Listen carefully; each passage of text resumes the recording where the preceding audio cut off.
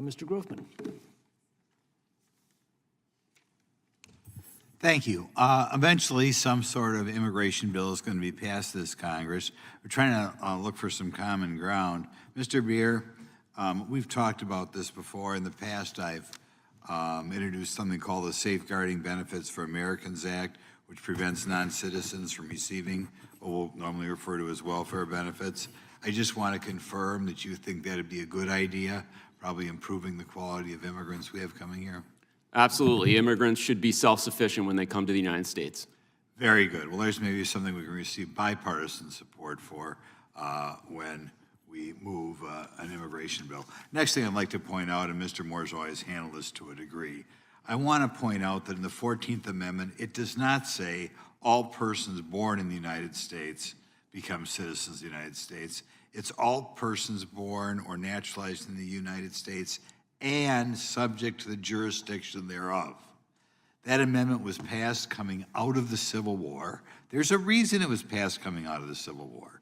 Congress was afraid that the Democrats would try to undermine the results of that war by forbidding former slaves from voting. And clearly that's what the amendment was supposed to deal with. It did not include anybody who just happened to show up here and have a baby and moved on. Any congressman at that time, as can be seen from the debate on the floor at that time, no congressman felt that resulted in what we are now referring to as birthright citizenship. It was supposed to be limited to slaves. You did not have, you were not subject to the jurisdiction, or you were only subject to the jurisdiction thereof if you were a former slave. A person who came here from France and was just passing through, their child would not become a citizen. That should be obvious. Now, we want to get on to a few more questions. I'm going to ask these of Ms. Vaughn. When a child arrives at the border, okay, one of the heartbreaking stories you sometimes hear in this country is parents get divorced, one parent grabs the child and flees to somewhere like Pakistan or somewhere. The other parent is here in the United States and they can't get that child back. In other words, it results in a broken family, which is just horrible. And I do think we have to do all we can to keep families together.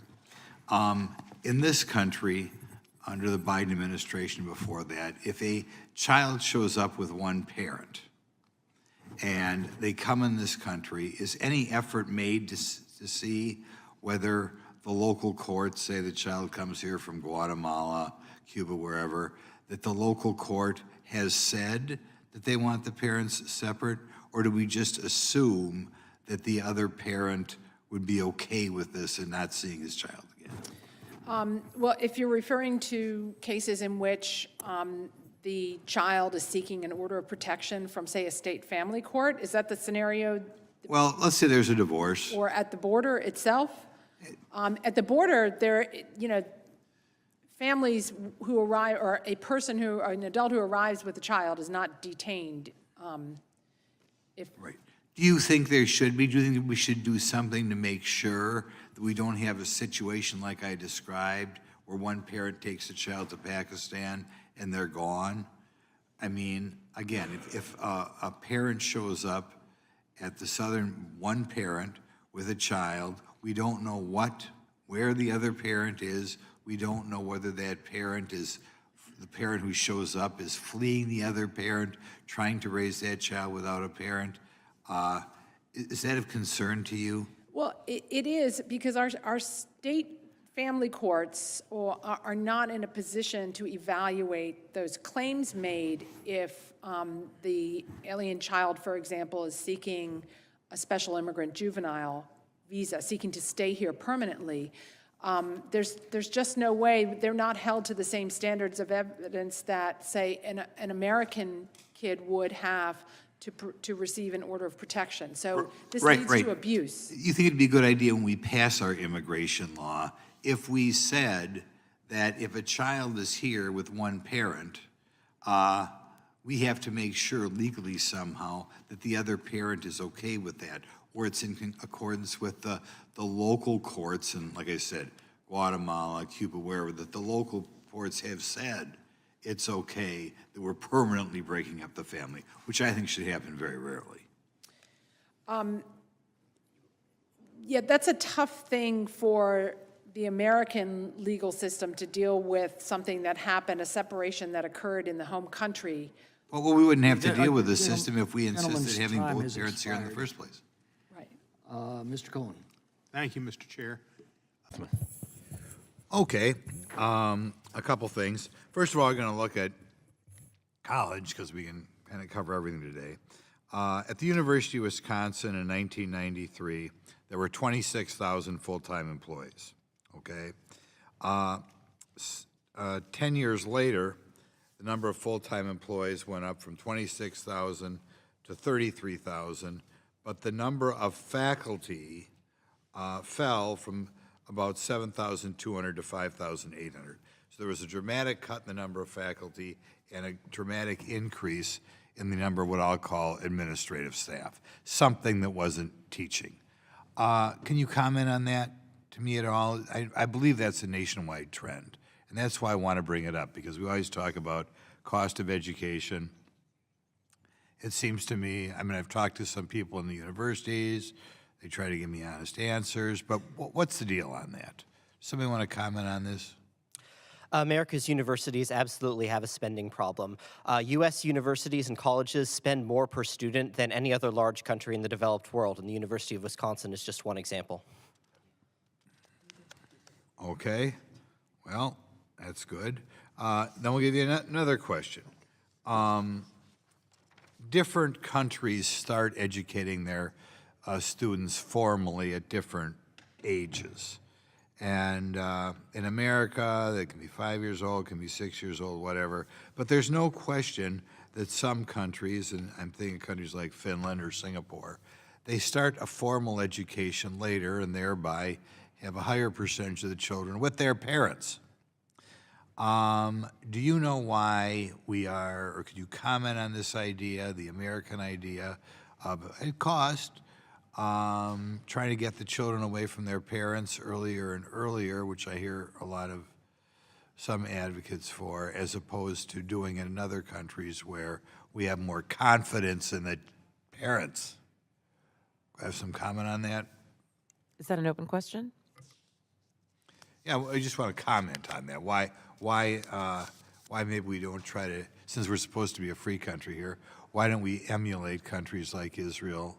I'm sorry, emulate countries like Finland and Singapore, where, you know, the parents are primarily responsible for the children at a younger age. Well, studies have shown that universal pre-K has boosted the ability of students to succeed in every context. If you invest in pre-K, you see the dividends returned at every other step of the education system. The other countries that you refer to that enable parents to stay with their children longer also have social supports for those families. They have a social safety net. They have other income that they provide for families in order to sustain their economic wherewithal when they are unable to work because they are taking care of their children. Right, I'm familiar with the Brookings Institution study on Head Start, and it showed it wasn't that good. Do any of the other three of you have an opinion on getting kids in a formal setting or at a younger age? I think the devil is in the details and how we execute on some of these things. The programs that we're seeing, the pervasive poisonous ideology in K-12 schools, if we start that even earlier at younger ages, 3, 4 years old, and we start to teach children to identify themselves and others on the basis of race, sex, or other immutable characteristics, I think it really continues to exploit the power dynamic between an adult and a child. And so to the extent where parents want to keep their children home, I think universal pre-K really removes that choice from parents, and that's something that I oppose. What I oppose, though, is that what we know is that we have a problem keeping women in the workforce. They disproportionately are responsible for early child care. So to the extent that is an opportunity for a woman to go back to work who wants to go back to work, and this isn't exclusively women, but disproportionately women, we can do that by allowing them to ensure they have high quality care for their children that is also education. Okay, well, thank you, my conservative witnesses. Next question I have for you. I was talking to some school superintendents recently, And they felt one of the reasons that they were struggling in school to provide a good education is a lot of the children come from difficult family backgrounds. And they felt there was a difference in the children who had a stable two-parent thing. Not that single parents do a fantastic job in many cases, fantastic job. But nevertheless, they felt overall they were able to do a better job with the kids with both parents there. Could you comment on that? Is that we have a decline in America in the number of kids with both mom and dad at home? It seems to hurt the outcomes of the education system. Is that true?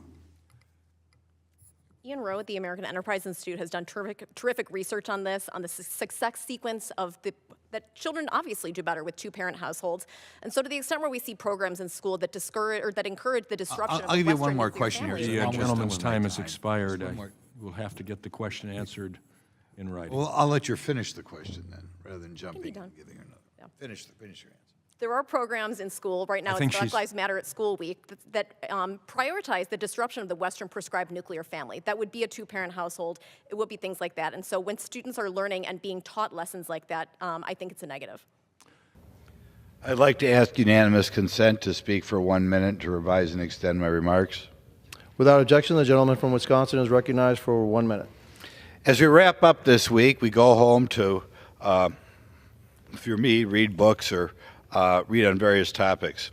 Last night I saw a book I read many years ago, I'm going to read again, called Faithless America, Confronting Our Most Urgent Social Fatherless America, Confronting Our Most Urgent Social Problem. Right now we have a huge problem in that men are being kept out of their families. Now is the time to address this problem with the Republicans having the Senate, the House, and the presidency. We cannot seriously say we are taking on the fentanyl crisis, the crime crisis, the education crisis, unless we do something about getting men back in the family. There have been powerful forces in this country. There are a lot of people who, sadly, important people, follow Karl Marx, the feminist in the 60s, Kate Millay, mother of women's studies, later on Black Lives Matter, all wanted to destroy the nuclear family. Now is the time we have to undertake policies to get men back in the family. Thank you.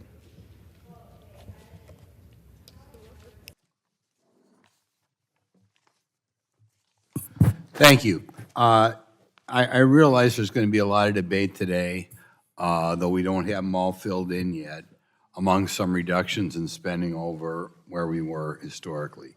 One thing I want to point out, in the year we're currently in, according to CBO, if we don't do anything else, you can expect that we're going to have to borrow about 27% of what we spend. Last year, it was about 26%. Next year, it'll be about 24%. And I personally believe that's going to go up because right now, the amount of interest we're having to spend on our debt is going to go up, not only because we're issuing new debt, but right now we've got to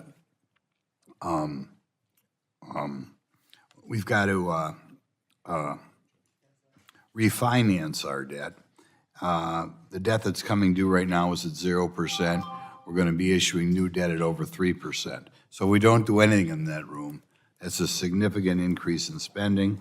Final thing I'll point out, this is the first stop on a long process towards reconciliation and towards the budget that we're eventually going to pass for the current fiscal year. We had a hearing yesterday in which it was pointed out that right now we have a marriage penalty of about $28,000 per couple that an unmarried couple would have to pay if they become married and have a child.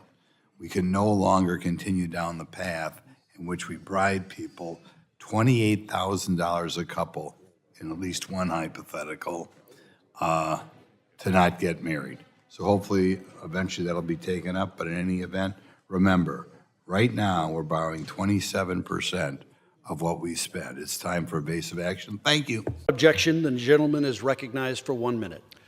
I've already spoke on the very significant hearing we had in the subcommittee with regarding what is normally called welfare on Tuesday. There's another point I'd like to make. In that hearing, it came out that it varies from couple to couple. There are about 90 programs which largely make up the welfare safety net, which if somebody were to get married, a single parent would get married to someone with an income, they would lose the benefits of those programs. We heard testimony from Robert Rector that you could easily come up with hypotheticals in which someone would lose $28,000 of getting married. In the 1950s in this country, our rate of children born without a mother and father at home was only 4%. We're now at 42%. This didn't happen by mistake. It's something that the radical feminists, the Marxists have always wanted, the destruction of the American family, particularly not having the man in the American family. As we work our way through the budget process and reconciliation process, I hope we all remember that it is not anticipated that America would be a country Time of the of gentleman has families expired. and get rid of these perverse incentives. The time of the Thank you. gentleman has expired. I'll yield. Gentlelady yields. Gentleman from Wisconsin is recognized. Thank you very much. I'd like to thank the chairman for having this hearing. Might be the most important hearing we have this session. I think it's sad that we've had some of the members on the other side of the aisle talk about how this is a minor matter and we should spend more time talking about bird flu. But in any event, thank you for having the hearing. The public should again and again hear about the danger to the First Amendment that's going on, because I know when it comes to election season, they poll stuff, and they do insist, spend more time talking about the price of eggs than somebody trying to take away the First Amendment. But let's talk a little bit about some other countries so we see where we may be headed. Mr. Schoenberger, could you elaborate a little bit more about what's going on in Brazil and how it affects this country?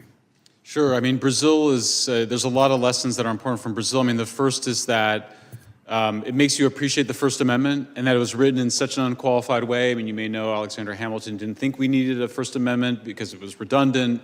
We did it anyway because people that created this country really believed in it. In Brazil, the Constitution does not provide that level of protection. There's too many qualifications.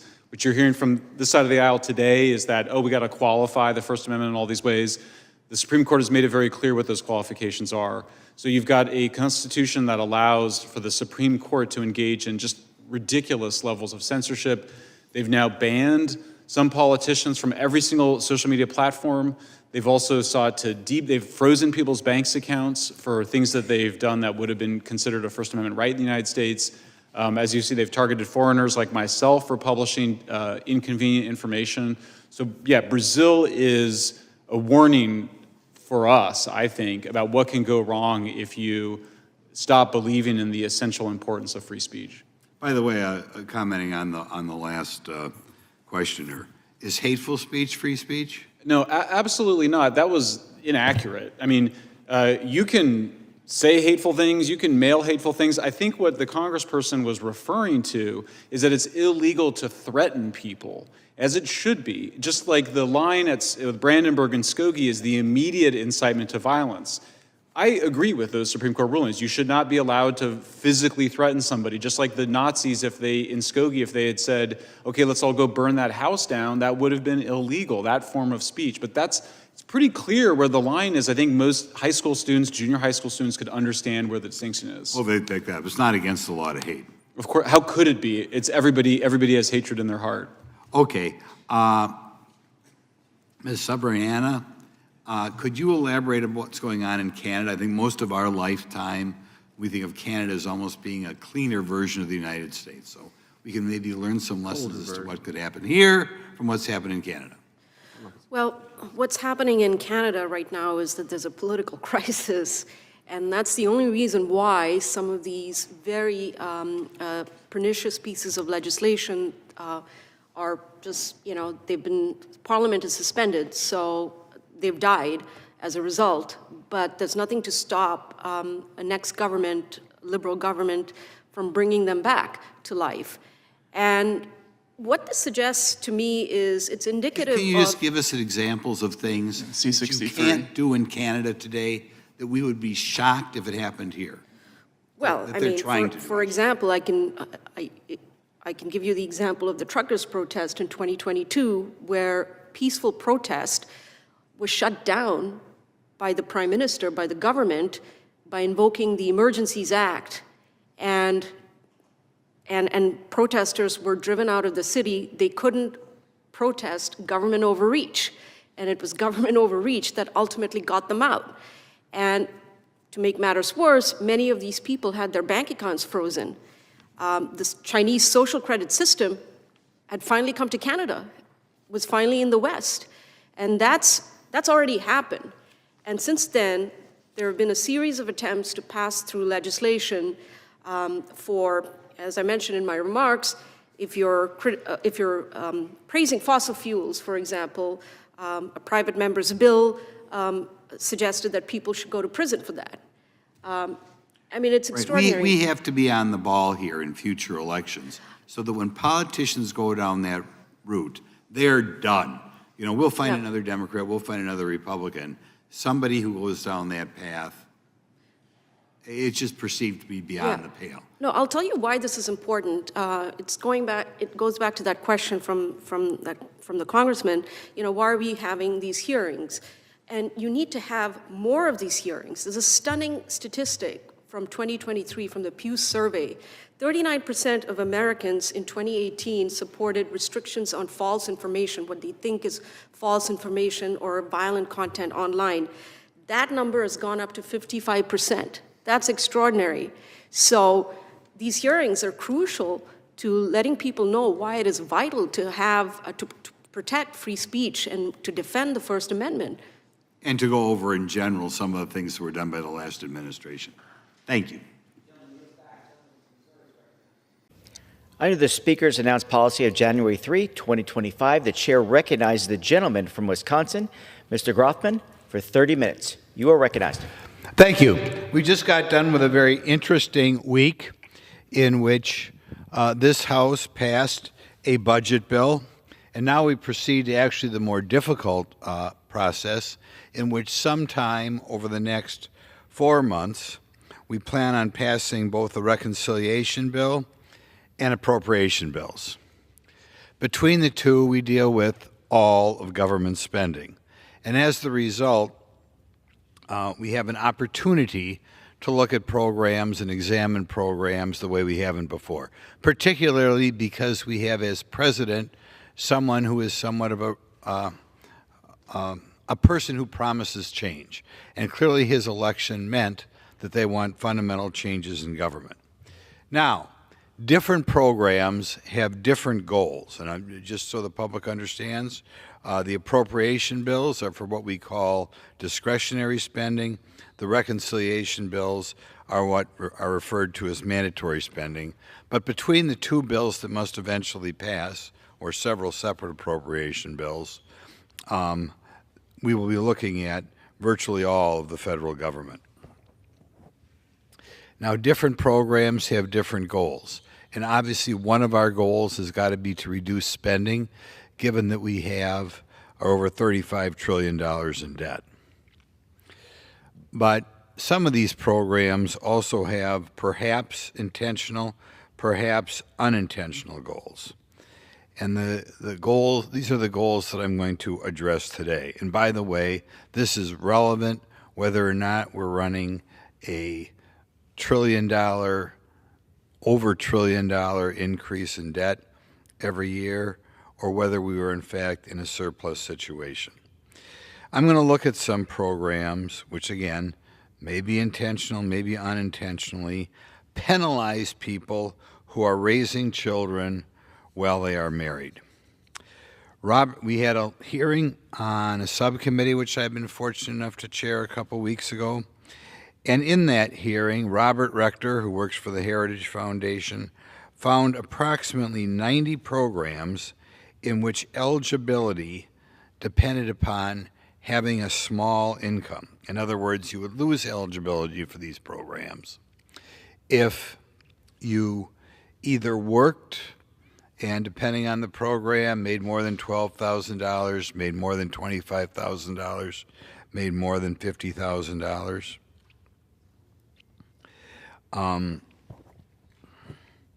Or had somebody else in the household make more than this money. So this would include if, say, a single parent had a husband or a wife and the single parent was not working or making very little. If they married someone with an income, $30,000, $40,000, or $50,000, they would lose the benefits from that program. Now, we're all familiar with some of these larger programs. I think most people wouldn't be able to name all 90. But there are things like food share, the earned income tax credit, which requires a little bit of work, but as you work your way up and get a higher income in the company where you work, you lose that. Low-income housing, which I think is maybe the worst program of the bunch because you're given housing if you're a young person, allowing you to get out from having to live with your parents as a benefit for having a low income. Medicaid, TANF, a cash benefit, child care, Pell Grants, payments for children with some disabilities. All of these programs are conditioned upon not making too much money and, of our primary concern today, not marrying somebody who makes too much money. Frequently, these programs are in certain ways more generous than the middle class normally has. A perfect example would be Section 42 low-income tax credits. I've known people to look for housing, and the housing they get is not as lavish as the housing available in low-income housing, because the way the programs are set up, the owners of the low-income housing are encouraged to build very modern, very upscale apartments that maybe some of the average people cannot afford. As a matter of fact, a lot of the average people, even after they get married, may still be living with their parents for a while. We have our Medicaid program, which is a fine program providing health care for the poor. But again, there are a lot of people out there working who may have a $10,000 or $15,000 or $20,000 deductible on their medical payments. And of course, the government program has, in most cases, no deductible. We have the food share, and all you have to do is talk to people who work in the food stores, and they will tell you that frequently people on the food share can afford types of food that the people who are working at the grocery store feel they cannot afford. So not only do we have these programs which are conditioned upon not marrying somebody with an income, but they even have benefits that are sometimes superior to people who are not taking advantage of these programs. I mentioned Robert Rector and what he said at the relevant hearing. The penalty for getting married obviously varies from person to person, but in his example, a young person who married the father or mother of their children would be penalized by $28,000. It's therefore not surprising that if you ask around, you will find examples of people who are living together but not getting married because they want the benefits, or inevitably, the percentage of people getting married when they have children falls because the generosity of the programs is such that there's a feeling, why would I get married at all? These programs also cause cheating or breaking the law because, of course, they frequently don't catch it if you're getting cash off the books. So all of these programs encourage working for cash. They also encourage, I think, earning money by doing things illegal, because that's another thing that is not reportable. We were on a different hearing the other day, and there was a feeling of somebody who I think would have to say leans Democrat, one of our witnesses, and they didn't like the fact that sometimes people are stuck in the muck and are not making as much money as other Americans. This woman did not seem to realize that one of the reasons that people sometimes make less money is because they shouldn't try to improve their lot in their employer's company, because if they improve their lot, they'll lose some of these 90 benefits. Now, a question is this penalty for getting married? And it's had a huge impact on society. I want to point out in the 1950s, 4% of the children in this country were born into a household with a mother and father. That number is now over 40%. So America has fundamentally changed because of these programs. The question is, was this on purpose, or was it an inadvertent problem caused by these programs? And I think most people would say, well, people didn't realize what they were doing.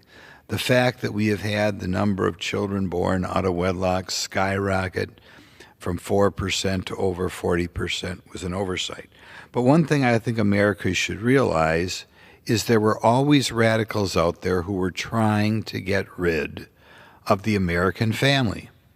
Karl Marx, back in the 1800s, made it clear, I think because he wanted the government to have the absolute power, that he felt that to have his socialist paradise, we had to get rid of the family. In the 1960s, the leading feminists who were celebrated by the left at that time made it clear a goal of theirs was to get rid of the nuclear family. Here's Kate Millay, who has been described as the mother of women's studies classes which dot our universities around the country. The complete destruction of traditional marriage and the nuclear family is the revolutionary or utopian goal of feminism. Linda Gordon, another prominent feminist, the nuclear family must be destroyed. Whatever its ultimate meaning, the breakup of families now is an objectively revolutionary process. Michelle Barrett, in the book, The Antisocial Family. The family sucks the juice out of everything around it, leaving other institutions stunted and distorted. So there is no shortage of radical feminists. I could quote Angela Davis, who some on the left view as a hero, as another person who was anti-family. More recently, Black Lives Matter, during their ascendancy a few years ago, and their in documents written by their founders, wanted to get rid of the so-called, the Western prescribed so-called nuclear family. And even after that was out there on the internet, before they took it down, a significant number of people in this institution, I think, showed up at rallies or whatever you want to call them, sponsored by Black Lives Matter, a group that at least initially said they were against the traditional family. So it is entirely possible that one of the reasons we have all these programs is because some of the powerful feminists and Marxists that influence what goes on in this body were in favor of destroying the nuclear family. Now people can say, oh, there's nobody in this conference who would yield to these radical feminists. I want to remind the public that the radical feminists are for 8.5-month abortions. Now you'd say nobody here would be for an abortion like that. Oh my goodness, my goodness. But there are individual states who have that law right now, and that's what the radical feminists wanted. You would say nobody would allow transgenders in women's sports. But again, that's what the radical feminists want. They want to blur the distinctions between men and women, and almost all Democrats in this institution follow along and vote to allow transgenders in women's sports. Same thing about transgenders in women's bathrooms. You'd say, oh, nobody in Congress would be for transgenders in women's bathrooms. But in fact, overwhelmingly, the Democrat Party is for that. Now, I'll ask yourself, if the Democrat Party is for these things, all which would have been considered absurd 40 years ago, 8.5-month abortions, transgenders in sports, transgenders in women's bathroom, is it too much to conclude that one of the reasons our government's programs are designed to destroy marriage is because the power of the radical feminists and the power of the Marxists in the Democrat Party? It's got to be in there for some reason. It's something that we should look out for. Now, I want to point out one more time that I think this is the most critical debate that we are going to have over the next 4 or 5 months as we debate our appropriation bills and as we debate our reconciliation bills. This is a debate we should have regardless of whether we are in a difficult financial plight or not. I want to emphasize, I don't care if we were running trillion-dollar surpluses around here. The idea of putting out programs, substantially generous programs, whose effect is to destroy the family is wrong. And well, I certainly know many single parents who are doing a tremendous job and have done a tremendous job. When I talk to people in different fields, they do say the explosion in families without a mother and father at home are causing other problems for society. When I talk to law enforcement, they feel one of the root causes of the crime is the breakdown of the American family. And I'm sure, like everybody around who has been in politics for a while, you sit in these committee hearings and hear the problems of high crime and murders and such, and people have suggestions as to how to deal with them. But we don't spend enough time pointing out that one way that would certainly reduce the crime rate, maybe back down to where it was in the 1950s, is to do what we can to build up the traditional family rather than what we do now, and that is try to have as few people as possible in the family. The second thing that I am told, families of all backgrounds can have problems with drug abuse, and right now we have over 100,000 people a year dying of drug abuse. Can happen everywhere. But again, when I talk to the professionals who deal with this, disproportionately, the 100,000 people who die every year are from difficult family backgrounds, and this drug culture, I think, would be less strong in America if we did more to promote the traditional family rather than do all we can to make sure the traditional family is weakened. The third institution I'll point out that is harmed by this government's policy of penalizing traditional families is the education. And I know my friends on the other side of the aisle like to claim they care about education. When I have talked to school superintendents, when I have talked to teachers, and we talk about the additional money that has to be spent on children with certain problems, again, those kids are disproportionately from families in which, you don't have both a mom and dad there. And again, I know a lot of families like that who do a fantastic job, but I'm pointing out, if you really cared about education, you would look at these programs that have caused the children who are born into a family with only one parent there to have skyrocketed from 4% to over 40%. So I ask the chairman of the relevant committees that are going to have to deal with the appropriation bills and the deal with the appropriation bills and deal with their designated spending limits on the reconciliation bill, to pay particular attention to the bills, to the programs that are designed to penalize the nuclear family, which is so despised by Karl Marx and some of the radicals who were around in the 1960s and 1970s.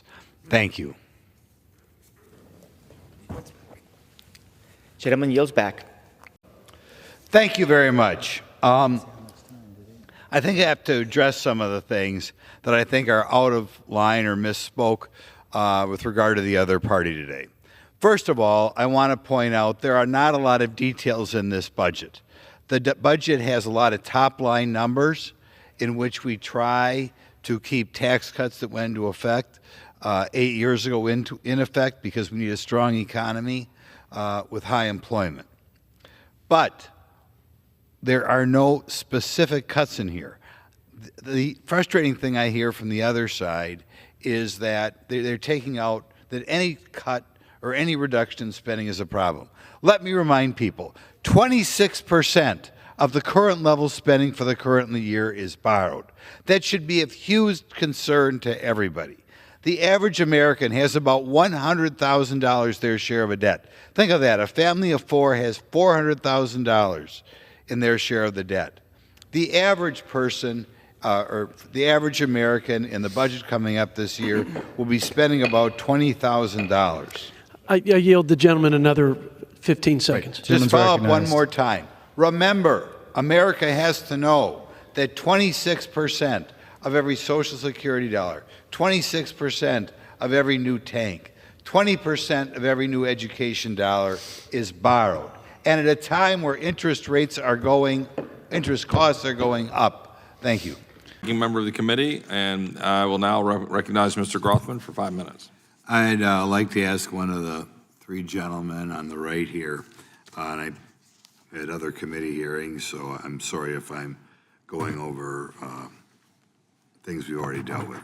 But it says in the 14th Amendment that citizens are people who are all persons born in the U.S. and not subject to any foreign power. I mean, they must have had something on their mind when they said not subject to any foreign power. Does anyone want to comment on that, how that little phrase there, how that affects what the original drafters intended? I addressed some of that in my opening remarks, sir. So I think the best understanding is that it referred to children who would be deemed citizens of their parents' home country as of the moment of birth. Okay, and right now in this country, if your wife goes to Italy and has a baby, does she become an Italian citizen? Would anybody say that? I'm not sure of what Italy's laws are. I would defer to Mr. O'Brien on that. I can say that at the time of the 14th Amendment, for example, English citizens born in the U.S. would still be deemed English citizens, and that's why they would not be entitled to birthright citizenship. Okay. There are a variety of other countries that have some form of birthright citizenship, none of them in Europe, Canada, but you mentioned, Mr. O'Brien, that that's a limited type of birthright citizenship. Could you elaborate on that? Yes, in most of those countries, there are restrictions that require at least one of your parents to be there lawfully. In some cases, it's birthright citizenship combined with a familial lineage. There's all different ways of doing this. What I can say unequivocally is that the United States is the only place that does it the way it's done here. Okay, so if you would interpret it the way some people want it interpreted, you would say the United States would be a clear outlier in the globe. Yes. And would they have been a clear outlier in 1866? Well, yes, because at that point, most other countries in the world were monarchies, and the monarch considered you to be something akin to property owing permanent allegiance. So regardless of where you were born, you could still be considered a citizen depending upon how you had left the country. Of course, we have records of the debate at the time in 1866. There's a quote here from Senator Howard from Michigan making it clear, I think, that he felt we were excluding people who are foreigners or aliens normally. Do you want to elaborate on that, what the drafters at the time thought? Sure, I think the drafters at the time were concerned about the treatment of emancipated slaves during the Reconstruction time. Frankly, at that point in time, there was a relatively small number of people in the United States, and as I had stated in my opening remarks, the concept of illegal alien was not the same as it is now. Was there any indication at that time that in the hypothetical that the opponents of President Trump cite today, was there any indication that the drafters of the amendment believed that if somebody just came here as a visitor or whatever, we talk about, people coming from China and landing in San Diego or whatever, that the equivalent would have resulted in people being a citizen? Is there any evidence of that in, 1865, 1866? No, the court in Wong Kim Ark was very explicit when it said that it was referring to people who were residing in the United States with the permission of the government. There's no evidence of any of the debaters at that time saying, whoosh, we're opening the door to become American citizen. Anybody who gets off, just gets off a boat. No, and I think if you stop and think about the way the amendment was drafted, if that's what they wanted, they could have just left the qualifying statement out and said anyone born in the United States is a citizen. But they added subject to the jurisdiction thereof for a reason. Exactly. It's in there for a purpose. It's an amendment to the Constitution of the United States. You wouldn't put that in there if you wanted anybody who just shows up to be, as a baby, to be a citizen, correct? That's correct. Okay. Do either of the others know any examples of other countries, any other countries that have something this broad, just so we understand the way an average person thinks about these things?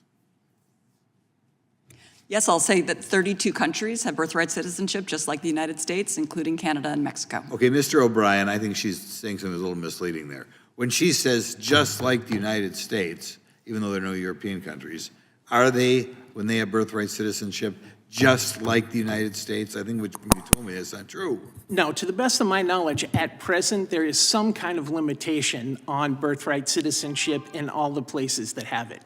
Well, thank you all for tolerating me, and we'll send it back to the chair. Thank you, gentleman from Wisconsin. I now recognize the gentlelady from California. Thank you, Mr. Chair and Ranking Member. I think there's a quick video. Thank you. We're going to lead off with Ms. Mayetta. In your testimony, you discussed the importance of the hotel and lodging industry, the importance of recruiting and retaining a qualified workforce.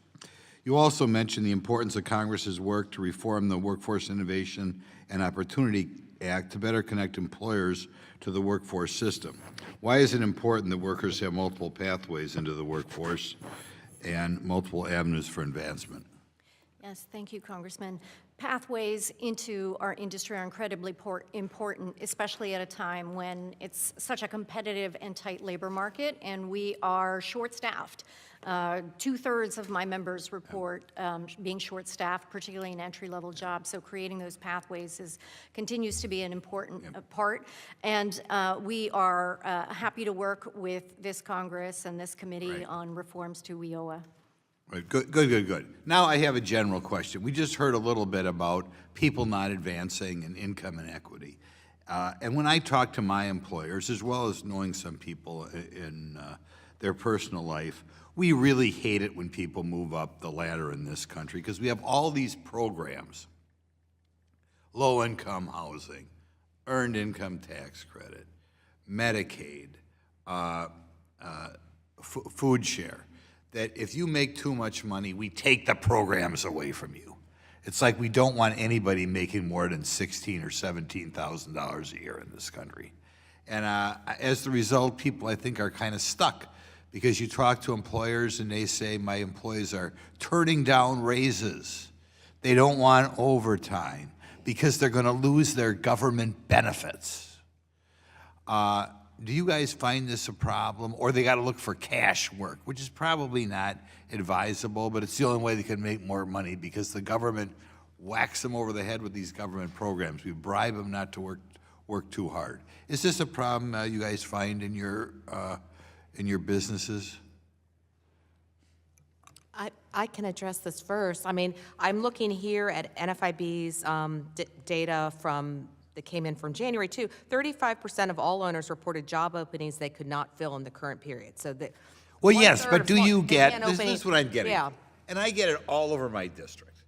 You get people working, they can't work more than maybe 16 or 17 hours a week. They can't accept a raise because all these government programs, we give you like almost a free apartment, a nice free apartment, and then if you make more than 16 or 18,000 bucks a year, they begin to force you to pay, normal rent. So in essence, we are contributing to this income gap by telling so many people in the country, don't work harder, we're going to take away your government benefits. We certainly saw that in the 2021 period. I was working both in the Trump administration and Biden administration on just what were the disincentive effects of what we had just passed with good intentions. And there's evidence out there that well-intended programs can discourage work effort. I want to tell you this one thing, though.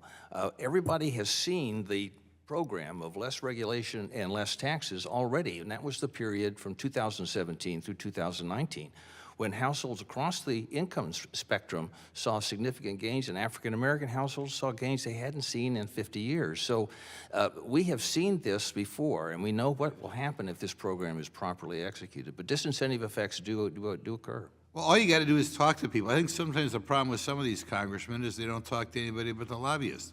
If you get out in the real world, you will again and again find stories of employees who have to turn down extra hours, they have to turn down raises, they can't move up the income ladder because of the stupid programs are so generous that they in essence, you're stuck in there for life. And the other thing is you can't get married, that's another matter, where you're gonna lose your bennies. So I think we had a big problem starting with Lyndon Johnson, where they began to put in huge programs and you lose your bennies if you work too hard. And the message we're sending to people is don't work very hard. And I mean, I'm sure in the hotel and lodging industry that's true. It's true anywhere where you have people making in that $15 to $20 range, where you can easily push yourself to the point where you lose your low-income housing.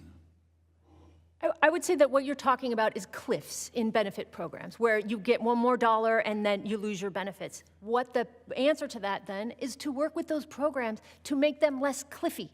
Don't address that there. Don't try to take away the generosity of the programs because they're providing. Gentleman's time has important expired. benefits. Now we move on to the gentleman from.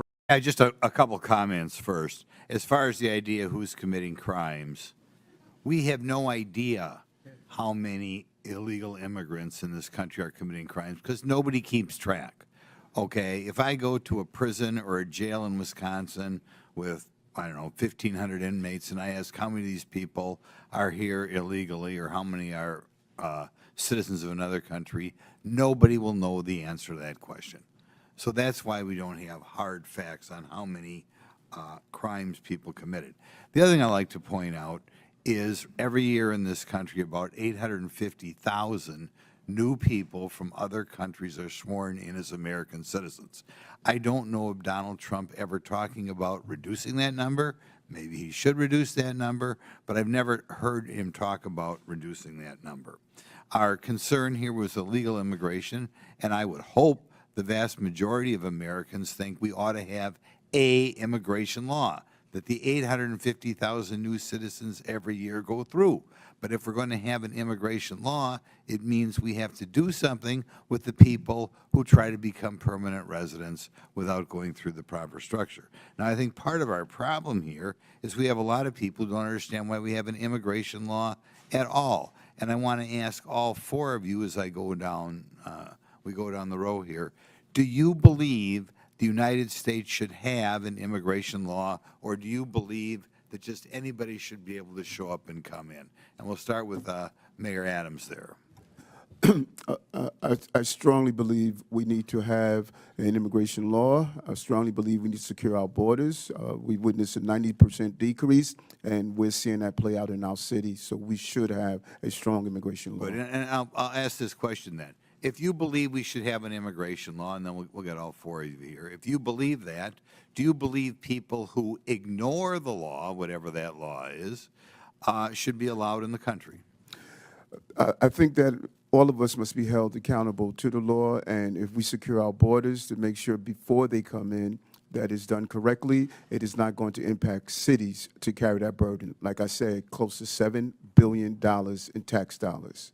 Mr. Johnson, do you believe we ought to have an immigration law in this country, or do you believe everybody should just be able to walk in here and set up shop? Thank you, sir. I do believe we should have an immigration law. I do believe we should have secure borders. I do believe we should fix our asylum process. I do believe we should let dreamers get access to permanent citizenship. Okay, then the question is, if somebody ignores that law and comes in this country, do you believe whoever, ICE or Border Patrol or anybody, should spin them around and send them out, or can they just ignore the law and because they, however, cross the Rio Grande, overstating a visa, whatever, are here? Do you believe that we ought to do something to the people who are ignoring the law?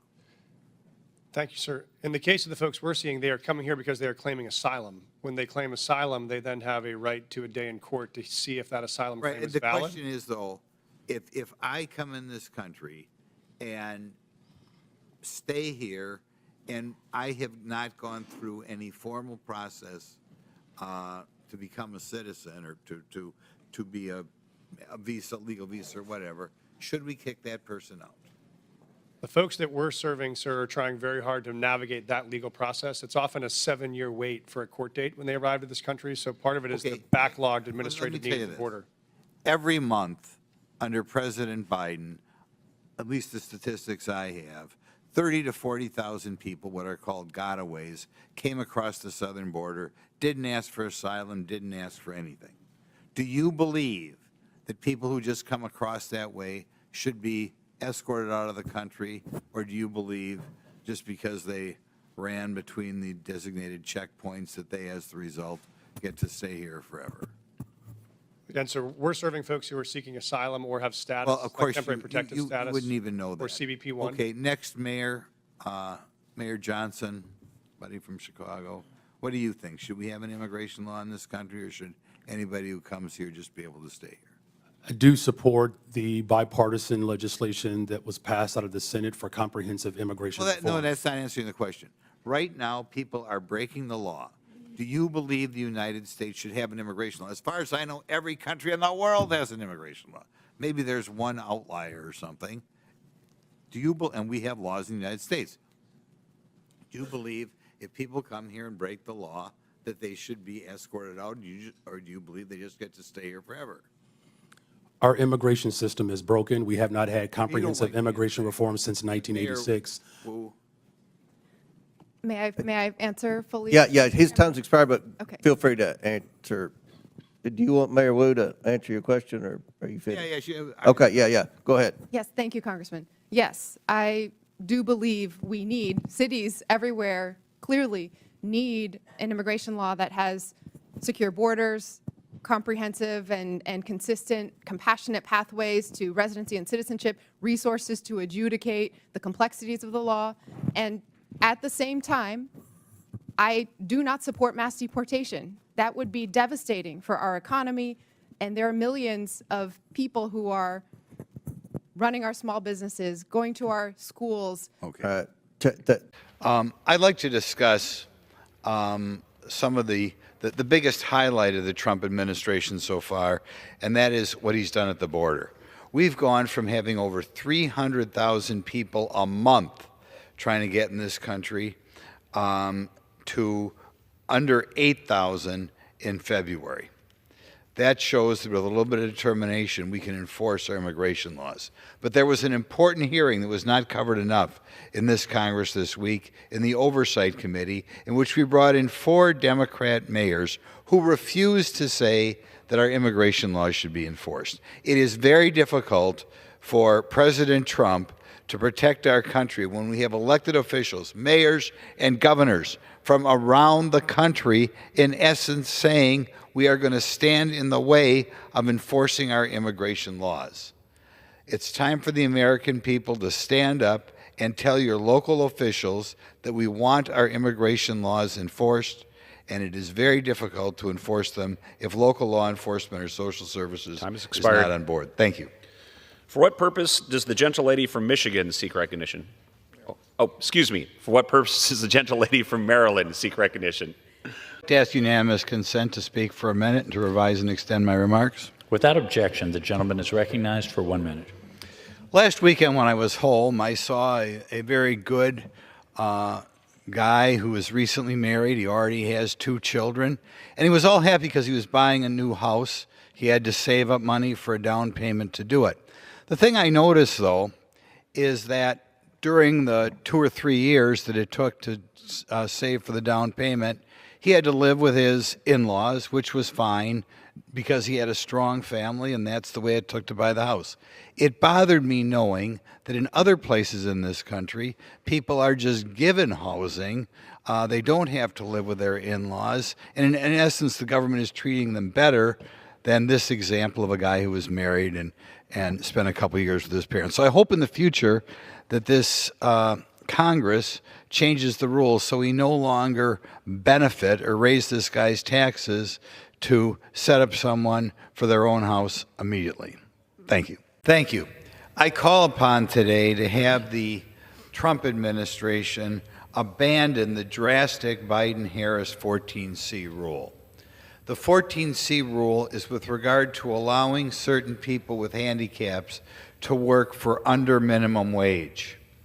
I have toured many what are called either work centers or sheltered workshops in my district in which people who have different abilities are allowed to work, maybe spina bifida, maybe Down syndrome. I know a guy who's an outright quadriplegic.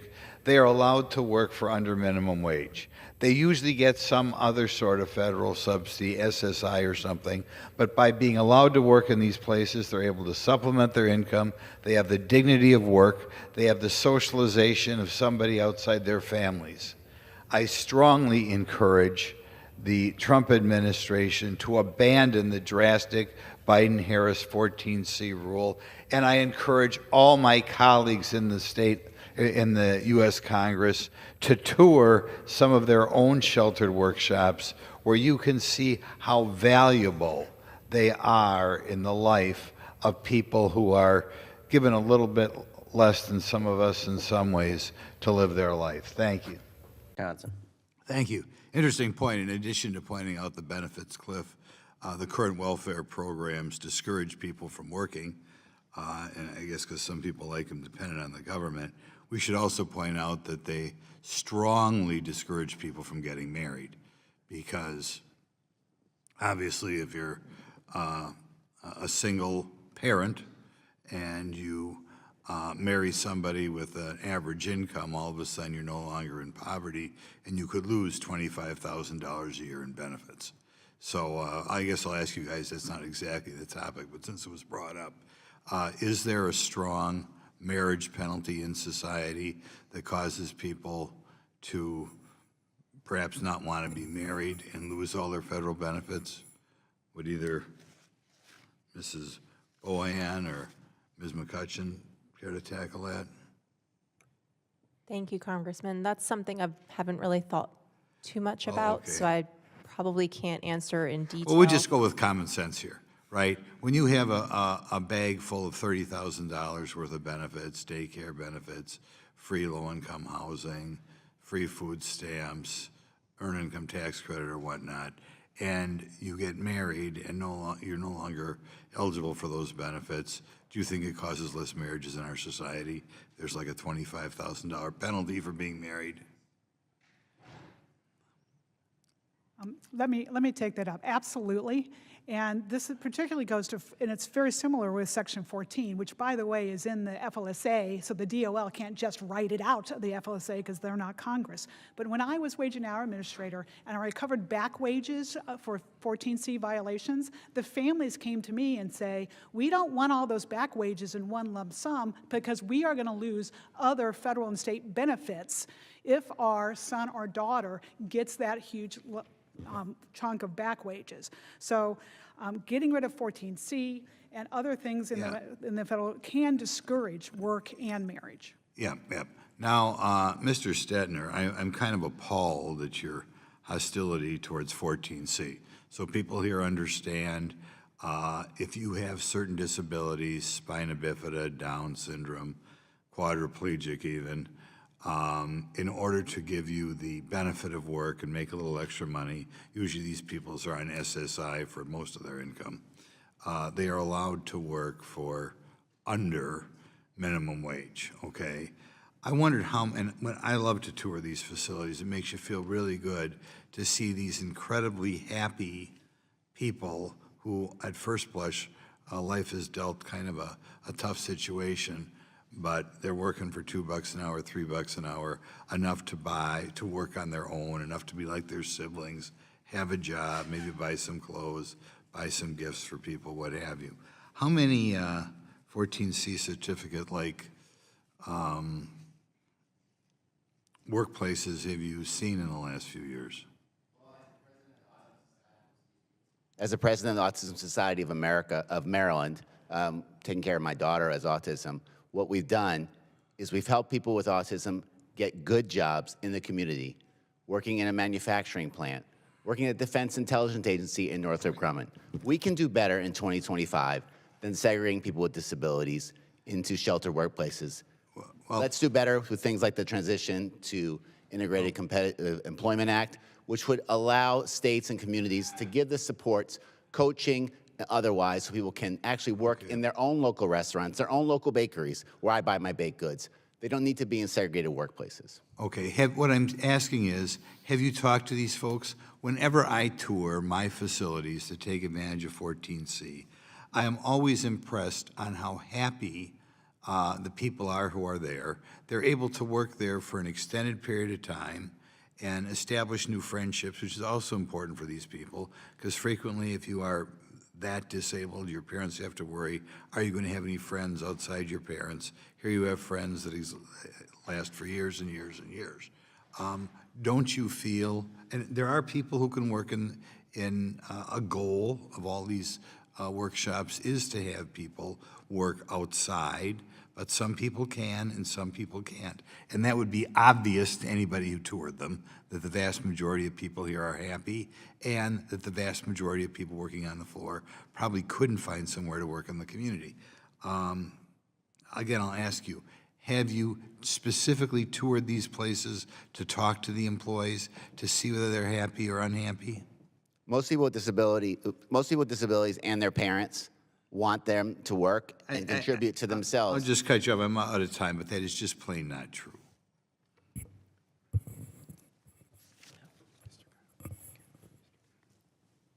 Mr. Kiley from California. Mr. Grothman is recognized for 60 minutes as a designee of the majority party. You are recognized. Thank you. Well, after returning from our district, it's time to bring to the chair's attention a variety of issues which we've come across over the weekend and issues that the minority party has brought up. The first issue I want to bring up is that regarding DEI. DEI, or affirmative action, has been a big part of America's landscape over the last 60 years. And it's not something that's going to go away overnight. President Trump can do what he can to wipe out this odious philosophy, but nevertheless, it's important for us to educate the young people in this country as to why it is so odious. It is based on the premise that what you accomplish in this country, or what you should be given in this country, is based on your ancestry, or your gender.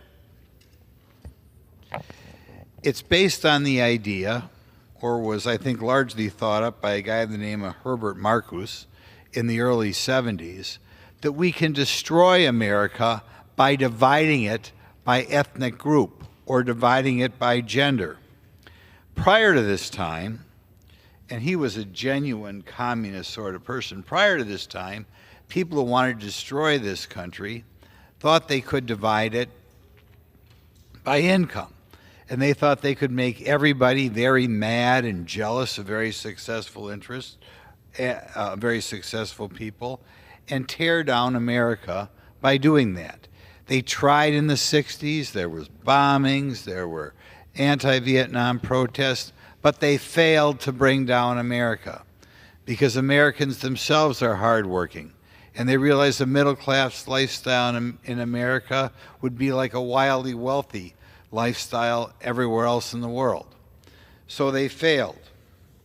So they felt, well, let's educate our so-called minority people that America is a horrible country and you're being held down because you're not a white male. And President President Biden made it clear that he was somewhat hostile to white males. Well, the first thing we can do to prove that it's not true, and every child ought to know it so they aren't corrupted by these DEI professionals that our colleges and universities are spitting out in this horrible ideology our young people are educated into, is as I was reminded again, going back to my district, I met with a group of Ahmadiyya Muslims from Pakistan. Now here's a group that didn't come from Europe. They aren't Christian, but nevertheless they succeed. They have a mosque in Oshkosh, Wisconsin, in my district, and they are obviously succeeding very well. They have strong families, they have a good work ethic, and if America were Eurocentric, as they say, they would not be succeeding so successfully. I've also seen the same thing with Hmong in my district. Have a substantial Hmong population from Laos. These people came to America and didn't even know English when they were children. But nevertheless, they come here. They all own houses. Their children are doing well. Their families are strong. Again, despite the fact that they are not of European descent. Indeed, if you look at statistics that are put out there by the Census Bureau, if we look at different ethnic groups from around the globe, we find easily the most successful group is people who came here from India. Another group that didn't even necessarily know English when we got here. Indian Americans make far more than the average Americans. And indeed, they make almost twice as much as the average European American. Other groups that just do tremendously well. The Taiwanese, the Filipinos, the Cubans, people who come here from the East Indies, from the West Indies, all doing far better than the native born, despite the fact that they are not of European heritage. So, if anybody knows anybody who has been corrupted by this wicked ideology that implies that America, you can't succeed unless you're a white European, look at the facts. Look how people come here and succeed again and again and again.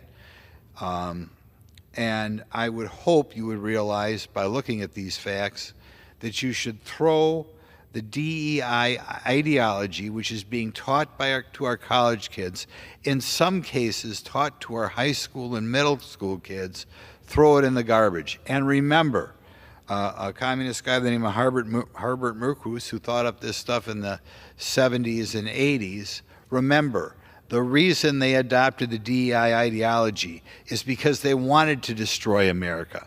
They wanted to set people from one continent against another continent.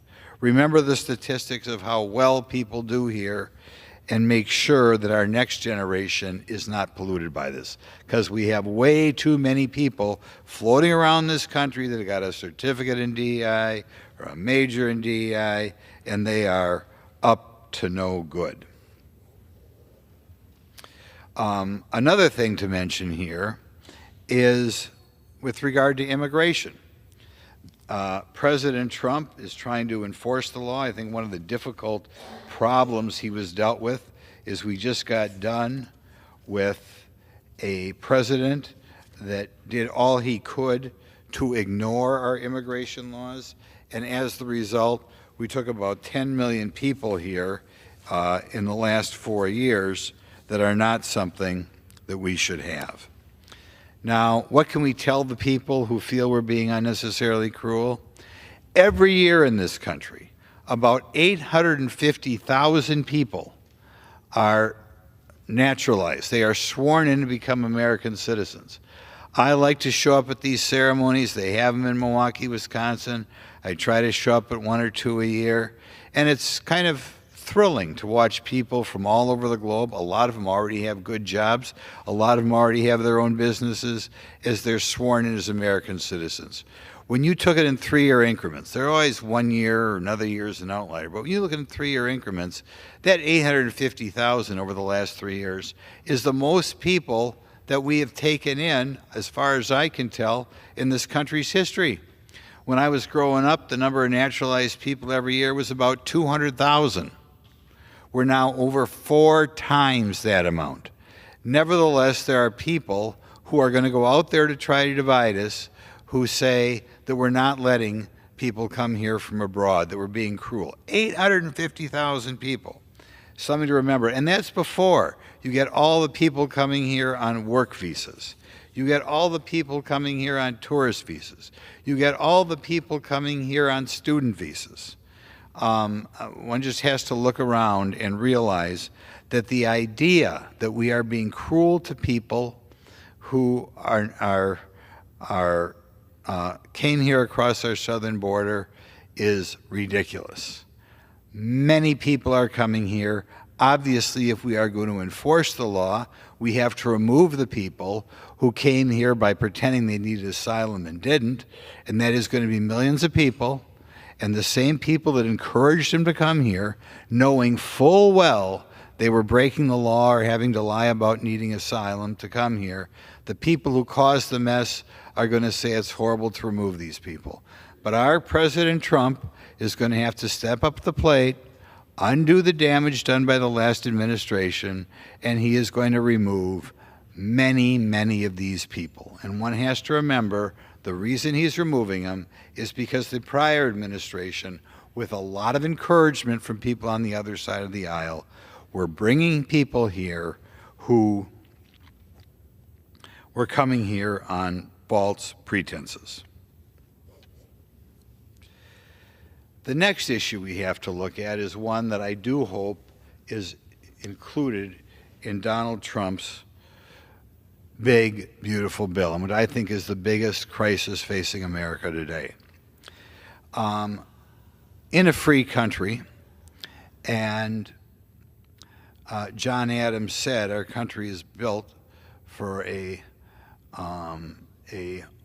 moral, God-fearing country. In a free country, families have to be strong, and families have to be self-reliant. Beginning in the 1960s in this country, we had a massive increase in subsidies which ignored a family with a mother and father at home. In the 1950s, about 4% of the children born in this country were born without a mother and father at home. Within the next 30 years, after Lyndon Johnson, the Great Society, that 4% increased to over 40%. And with it, many other problems came with it. Why did that happen? It happened because right now we have approximately 90 programs that you are not eligible for if you are not in poverty. In other words, if you have a mother or a father at home making $40,000, $50,000 a year, you would not get these programs. These programs are familiar to all of us. Earned income tax credit, what I think is the most damaging, the low-income housing programs, the health care programs, the food stamp programs, the Pell Grants. Program after program you get but you would lose if you had both parents in a home. It is not surprising, and nobody takes advantage of all 90 programs, but I think it's probably not unusual to have people take advantage of 6 or 7 programs. And then it would not be unusual in which people who have a mother and father at home are penalized over $20,000 a year if they get married. We have to look at these programs, and frequently these programs materially put the married couple at a disadvantage. We all heard of stories of food share. If you talk to people at the local convenience store, talk to people at the local grocery store, that people who are taking advantage of these programs may be able to buy food items that the person who's working behind the counter can't afford. We know when it comes to housing that there are Section 42 tax credit housing, which is a screwed up program for many reasons, but that it's aimed at lower income people. The developers are incentivized to make these projects as nice as possible, such that when I had a staffer who got married in Wisconsin, they said, Glenn, me and my husband are looking for a place to live after they got married, and the nicest places are all low-income housing. Well, that doesn't seem to make any sense unless you look at it again as certain people are out there trying to destroy the nuclear family and trying to discourage people from entering into that sort of relationship. Same thing is true of, and we need health care for everyone, but same thing is true of health care, in which you don't have the big deductibles that you have when people get their health care from working in the private sector. You might have a $10,000 or $15,000 deductible. You don't get a deductible like that if you're on the government. So same thing is true with Pell Grants. A woman came up to me and said, you know, me and my husband got married. We don't have enough money to help our daughter go through college, so she had to take out a lot of student loans. My sibling is not working, and her daughter got free grants from the government, grants she wouldn't have got if she was married. Again, is that a good thing? I'm not sure it is. But again and again, program after program, we discourage the nuclear family. And that's why we've gone from a 4% rate of kids born without a mother and father at home to 40%. It's like it was by design. It's like somebody wanted to destroy the nuclear family. And it's important to remember, though we may individually not know these people, that there have always been people who want to destroy the nuclear family and feel that that's the key to bringing down America. Okay? Certainly the Marxists wanted to destroy the nuclear family until they took it off their website. A more recent group, Black Lives Matter, was overtly anti-family. The feminist extremists in the 60s, Kate Millett being the prominent one, you could call her the mother of women's studies, were very anti-nuclear family. And these anti-nuclear family people got the upper hand, and that's why we have gone from about 4% to over 40%. So I hope, as the people in this body put together their great, beautiful bill, that we remember that a lot of the programs in our current budget are programs designed to destroy the nuclear family. 2 other quick comments. One with regard to transgender in local schools. A lot of people have talked about men and women's sports, and I don't even think that's the biggest scandal. I think the biggest scandal is that we are educating our young people to adapt a transgender lifestyle. In Europe, when they backed off on pushing this lifestyle, the lifestyle, not exclusively, but largely, disappeared. In other words, we have made it cool by what they do in Hollywood, promoting this lifestyle, sadly in the schools promoting this lifestyle. I'll mention again my own anecdotes. When I was campaigning last year, running to a couple grandmothers whose children were going down this transgender route, broke their heart. And they wondered why this had to happen, because it wasn't something I saw when I was a child. It happened because our education system and our popular culture promote this lifestyle. And it's a good thing if President Trump tries to get this stuff out of our institutes of public instruction. You know, I think it's really too bad if people feel it's cool to adapt this lifestyle. So it's something for us to remember, and hopefully we'll be having hearings on this topic as we delve into whether people would adapt this lifestyle in the first place if there weren't so many powerful special interests that encourage people to adapt this lifestyle. Now, my final, when we come to our big, beautiful bill, a lot of it is going to have to do with taxes. And I want to stand with President Trump on some of his items here that he's brought up in the past and some of the reasons I like him. President Trump is not afraid to stand up to the special interests that seem to be so persuasive in this chamber. First of all, even though a lot of the money is already out the door, President Trump came up against the CHIPS bill. The CHIPS bill was a public-private partnership, I guess you should call it. And whenever you hear about a public-private partnership, I think you got to hold on to your wallet, because that means a private sector group, it wants some government money. The CHIPS bill, to encourage more semiconductor manufacturing in the United States, and I think we do have to encourage more semiconductor manufacturing, but it cost about $280 billion.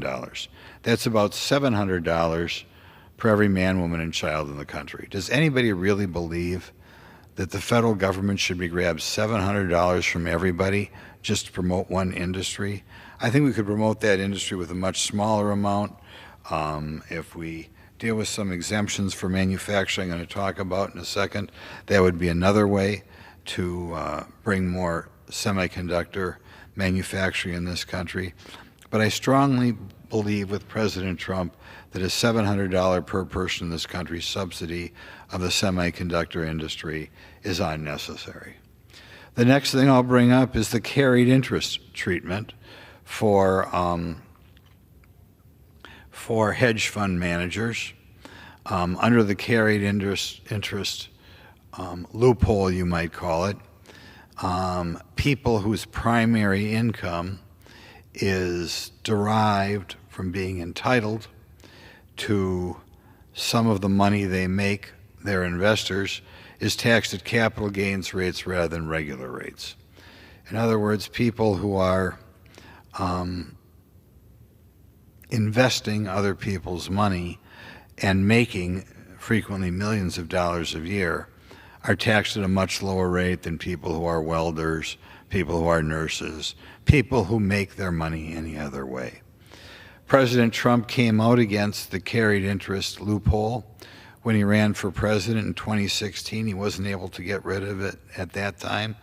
But I hope this time that our Ways and Means Committee, together with President Trump, stops taxing these wildly wealthy people at a lower tax rate than what the average guy or woman is making in this country.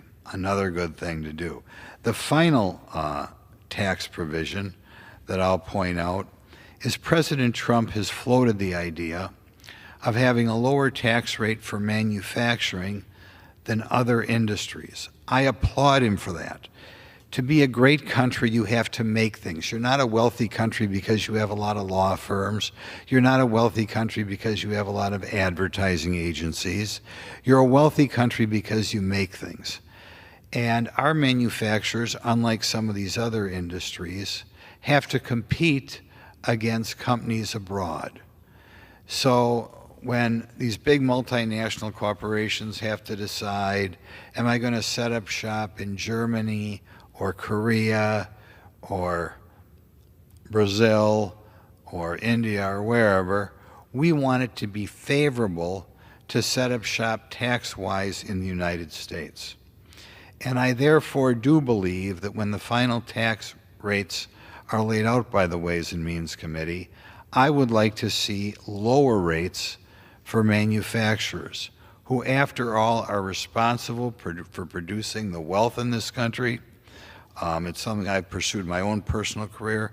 We got a nice low tax rate for Wisconsin manufacturers, but we'd like to see a lower rate for manufacturers in the United States and these other countries. And if we are going to be a great country, not only do we need stronger families and stop penalizing these countries, not only do we have to stop educating our poor young people that we're a racist country, but to be a great country, we need a strong manufacturing base.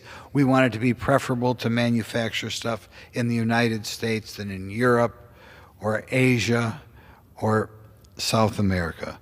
And the way to do that is a lower tax rate for manufactured items. So I'd like to thank the chair for paying rapt attention to all of the comments I have made here tonight, and I hope my colleagues, as they put together the big, beautiful bill, take them to heart, stop penalizing the nuclear family, start treating manufacturing, especially the way it should be, crack down on special tax provisions that benefit the very wealthy. America is so generous in the number of people we allow in our country. I don't think it's pointed out enough. We have, I think over the last 3 years, an average of about 860,000 people every year who are naturalized citizens, who are sworn in as new citizens and did things the right way. And that's in addition to, we let in about 470,000 people on student visas, about 900,000 people who are on citizens on work visas. So we're very generous. Nevertheless, we just got through a 4-year period in which we had a president, and I have sympathy for people as they're kicked out of the country because they might have been listening to our president at that time. Our president, in essence, encouraged 10 million people to enter the country in the last 4 years, knowing that eventually, if we had a law-abiding president who respected the law, we were going to have to remove this 10 million people, and which we should do because it's an insult, it's a slap in the face to anybody who came here legally, as they will quickly tell you, and you're going to get too much of a quick change in America, our cultural change, if you allow that many people in the country that quickly. So in any event, one of the things that concerns me is the mindset of people who really encourage breaking of the law. And we have the problem in Wisconsin, where we have a governor, we have a mayor of Milwaukee, who is not being helpful to ICE like they should be. But do any of you folks, I guess we can start with Mr. Wagner at the end, have you had any experience with these people who apparently want us to ignore our immigration laws and what goes on in their contorted mind? Why they can't just say, like, 850,000 a year, get in line, do it legally? Yeah, I can't speak to someone's mind, obviously, but I can tell you that we have those conversations within my employment and my people that work for me that have been through the process, that have family members that have come here, some of them potentially their parents or relatives before illegally, and they're generational now. So there's a lot of those kind of discussions that happen, and there is some insulted people that have done it the right way that don't feel that this is correct. Yes. Mr. Hallman, have you come across these rather bizarre people who have been encouraging people to break the law, and bizarre public officials who don't want these people removed? Can you imagine what's going on in their mind? The left, you obviously have the immigration lawyer industrial complex that is really licking their chops over everything that's going on right now. It's interesting to see that even on social media or every public debate arena, all these lawyers and activists and everything, all they seem to care about is body art and other things like that as defending them from being unable to be removed and stuff, blasting obviously conditions in other countries. It's just everybody on the other side either has a financial interest in it or their interest when it comes to their extreme worldview of transforming our country. We do have, I hate to say, businessmen in my own district who want a lot more immigrants above the legal amount because they don't want to give their employees a raise. And I think that's a motive that's going on out here, because they know if we got a lot of people here illegally, they'll be able to work for less, and they won't have to give the average American a raise, and I think that's a motivating factor too. We got to get the view from Chicago. Ms. Carter-Walters, do you have a view as to why these people want to encourage people to break the law?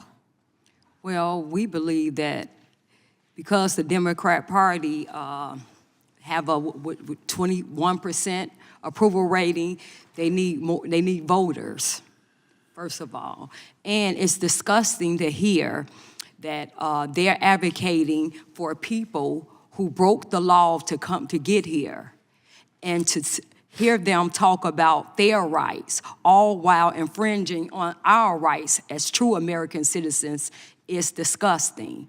And that's why we, the people, trust President Trump, because he listens to us. He's a president of common sense, and who in their right mind will be pushing. Now they see that 80% want mass deportation of everybody. Like you said, when you allow millions of people to come over here illegally, saturating America, then that means that we have to get them out of here and then bring them back and let them come in the correct way.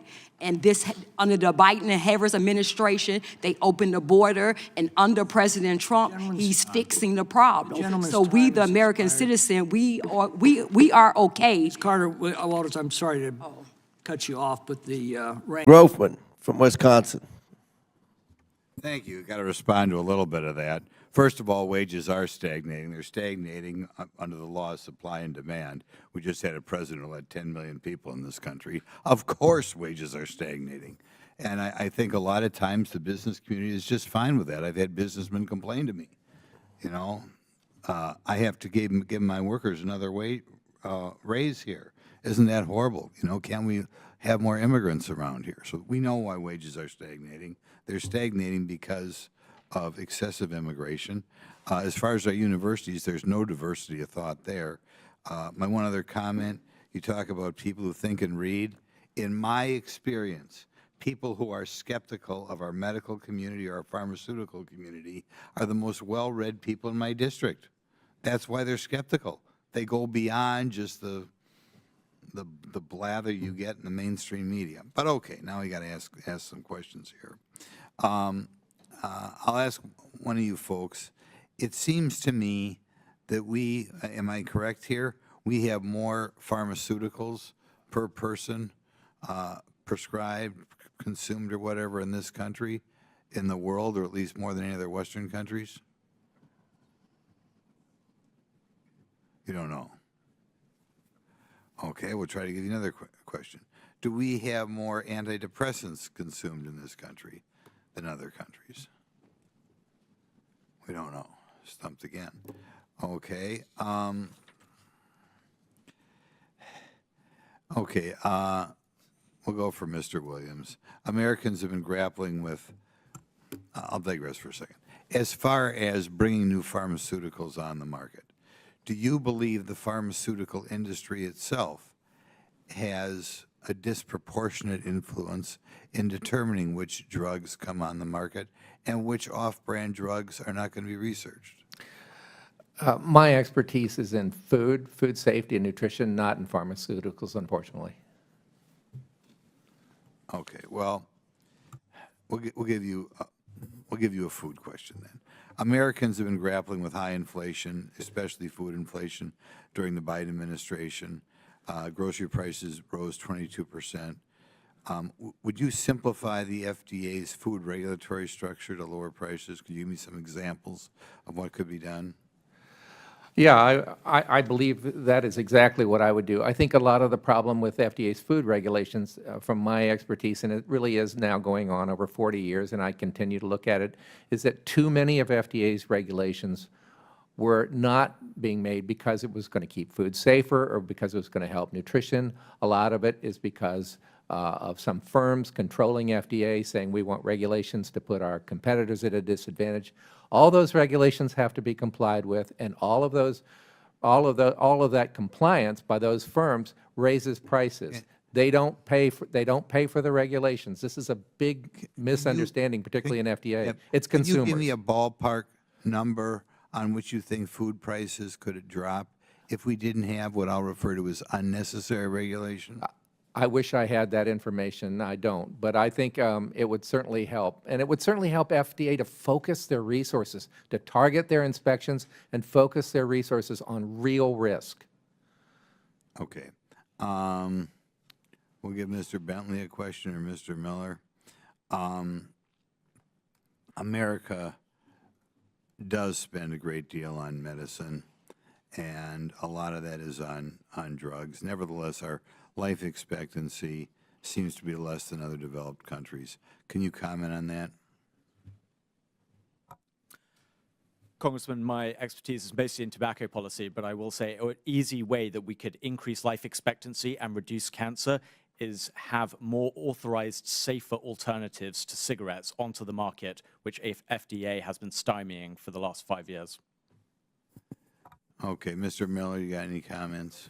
I would just add that when it comes to holistic products made from American agriculture like hemp, these give alternatives to pharmaceuticals that a lot of Americans find tremendous relief in, and we should be promoting them, but we should also, as I've been saying, regulate them strictly. Okay, I'll give Mr. Bentley and Williams and Mr. Fourth one down the line, one more question or one more crack at it. It seems to me, compared to other countries, that we are over-medicated, and I'm not sure that it's resulting in better health. Could you comment on that? Congressman, my expertise is not in that area, but I will say that our drug supply, which is my expertise, is probably the safest in the world. In fact, the next time you go up and pick up a prescription, you probably should buy a $2 lottery ticket. You're more likely to hit that than to ever get a counterfeit medicine in a pharmacy. It's really the pride of the world. Thank you. I'll just add to that. In fact, I think medicine has been responsible for our longevity up till now, but I think it's time to focus on prevention. And I'm very glad to see that there are a number of people entering government now that are focused on prevention more than medicalizing people who are already ill. Okay. Before I recognize you. Well, we've had an interesting 2 weeks out of this building, and sadly, my home state of Wisconsin made the news again in an effort to remove not just any person here illegally, but somebody who had broken the law, an abuser, somebody who under normal circumstances would not be viewed favorably. We had a judge in Wisconsin stop the hearing. Let's not worry about putting this guy in jail. Let's let him sneak out the back door so he is not removed from this country.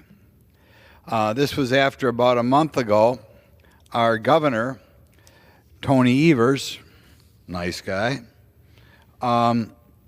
he came out with a directive implying that state employees ought not to be that gung-ho when it came from removing state employees from this country if they were here illegally. So we have 2 examples in Wisconsin alone in which elected officials aren't on the page of addressing the immigration laws. So now, I think it's important that we all be articulate enough to explain to people back home why these immigration laws are necessary, and be articulate enough to explain we are not being mean to immigrants.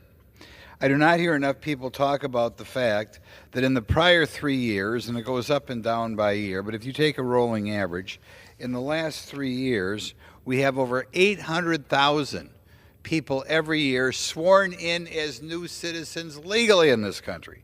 How often do you hear about that? 850,000 people who did it right.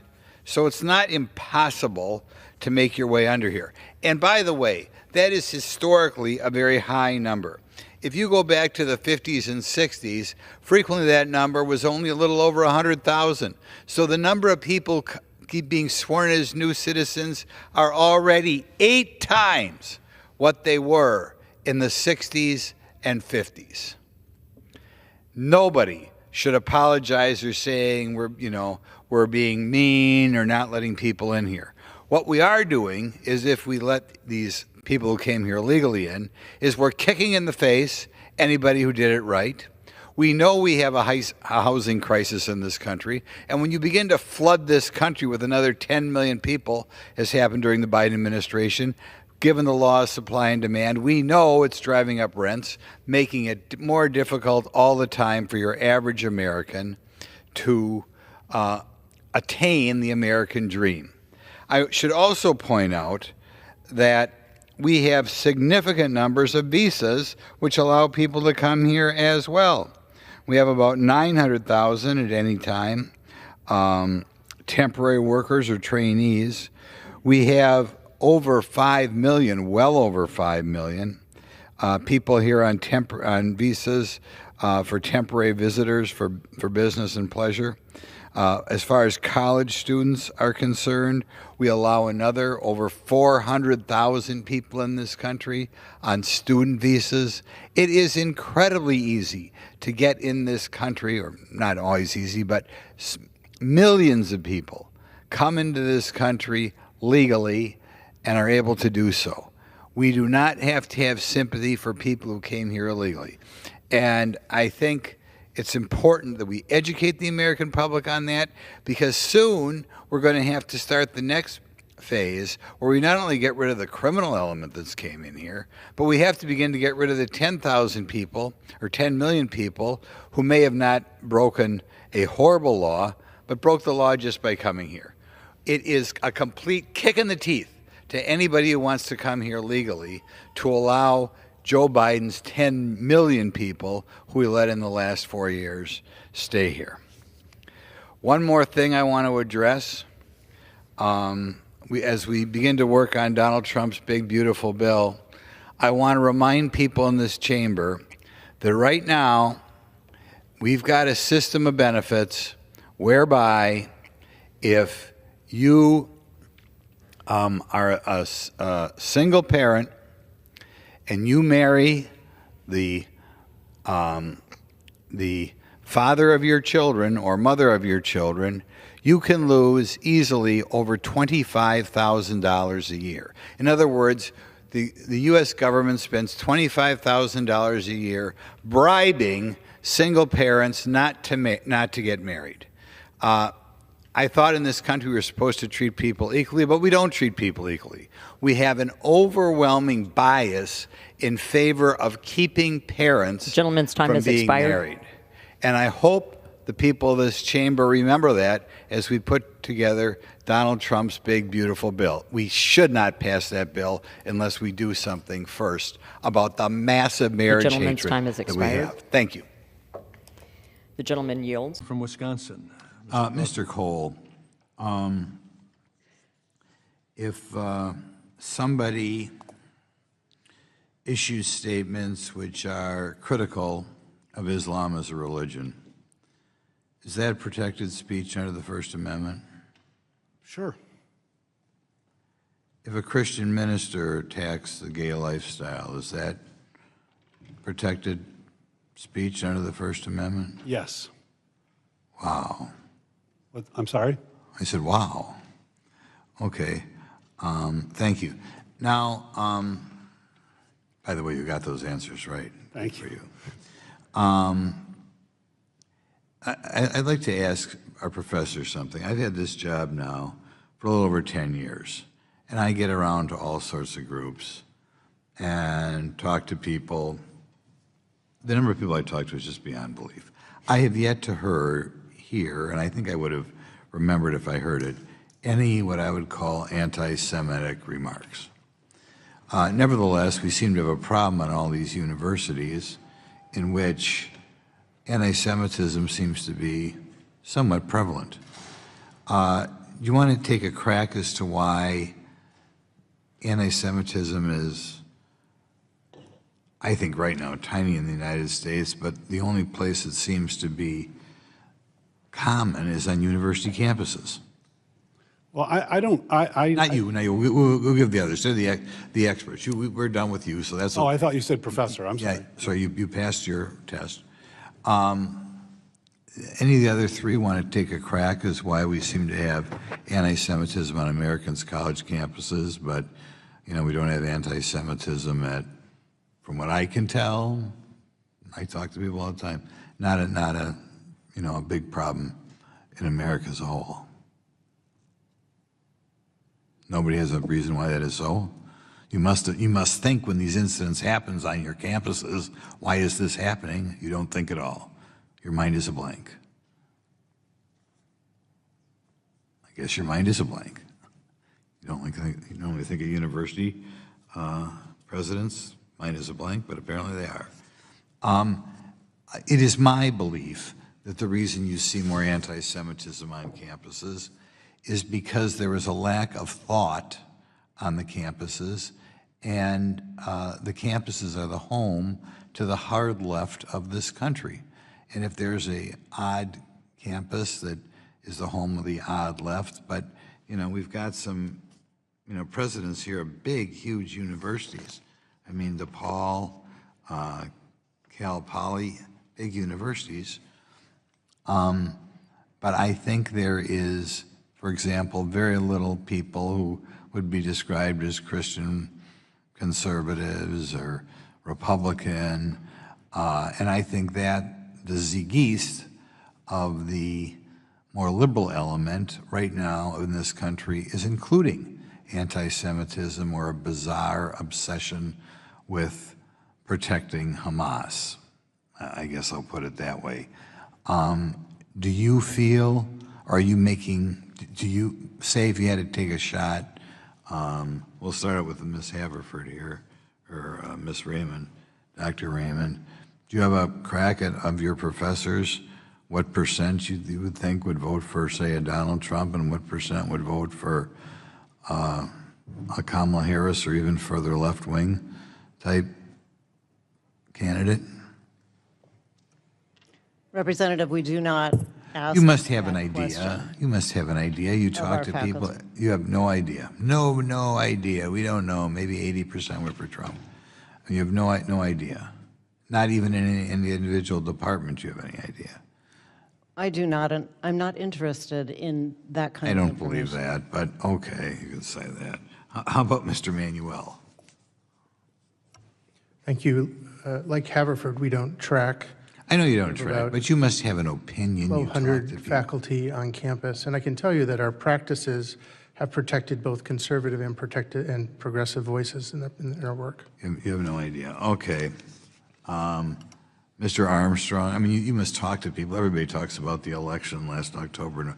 Do you feel you have kind of a angling to the left side big time on your campus there in California? We have the vast majority of our faculty and staff. They really focus on student success. We have a high STEM population. Nobody wants to take a crack at it. Well, okay. I think the problem that we have anti-Semitism on the campus is because odd, offbeat, hateful ideas fester in a place of extreme leftism, and I think the universities in this country have become fanatical left-wingists, and I don't know what we can do about it as a country. We're going to have to talk and see what we can do about it, because we sure funnel money into the universities, and I don't think the gentleman, kids are getting time has all expired. Thank you. I now recognize the ranking member.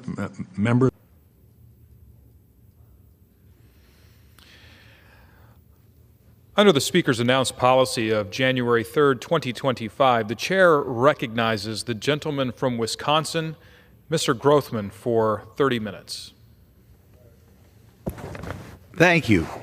We are heading into what many people hope is the finishing stretch of our legislature putting through what Donald Trump calls the big, beautiful bill. There are a lot of issues yet to be decided, and I'd like to address some of those issues today. The first issue I have talked about once already, but it seems to be a major holdup, the rumors are, a negotiation. There are clearly going to be some tax cuts in this budget. Our goal will be to continue with tax cuts that were put in place in 2017 but add some others. As we hear rumors of what tax cuts will be added, we have to remember that taxes in the United States are so high that every tax provision affects our behavior.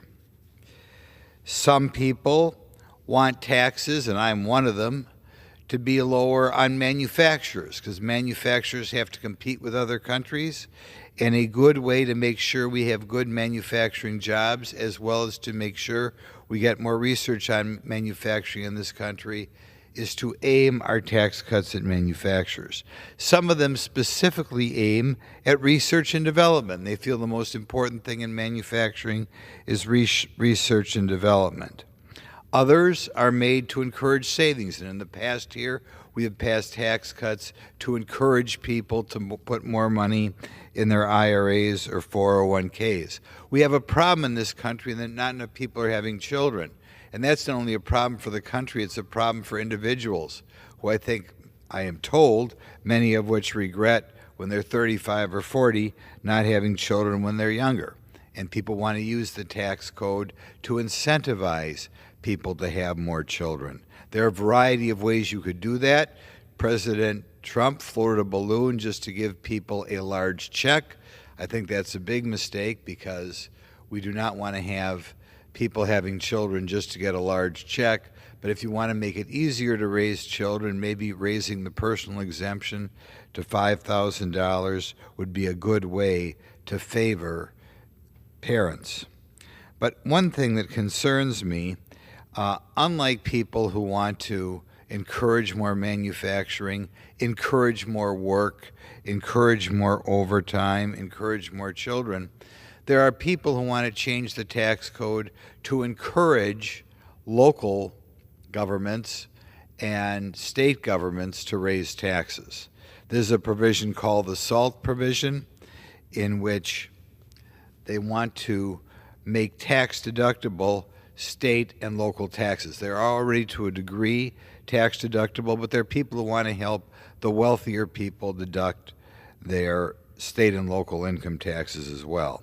I have talked to both my state legislators, and last weekend I talked to a county executive, and they both gave me the same story. They're both conservative people. They said they were shocked that there were Republicans who want to increase the tax deduction for state and local taxes, because what does that incentivize? It doesn't incentivize more children. It doesn't incentivize more research and development. It doesn't incentivize more manufacturing. What it does is it incentivizes state and local governments to raise taxes and spend more money. I had to explain to my state legislatures these were Republicans who wanted that. He found it hard to believe. It sounds like the tax provision that you'd be more likely to hear Democrat legislators wanting. But in any event, I think we have to follow the negotiations that are what are going on, and we have to see whether within the Republican Party we wind up with a product to encourage more work, encourage families, or whether we wind up with a bill designed to encourage state governments to raise the income tax or sales tax, or encourage local governments to raise their property tax. I think that would be very disappointing. It would certainly be a defeat for, I guess, what I'll call traditional Republicans such as myself, but that is one of the negotiations going on behind closed doors. There is another provision that they're going to use the IRS code in, which concerns me a little because there are rumors that this may be out there as well. And quite frankly, I have a suggestion how we could cut taxes and put ourselves in a stronger position. Right now, there is a provision in the tax code called low-income housing tax credits. And what it means is that if a developer wants to build a new development, they would get a credit equal to 10% of the cost of the building over 9 years, which right off the bat sounds like the government is paying for 90% of the value of the building. That's not quite right because there is a time value to money, and if you're getting, say, a building that you paid $10 million for, if you get a credit worth $1 million 10 years out, you've got to wait for that credit, and there's a time value of money. But nevertheless, even taking into account the time value of money, a potential developer has the government, through tax credits, pay for 70% of the cost of a building. Now, this is not open-ended. Usually these credits go to politically well-connected developers picked by state agencies or state organizations. I think personally, of all the tax cuts, particularly people complain about tax cuts for the rich, of all the provisions in the Internal Revenue Code, I can think of no provision more questionable than having the Internal Revenue Service reduce somebody's taxes so that you get 70% of the value of your project paid for. Now, people do not earn enough income to take care, to use, say in a case of a $100 million building, they don't have enough credits to offset $70 million in taxes, so they have to sell the credits to somebody else. This means getting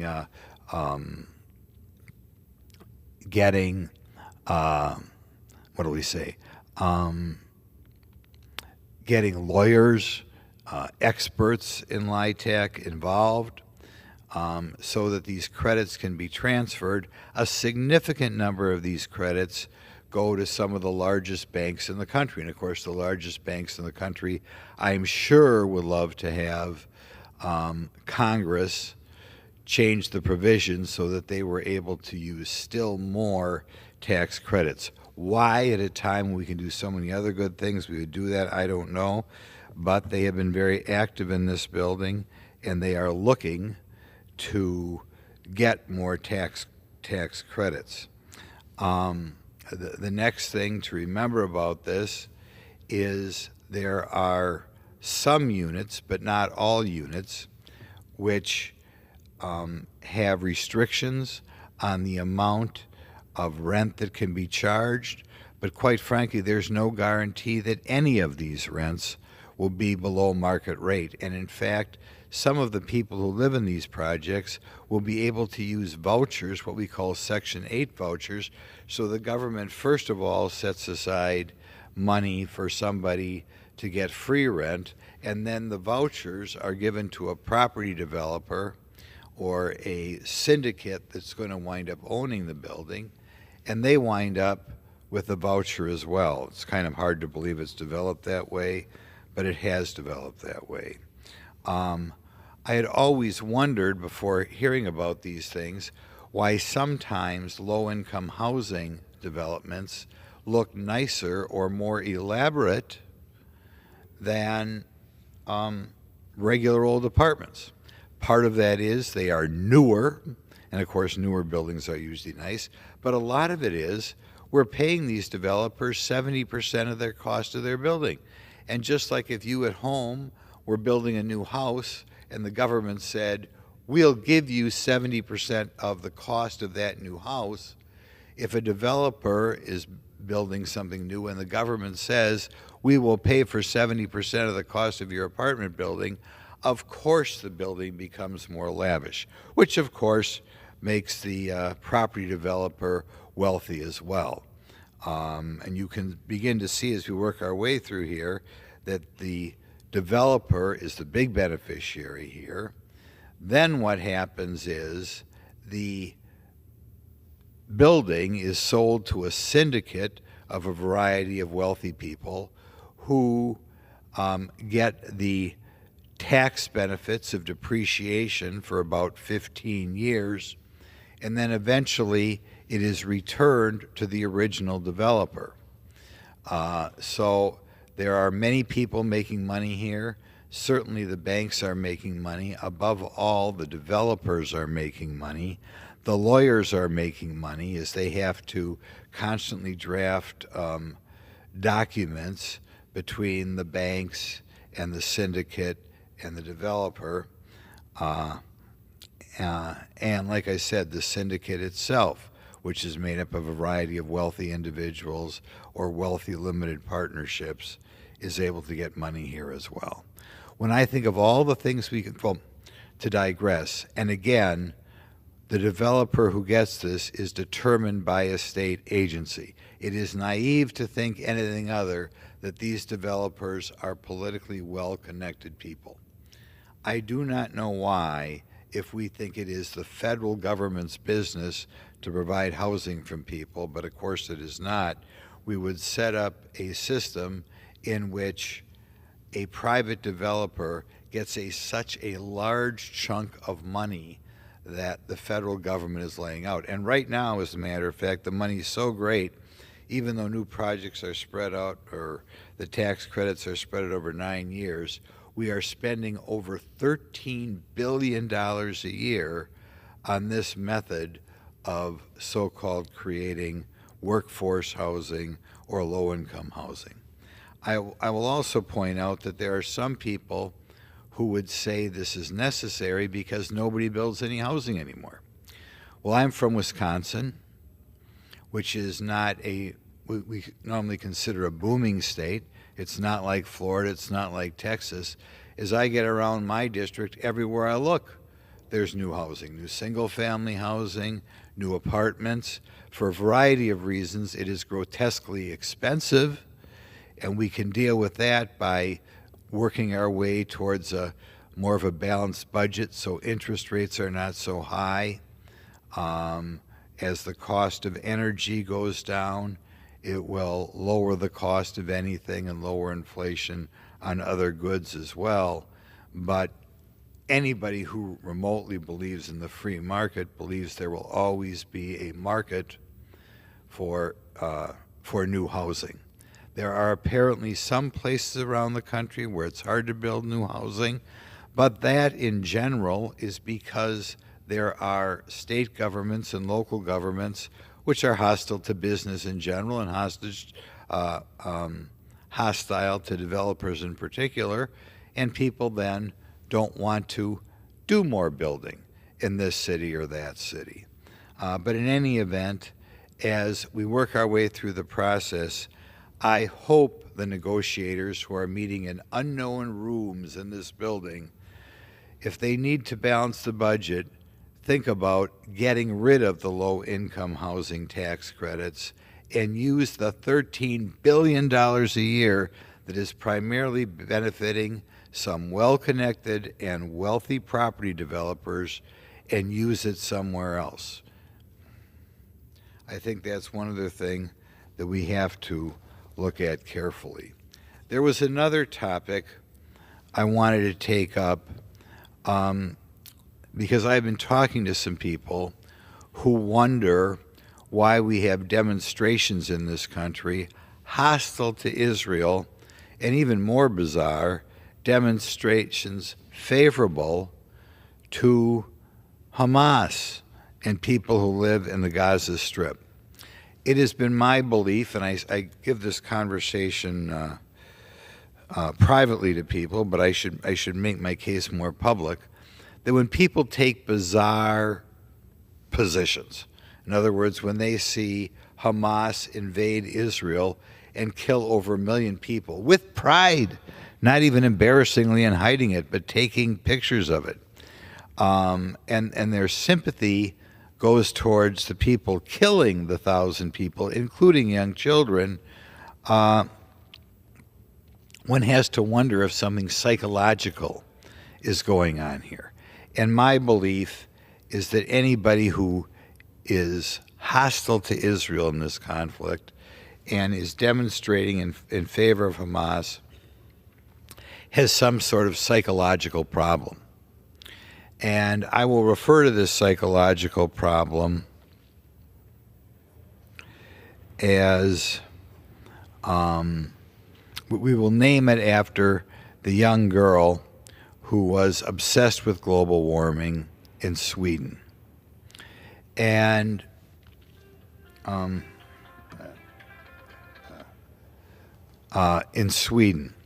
and we'll call it Thurnberger syndrome.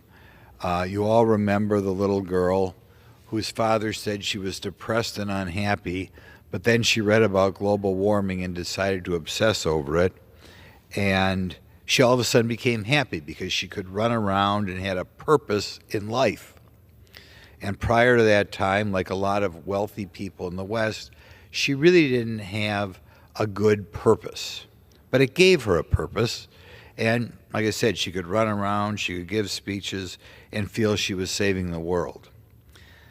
Greta Thunberg, and of course eventually Greta Thunberg also wound up siding with the Palestinians who had killed the Israelis against the Israelis. And I think it was for the same reason. She wanted to adopt a cause to feel she had a purpose in life.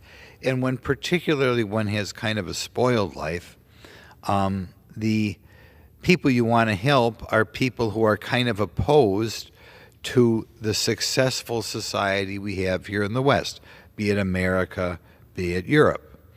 And there are certain hierarchy of needs that everybody has, right? We need food, we want safety, but once you take care of food and safety, you also need a purpose in life. And there are sadly many, many people in America and Western Europe who don't have that purpose. I think this is particularly a problem for people who may not have a family to devote time to. They may not have children to devote time to. They may be financially well enough off. You very rarely see Thurnberger syndrome on somebody who has 3 jobs. They're busy with their life. They're going from job to job and working all the time. You'd rarely see Thurnberger syndrome in, say, somebody with 4 kids, because 4 kids is very time consuming. You have to earn money to take care of the kids, spend time with the kids. That's a purpose in life. But I think as we have more and more young single people not having children in the West, you have more and more people looking for a purpose in life. And for whatever psychological reason, they want that purpose to be hostile to the West in general. If they're in the United States, they frequently want that purpose to be anti-American.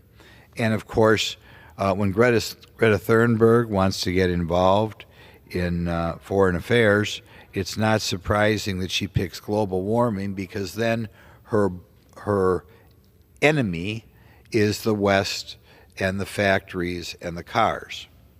It's interesting that when people have Thunberg syndrome, they do not get mad at things done by what used to be called third world countries, right? People who have Thunberg syndrome, well, they may object to a new clean power plant in the United States. They never worry about the plethora of new coal plants going up in Red China or going up in India. And that's because those aren't Western countries. So there, miraculously, they don't care. When it comes to the attacks on the Jews in Israel put out there by the Palestinians, they will purport to care about the Palestinians who lose their life when the Israeli army inevitably had to go back into Gaza, but they don't care about Muslims who are dying in other wars. They don't care that many, many Muslims are dying in Syria. That's because those people are being killed by other Syrians, and it doesn't fit the narrative of, I want to hate the West. They don't care about a civil war going on in Ethiopia. They don't care about the conflicts currently going on in Iraq. They don't care at all about all the suffering of the Muslims in Western China, the Uyghurs. Why doesn't the left, or why don't these demonstrators care about all the Uyghurs being killed or persecuted in the western part of China? Because it doesn't solve their psychological need to hate the West. And I think more research should be done on Thunberg syndrome to see how we can prevent it from growing. Because inevitably the United States and the West will fall if a significant number of their populace winds up, for some psychological reason, adopting causes that are hostile to the West. And that is what is going on right now, be it in global warming, be it in the Palestinian situation, be it the bizarre opinions that President Biden had about the United States being such a racist community. I mean, here you have a country, the wealthiest people are Indian Americans, the second wealthiest are Filipino Americans. People come here from Cuba and do so fantastically well. But another cause adopted by these people with Thornburg syndrome, despite the fact that anybody can open their eyes and see the wild success of people from all around the world coming to the United States, these people have decided to adapt an ideology in which they have to fight this imaginary racism in the United States, with people like Joe Biden or other opportunistic politicians egging them on. So I strongly encourage this body, or if not this body, some universities, to look at people who have these bizarre opinions that will inevitably destroy this country. They hate wealth production. They certainly hate energy production, even when it is new energy that is fantastically clean, so much cleaner than it was when I was a child. And they hate it when Western countries wind up in armed conflict with horrific opponents like Hamas is. But for psychological reasons, they side with Hamas. So those are some of the issues that I think we ought to be paying attention to over the weekend. And I think I've used up enough of my time.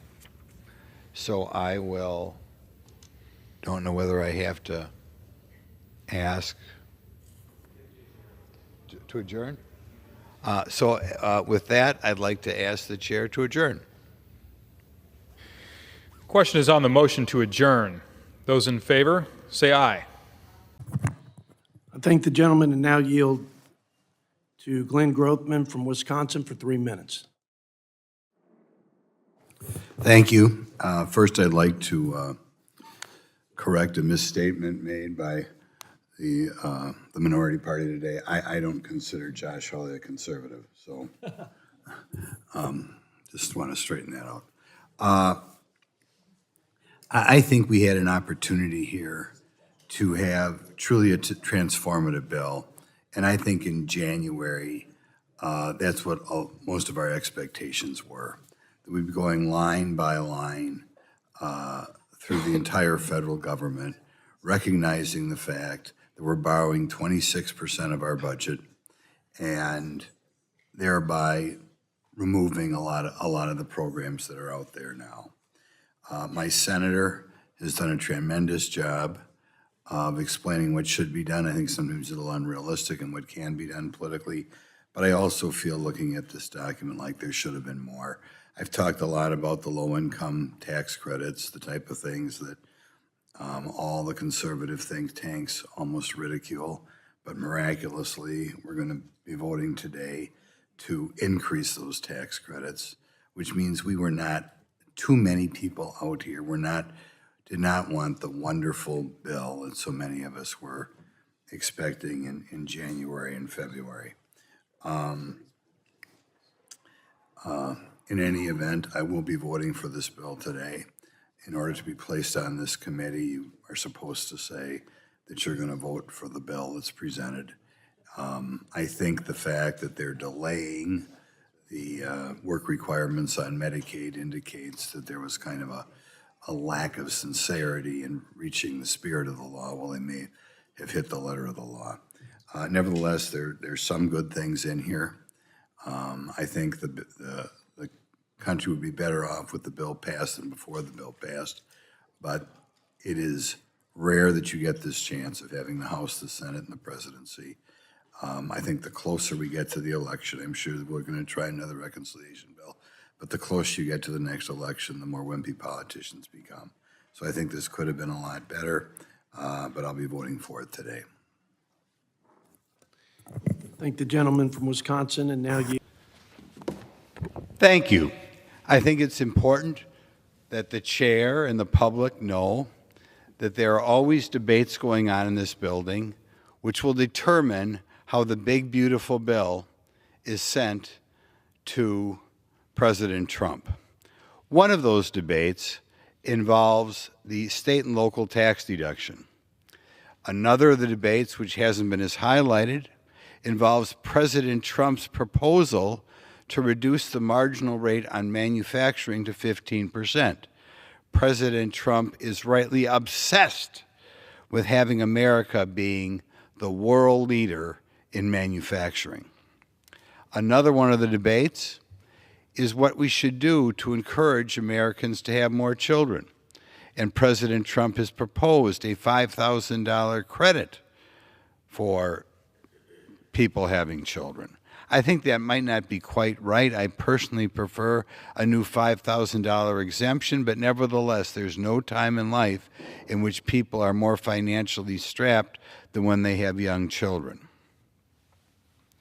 I am strongly opposed to the so-called SALT caucus of people who desperately want to have a greater deduction for state and local taxes.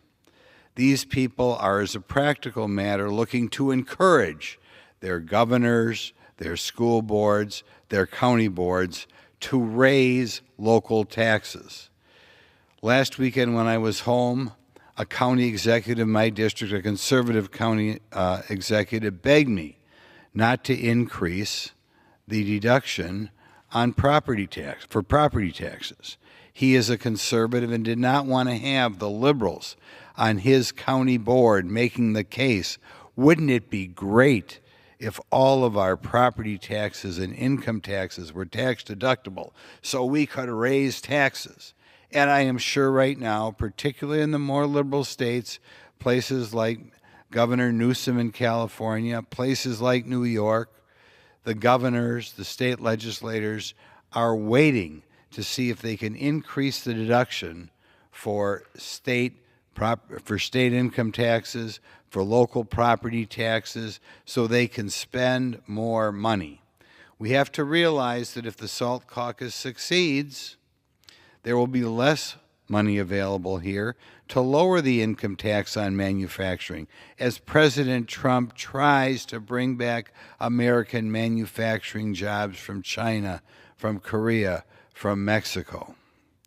We will not have the money available to do eventually what I would like to do, and that is have a $5,000 personal exemption to help out young couples who are just starting out so they have more income at the time in their life when they need it more than anybody else. I strongly encourage our negotiators to turn back the people who want a big state and local tax deduction, even though Wisconsin is a mildly high tax state.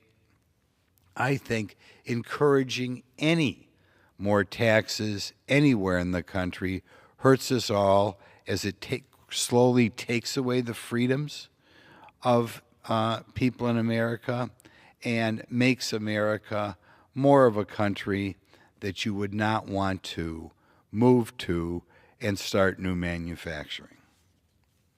That's one of the things that is going on in this building.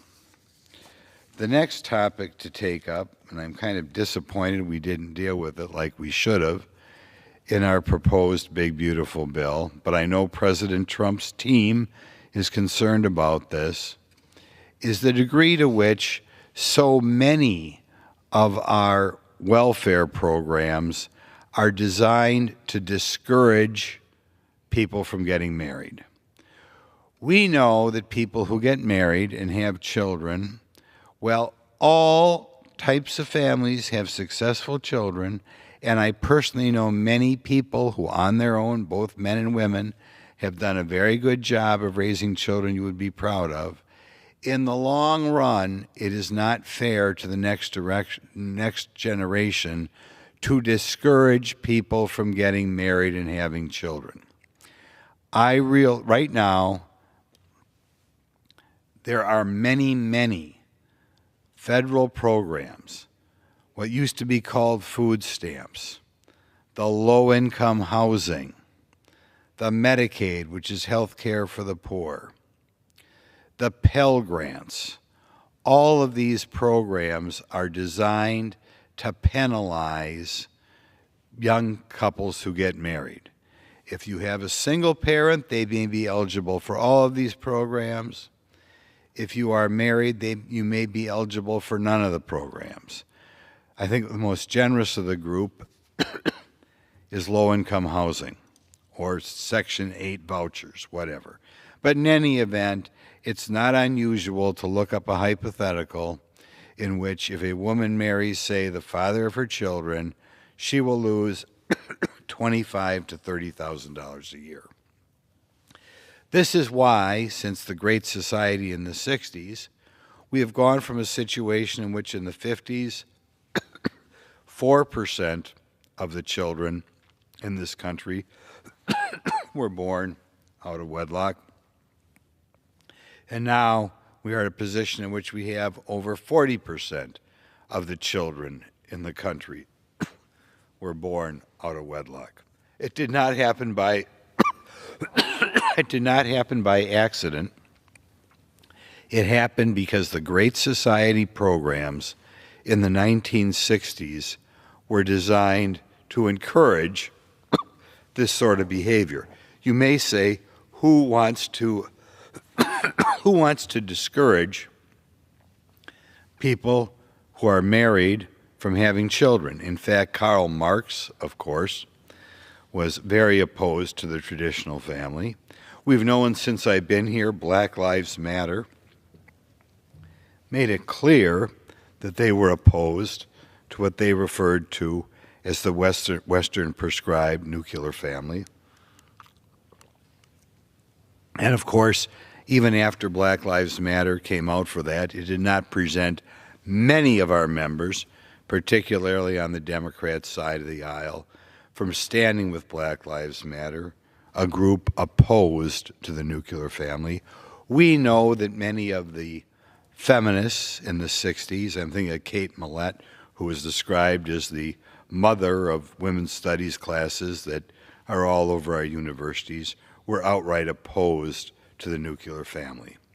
It is disappointing we are not doing more in this budget to address that problem, to stop encouraging young people not to be married. And we all by now have run into young couples who may even want to be married, but they won't be married because they lose $20,000 or $25,000 a year. Indeed, in this program, we're expanding the Pell Grant program, a program that was one of these things that has a marriage penalty associated with it. We are expanding the low-income housing tax credits, and while some of those credits do not come with a marriage penalty, particularly when coupled up with state programs, they do have a marriage penalty. Another program we're expanding that's going in the wrong direction. In any event, I encourage President Trump to do what's already going on behind the scenes, and that is work towards, perhaps in our next reconciliation bill, a program to stop the hatred of the traditional family that is the marker of the Democrat Party today. Again, I emphasize we have to look at every one of these programs, the Earned Income Tax Program, the Pell Grant Program, the Low-Income Housing Program, the Section 8 Program, in general, housing authorities. All of them have this hostility.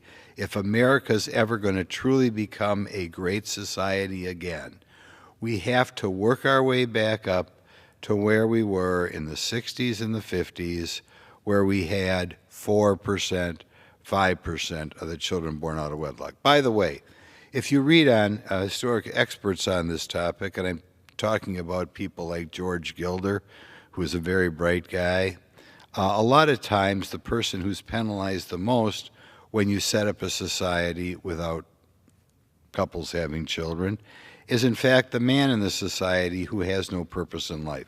As a Indian immigrant in my district told me, in America they have the woman marry the government. And of course I think society's better off if we have the woman marry the father of the children, not the government, like so many members of this conference want to do. The next thing I want to look at, which we're going to be viewing in the next few days, we have a proposed reconciliation bill in front of us, and I was under the impression that this bill would be an opportunity to decrease the amount of government programs, decrease the degree to which we have government programs controlling or directing Americans' lives. One of those programs that I really don't like, the more I talk to experts on the topic, is something called low-income tax credits. These low-income tax credits are tax credits given to property developers equal to 10% of the value of what they spend on new apartments for 9 years in a row. Now, there's a time value of money, but even given the time value of money, it means that the government is paying for 70% of some people's projects. There are some requirements as to who you rent these to, but the requirements are not stringent, and some people point out that we could almost take people at random in the street, and that would be enough to fill their housing units. It really doesn't do a lot to help the so-called low-income people. It does, however, because the government is giving so much money, it does encourage developers to spend far more than they would otherwise on their projects. Why not make Cadillac projects if the government is going to spend or pay for 70% of those projects? Furthermore, as we spend more on the projects, it's going to turn around and result in greater depreciation expense for the wealthiest banks in the country, who frequently wind up buying the credits. For something that should be a relatively simple transaction, once the states get a hold of it, you can wind up with regulations of hundreds of pages that have to be negotiated when you begin running the projects, which obviously means a lot more money for the lawyers and much more difficult for the politicians to understand exactly what is going on. You would think, of all the projects out there, all the government programs, this would be the easiest to get rid of because we're supposed to be broke. In fact, under our big, beautiful bill, and I know President Trump wants the most beautiful bill he can on his desk, in this bill we are, in fact, expanding the number of tax credits, which is to say expanding the amount of money that the property developers on these projects are going to make. We are increasing the amount of tax credits that, I'm told, a very high number going to the biggest 5 banks in the United States, tax credits the banks get. Furthermore, because there's only so many new rental housing units we need, it expands, or you wind up crowding out the what I'll call legitimate developers and legitimate users of low-income housing tax credits. I would hope, as we put together hopefully the final version of the big beautiful bill sometime in the next couple weeks, we look at this. It's not something that costs nothing. It's currently costing us, even under current law, about $13.8 billion a year in tax credits, which are going to these well-connected developers. I think one thing that will also tell you that they're well-connected is it's up to states to distribute which property developers get the credits. Well, what do you think is going to happen? It's going to be the same people who know the same bureaucrats who are connected with the same politicians who are going to get these credits again and again and again. Again, on the face of it, the idea that in the future in this country, the people who build the apartments is going to be determined by state bureaucracies is just an invitation for trouble. The fact that we are paying 70%, it therefore results in a situation in which, given some areas in California in particular, we may be paying more than $95,000 a unit. Does that make any sense at all if our goal is to create not lots of new housing units for the so-called poor or working poor? No, you would never do that, except for that's the way the property developers make more money. In any event, I encourage our leadership team, as they are looking for more money to seal the deal on this project. I don't think they have their 217 or 216 votes yet to grab that $13.5 billion. Another thing I'll point out, these credits have been around since the late 1980s, and people might wonder where they came from. I think they probably came from developers who found a way to schnooker the poor U.S. Congress in the late 80s. But at the time, Congress felt something had to be done because we had just gotten done with, apparently, decreasing or increasing the depreciation schedules on new residential real estate. So in the early 80s, you could depreciate an apartment building in 15 years. When they changed it to 27.5 years, it greatly reduced the number of new apartments that people were building, and therefore it was easier to sell to Congress that one way to get more apartments online is to have these ridiculously over-generous credits. I don't know whether I'm going to have much of an impact.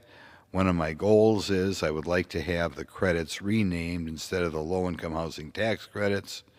The big banks, big law firms, and especially well-connected developer tax credits, because I think that would more accurately describe the people who benefit from these credits. In any event, there are some of the issues that I think are going to be debated in the next few days. I hope the press does a good job of covering what low-income housing tax credits really are. I hope the press does a good job of setting before the American public, and particularly the Republican volunteers who did so much to get us here, laying out the differences between the tax cuts based on how high your property or sales taxes are, how high your local property taxes or state sales and income taxes are. We'll see if how our base feels about who we should reward or what type of behavior we should encourage through the tax code. Should we encourage people to have more children? Should we encourage people to work harder? And should we encourage businesses, more manufacturing jobs? Or should we encourage local governments to raise taxes? And finally, in the future, as we determine how we're going to build new apartments in this building, should we encourage these apartments or the builders of the apartments to go through the government accepting lavish tax credits, or should we do it the way we always have in America, and that is let the free market win out? The idea that you cannot build apartment buildings is, on the face of it, preposterous. I know everywhere right now, be it single family or multifamily, the costs are way too high. I would hope that the Speaker would maybe put together a committee or a subcommittee seeing what we can do to lower those costs. But I am told it is possible to lower the costs, and the answer is not paying developers 70% the cost of their project. By the way, I am told I must do this. This was my office's fault. Madam Chair, as I conclude my floor speech today, I'd like to ask unanimous consent to remove. Yes? Gentleman yields back. Yes. For what We- purpose does the gentleman rise? Before I begin my floor, after I finish my floor speech today, I'd like to ask unanimous consent to remove Dan Goldman of New York as a co-sponsor of H.R. 1415. Without objection, so ordered. And then I move adjournment. Would the gentleman withdraw his motion? Sure. Thank you. Pursuant to Clause 13 of Rule. Thank you. And next we go to Mr. Grothman from Wisconsin. Thank you. We'll go to Ms. Watson. OSHA's proposed rule right now, and we talked about this before, adopts a one-size-fits-all rule for heat, illness, and injury prevention. Identical requirements across indoor, outdoor environments across all sectors, including agriculture, construction, and manufacturing, without differentiation. This broad application fails to consider critical distinctions in worksite conditions. How does OSHA justify imposing identical obligations on such a broad and diverse range of workplaces? Thank you, sir, for the question. Their justification, obviously, is to protect workers. I know that during the rulemaking process, during the SUBREFA panels, those discussions and the advance notice of proposed rulemaking, many people requested industry-specific standards that apply to the unique differences among their industries. So I'm familiar with construction, residential construction, so I'll speak to that. Job sites change daily, sometimes hourly, depending on what's going on. And what works in manufacturing, where you might have a static situation, obviously not all manufacturing, but there are circumstances where you have a static work environment. That doesn't change. That's much easier to manage than a construction site where you've got roofers coming and they're installing the roof and then they're going on to the next job site, and then you've got people coming in and doing the house wrap. And so that constant changing isn't helpful, and I think that concern among stakeholders that I've spoken with is that if you treat everyone exactly the same with limited flexibility, it makes it difficult to get a robust plan that is specific to the industry. It's the type of thing that causes people to hate government, right? Maybe, yes. Maybe, okay. Sometimes, yes, sir. Okay. You raised many questions about the walk-around rule. We'll kind of touch on this again. Can you expand on potential liability, employer liability in the event a third-party representative is injured during a walk-around inspection? Yes, sir, thank you. So OSHA actually addressed that because a number of stakeholders raised those during their comments in this process. And OSHA basically responded in the final rule saying that there were plenty of statutes available at the state and local level, tort liability, those types of things, and so OSHA wasn't going to comment or make a determination on that. So essentially, OSHA is not involved in that piece of it. If someone's injured and they end up suing the employer where the job site was, it's up to the state court systems to sort it. We'll ask Mr. Barab a question here. As I understand it, in my district, we had just a tragedy in which a young man died in an agriculture accident.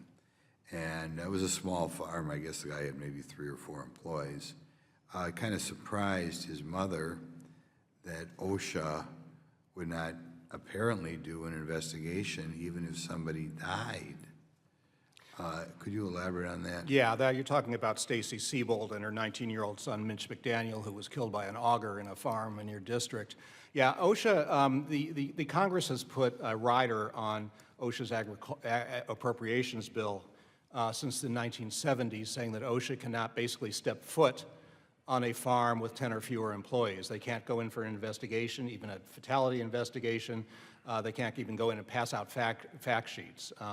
Yeah, it's a terrible injustice, and we're seeing, we see a lot of workers, including young workers like Mitch McDaniel, die on these workplaces that, from hazards that are preventable, and where the employer and all employers could learn from an OSHA investigation, yet OSHA is not allowed to go onto those workplaces. So in other words, if there were 11 guys on the farm, they could have investigated. Exactly. But with 10 workers could die on a farm, and OSHA still wouldn't be able to go onto the farm. Yeah. And you could have, if it was a little bakery with 5 employees, OSHA could get involved. If somebody got killed in a bakery with 5 employees, OSHA would get involved, yes. But for some reason, can you think of any philosophical reason why, if somebody dies, we're not even going to talk about somebody becoming a paraplegic for the rest of their life. Somebody dies under the current law, we apparently don't express it. I think we're dealing with the power of the agriculture industry and the so-called sanctity of the small farm. I don't know. This is kind of a myth, again, that was created, and this, again, that's been on the books since the 1970s. It makes no sense, and workers are dying because of it. So, well, thank you for pointing that out. Thank you very much. I was just looking at all the birds who are killed by windmills. Just horrible. I like the little birds. Okay, we'll start with Dr. McBride. We were told the IRA Inflation Adjustment Act was a deficit-reducing bill. I think the Republicans knew all along that was questionable. It went from reducing the deficit by billions of dollars to increasing the deficit by hundreds of billions of dollars. Why is the CBO now reversing course on the estimated cost of the Inflation Reduction Act? Well, they haven't released a complete reanalysis of the Inflation Reduction Act. I would love it if they did. We've been pushing for that ever since enactment of the bill in 2022, because there were, as I mentioned in my testimony, a lot of questions right out of the gate about the cost of the credits. And over time, we've gotten, every element of the IRA actually has a lot of uncertainty about it. A lot of novel stuff going on in that legislation.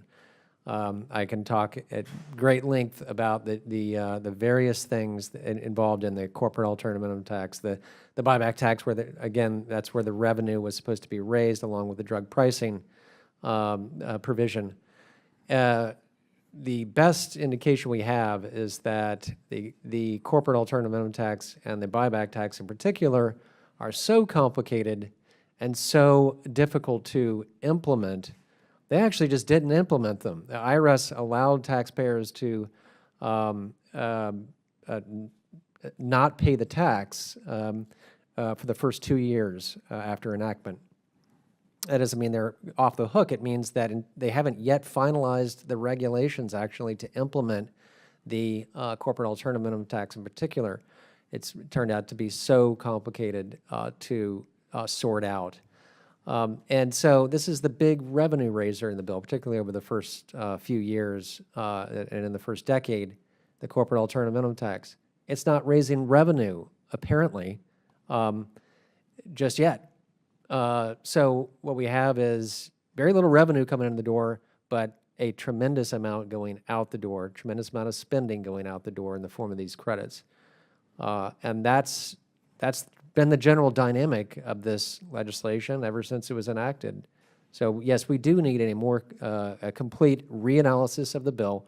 We have not gotten it from the CBO. We are getting bits and pieces about it over time, and as part of the legislation going through the House now, we are getting a rescoring of the credits in particular, and that's showing that yes, there is a lot of money that is going out the door with these credits. The current House bill rolls them back and saves about $515 billion over a decade from that measure alone. Thank you. I hate it when legislators use the tax code to try to influence public policy. They ought to just, put appropriations out there rather than try to play around with this. Nevertheless, it does bother me over time that the tax code does there are provisions that seem to benefit the ultra-wealthy at the expense of the common man. Could you describe who's largely getting the benefits of these tax credits in the so-called Inflation Reduction Act? Who's paying the price here? Who's paying the price, and who's getting their taxes reduced? Mr. McBride, Dr. McBride. Sure. Well, as we discussed in our testimonies here, and It's very clear in both just anecdotal evidence. You look around, who's buying solar panels, who's buying electric vehicles. Those are high-income people, and you can see that with your own eyes. The data and the studies support that. And for that matter, a lot of the credits go to businesses. And again, this is an area of uncertainty. We have tried to identify what types of businesses exactly. And honestly, it's not very clear, but that I mentioned the statistic in my testimony that the largest corporations, I believe that's those with more than 25 billion in revenues, receive more than half of the major businesses. So largely, this is a tax cut for the rich, you think? That's what it looks like to I me, think yes. so. Now, I got most on time, so I got to go quick to Mr. Lieberman. These energy subsidies are responsible for enormous cost. Overall, insofar as it drives up cost, who is going to pay the price for that? Is this another thing that's kind of a regressive tax on the average guy, or how would you describe who's paying the price for this?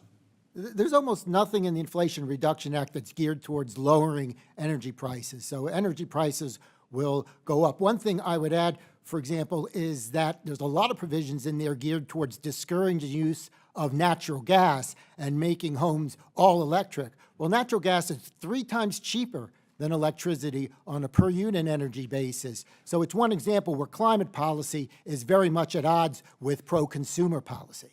Well, if you're a well-off person, I suppose it doesn't matter. It only affects the average guy.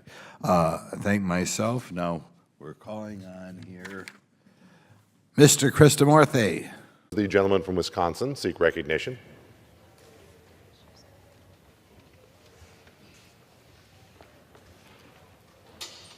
I'd like to ask, make an unanimous request to speak for 1 minute. Without objection, the gentleman is recognized for 1 minute. I stand today to defend President Trump in one of his initial requests for next year's budget. One of the goals of the Biden administration, of course, could destroy the country by having unfettered immigration, but also to divide America by groups.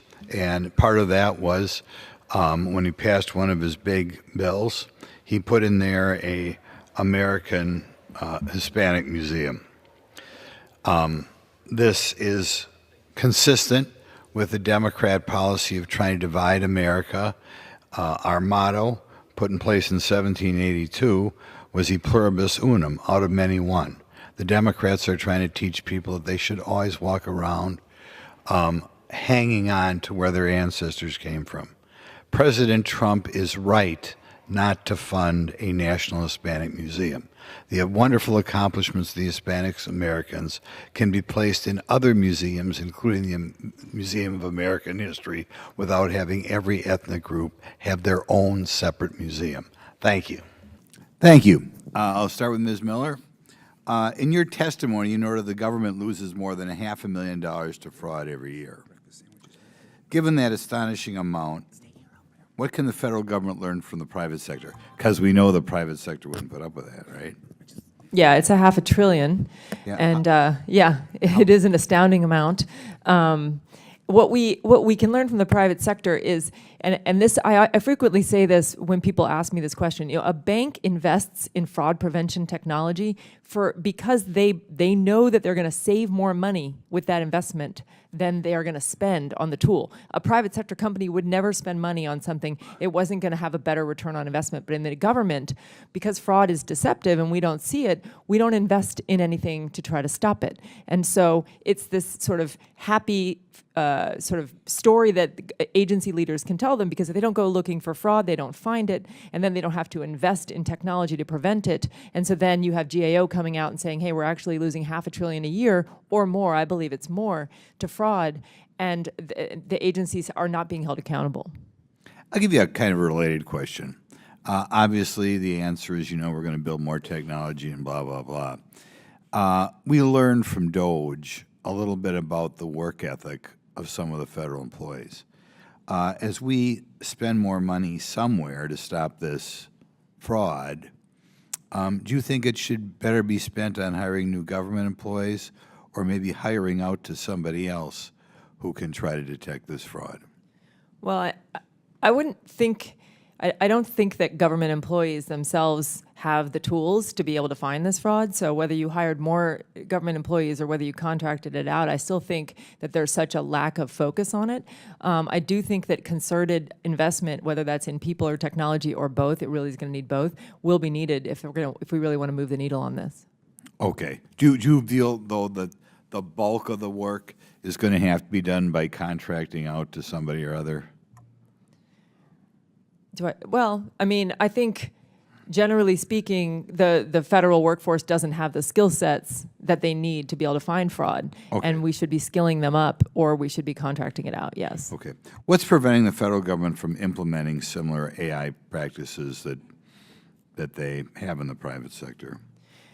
A willingness to pretend that it's not happening because most agencies are more focused on getting money out the door. And that is the goal. Get the money out the door quickly and then take a victory lap because you spent the money, and not recognizing that there are people getting that money who are, foreign state actors and criminal rings. But again, because it's underground, because it's not seen, we don't talk about it. We talk about it in these hearings, but we rarely talk about it and the public isn't aware. Yeah. I guess part of the lesson should be the less the government does, the better, because they'll always screw it up. Right, that's one of the lessons should be.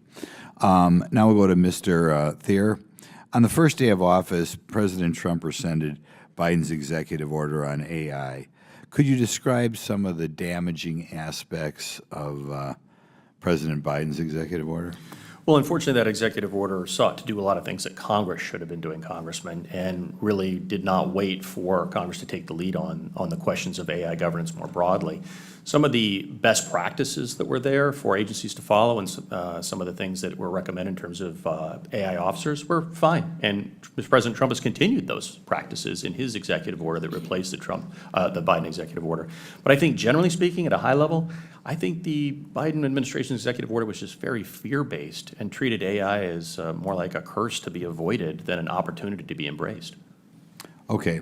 In your testimony, you cited a study that stated utilizing AI systems would allow the federal government to unleash a productivity windfall for the U.S. government worth up to $532 billion annually.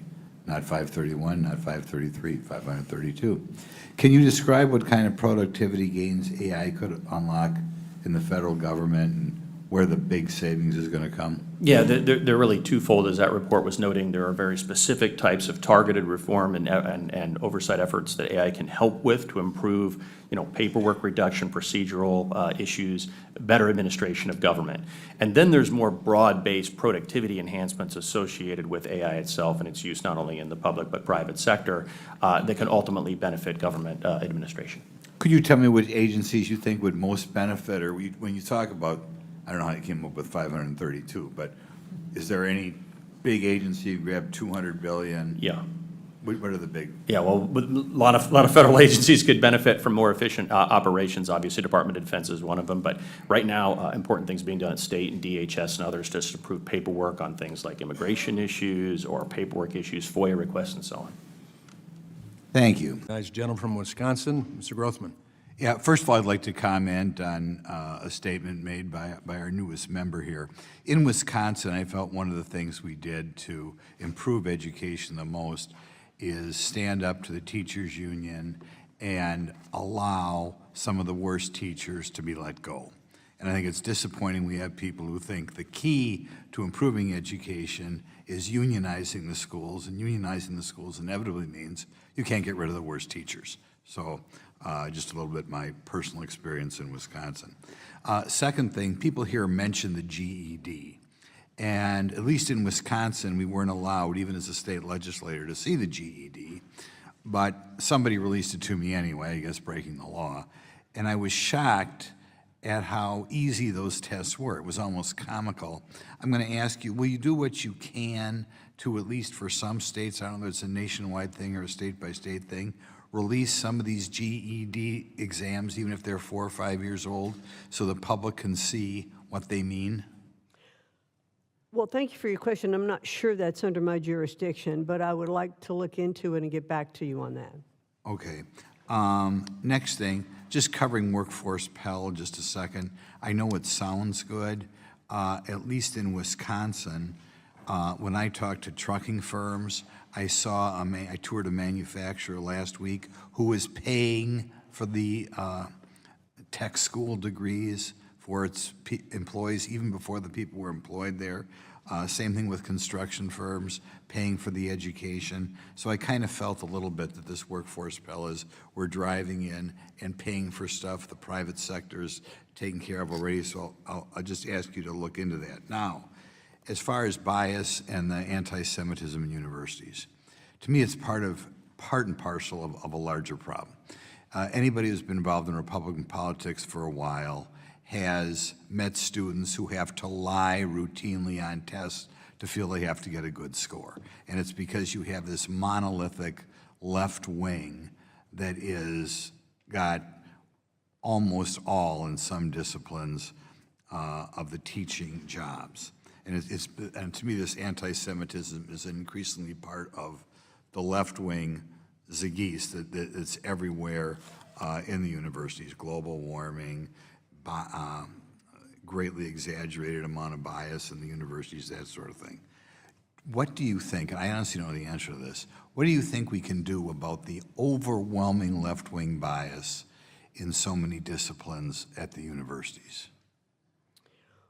Well, I think that's one of the things that I've been talking about is doing some vetting on how the courses are being taught and to make sure that we have, equal and diverse viewpoints. I mean, when Harvard will, through its own Harvard Crimson, say that only 3% of the faculty are conservative, I don't think we have diversity of viewpoints in that case.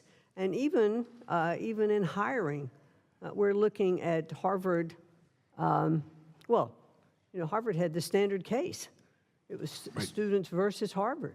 Thank you. And it was Harvard's not hiring, through merit. It's decreasing those populations of students from,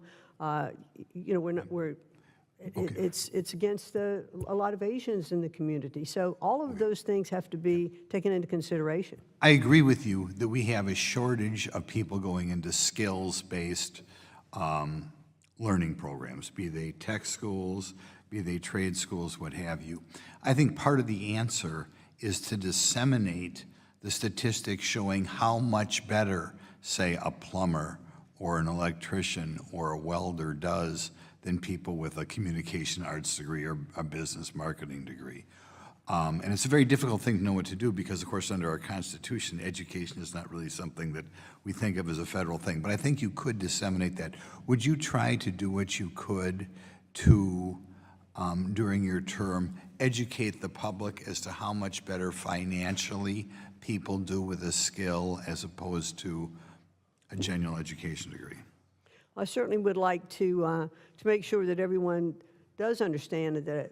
Would you publicize it? I guess that's what I'm looking for. Would you publicize how much better?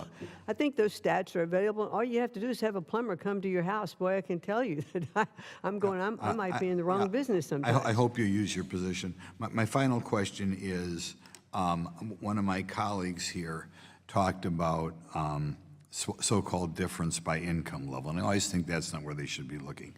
I think they should be looking by family background. Would you collect data, unlike for income level, family background of students and see, by that I mean family structure, and see how that affects educational test scores? Would you do that for us? I'd really like to get back to you and understand a little bit more of what you would like us to look into, but I will get back to you on that. The gentleman's time has expired. Thank you. Glad to see we have 3 governors here. I hear a lot about Illinois being from Wisconsin. I just had some builders in my office yesterday talking about all the Illinois people building houses in southern Wisconsin to get out of Illinois. In any event, I think we have a very generous country here right now. every year, about 850,000 new citizens are, another 8 million new citizens are sworn in, naturalized in this country. I think we have about another 500,000 people coming in this country on work visas, and a little under that coming in on student visas. So we're very generous about allowing people in this country. I should have said 850,000 new people sworn in. In any event, it's not impossible to get here legally. Nevertheless, we have a lot of people every year overstaying visas or still sneaking across the border. And the question I'm going to ask you guys and gal is, do you believe we should have immigration laws in this country? We'll start, I guess, we're right down the line. Governor Walz. Congressman, the question is, should we have immigration laws? Yes, that's it. Yes, we should. Governor Pritzker. They're very important. In fact, we should have more robust immigration in this country, and it should be done under a law. Ms. Hochul? Yes, of course, we should have immigration laws. Okay. In fact, we do. The question is, when people come in this country and break those laws, do you believe they should be enforced? Let's say people come in this country, Gulf of Mexico, Pacific Ocean, however they come here.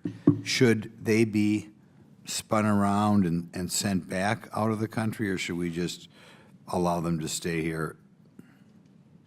It depends if they're, Congressman, if they're coming on an asylum claim, protected status. Exact question is, assuming they come on an asylum claim and that claim has been rejected, should they be allowed to stay here? The judge denies their asylum claim? No, they should not. They should not be able to. Governor Pritzker, if somebody's overstaying, we'll say it a different way, overstaying their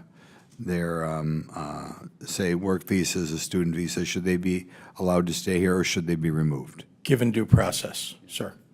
Should they be removed? Due process is required, yes. Okay, Governor Hochul. Yes, agree. Following due process, the federal government has the authority to make those removals. It has nothing to do with. I'll the ask state you, skills should people who are here illegally get welfare benefits? Mr. Governor Walz? By that, food stamps, low-income housing. Should they get assistance that would be here? Yes. We provide for all of our people in Minnesota. It's one of the reasons. Okay, so your statement is that if somebody comes here, say on an asylum claim, whatever, they should be able to get low-income housing benefits, almost free rent, free food, free health care. That's what you believe? I believe states' rights, and in some states they do. Well, I know that's what you believe we should do. Okay, Mr. Governor Pritzker? It's the federal government's job to determine what welfare benefits at the federal level, and I can say to you that we have hundreds of thousands of people in the state of Illinois who are undocumented but have been living, abiding by the law, holding down a job, paying taxes. Okay, for so are years they and getting? years. Are they? Do you believe it's right then that if they come here, they should get free housing, free medical care, free food? It depends on the circumstances. I'm just explaining to you, though, that we have millions of people across the United States who are here, and were here long before you got elected. I know all or that. got I mean, the elected. question is, you don't have a problem with them getting benefits, these benefits. Again, law-abiding, tax-paying, we're talking about people who are adding to Okay, our I'll take it to society. be, well, not if they're not working. But either way, you have no problem giving them those benefits? We provide benefits to people all Okay, across. Ms. Hochul, is that the same thing with you? Do you believe people come here who are not citizens, come here, make a asylum claim, they should all be getting food, health care, housing? Depending on which law you're referring to, in certain circumstances, we do provide these services, but they're not universal. Okay, well, to most people, your average person who's overstaying a student visa in New York, do you think they should be getting food stamps, housing, medical care? We provide Medicaid for individuals who are senior citizens or moms with new babies. Well, we know when people are eligible, the question is people who are not citizens who are overstaying a student or work visa. Are they eligible? People are making their own way here in the state of New York. In fact, I have 400,000 open jobs. I wish you could help You're not me find a answering the path- question. find a I take path it to get- mean, I just Give want us to more say, work because I want you to answer authorizations. the Let's put question. them to work. Let's put them to work. But you refuse to answer the question. If somebody is otherwise eligible for low-income housing or food stamps or medical care in New York, do you believe they should be entitled to those benefits? There's as an not a American? blanket answer to that. It depends on which provision of the social services law. In some cases, it's allowed. In some cases, it's not. Okay, thank you. Chair recognizes Ms. Simon from Arizona. I recognize myself for the purposes of making an opening statement. But before I do that, just a little bit of house cleaning. I'm going to ask that Congresswoman Beth Van Dyne and Congressman Scott Perry be allowed to sit in here. And they both expressed an interest in showing up, and of course, the more the merrier. Okay, now welcome to the Subcommittee on Healthcare and Financial Services. Today's hearing will focus on the destructive diversity, equity, and inclusion, or DEI policies that radical Democrats have tried to insert in American institutions, and really going back a little bit more than that, all the way back to affirmative action and the executive order put into place by President Johnson in 1965. I think it's important we all understand the effect and the scope of these policies have had on American life the last 60 years. On September 24th, 1965, we got to remember to celebrate that anniversary. Almost 60 years ago, Lyndon Johnson signed Executive Order 11246, which mandated affirmative action programs and policies which facilitated discrimination. In 1965, minority groups had faced a generation of despicable and repugnant discrimination, though I know individual universities were already practicing affirmative action 10 years before that. I know Princeton was practicing it in 1955. At the time, these nation DEI policies were nobly aimed at reversing that harm. Unfortunately, even well-intentioned bad policy is still bad policy. Discrimination should never be fought with more discrimination. That is exactly what affirmative action and DEI policies have done. Over the last 60 years, these policies have infiltrated nearly every type of institution in America, including higher education, corporate workplaces, the military, and more. In my opinion, it really hasn't been gradual over the last 60 years. I think if you look back even in the 1970s, the 1960s, these policies were around. These policies divide Americans by putting them all in groups and educating people that they should not view themselves as an individual, they should view themselves as a group, which is why I think people who want to destroy America are so in favor of them. Categories, I might add, these arbitrary categories, are entirely self-reported rather than focusing on the whole of somebody's circumstances. DEI assumes that anyone who checks a box for a certain race is disadvantaged. Of course, we don't want to be a society where we go back and try to give preferences based on other factors as well. On President Biden's first day in office, he signed an executive order to promote DEI in federal employment. This order went further than any before it by expanding racial divisions, including immigrants. Thankfully, President Trump rescinded this executive order and decades of executive orders that preceded it. Let's be clear about what DEI is. It's a deliberate and explicit choice to put ideology over excellence, to deny admission of highly qualified students, to accept students with lower scores, to fill in the box right is un-American and, like I said, encourages divisiveness. This is to award government contracts to minority-owned companies over companies with better bids. This is spelled out plainly in the E of DEI. Equity means ensuring equal. Under DEI, equity means ensuring equal outcomes. I think it's beyond Marxism, though. You're trying to destroy America by doing to America what they do in other countries in trying to set one ethnic group against another ethnic group. You know, you think of Canada, the French against the English. You think of Middle Eastern countries, the Shiites against the Sunnis, what have you. That is what they're trying to do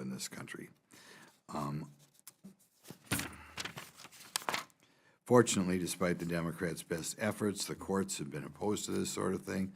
The Civil Rights Act protects everyone. Earlier this month, the Supreme Court rejected a lower court's requirement that members of majority groups must meet a certain higher standard to win discrimination cases against their employers. By the way, the case was unanimously decided. Even Justice Jackson authored the majority opinion. In 2023, the Supreme Court ended race-based admission programs at colleges and universities, finding that that considering race as a factor in admissions violated the 14th Amendment of the Equal Protection Clause and Title VI of the Civil Rights Act. The Trump administration has launched a wide-reaching effort to eliminate DEI, including revoking LBJ's 1965 executive order. These steps are critical, but there's more work to be done. Above all, we have to educate the American public what's been going on in this country the last 60 years. Hopefully the hearing will provide us with an opportunity to discuss this important topic and consider possible reforms to fortify American meritocracy and excellence, and above all, have reforms that do not continue with this policy of what I believe is intentionally trying to set one group of Americans against another. I yield to my ranking member, Krista Morthy, for his opening statement. Okay, now we'll begin to open it up for questions, and I'll call upon myself first. Mr. Lennington, I'd like to have you give us a little bit of a background of what some people call affirmative action. As I understood, it began in 1965, Lyndon Johnson, and since that time our nation has shifted more and more in that direction. Could you let us know kind of, first of all, I think it was supposed to be a race thing, but at what time did people from south of the border wind up getting added to the mix? At what time did women get added to the mix?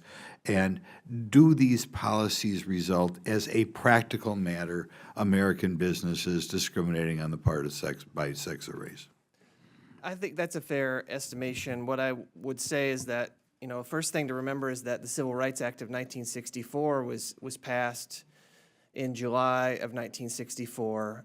There was an election in November of 1964, and every single person who voted for that law was reelected. It was very popular among the American people, and one of the reasons why is because the law was itself colorblind. There's actually a provision at the end of Title VII that says that nothing in this law should be read to encourage the development of quotas or goals. But after that election, President Johnson did go in to establish this Executive Order 11246, which established affirmative action with some teeth, which meant that goals were going to be then enforced by the federal government. And so federal contractors were encouraged to set aside businesses for minorities under something called the Philadelphia Plan. That was later expanded greatly by President Nixon under his Secretary of Labor, George Shultz, and then basically ratified by the U.S. Supreme Court in a couple of decisions, Bakke and Weber, saying that it is okay to take race into account when you're establishing benefits and burdens. So based on— Could you describe what you mean by race at the time?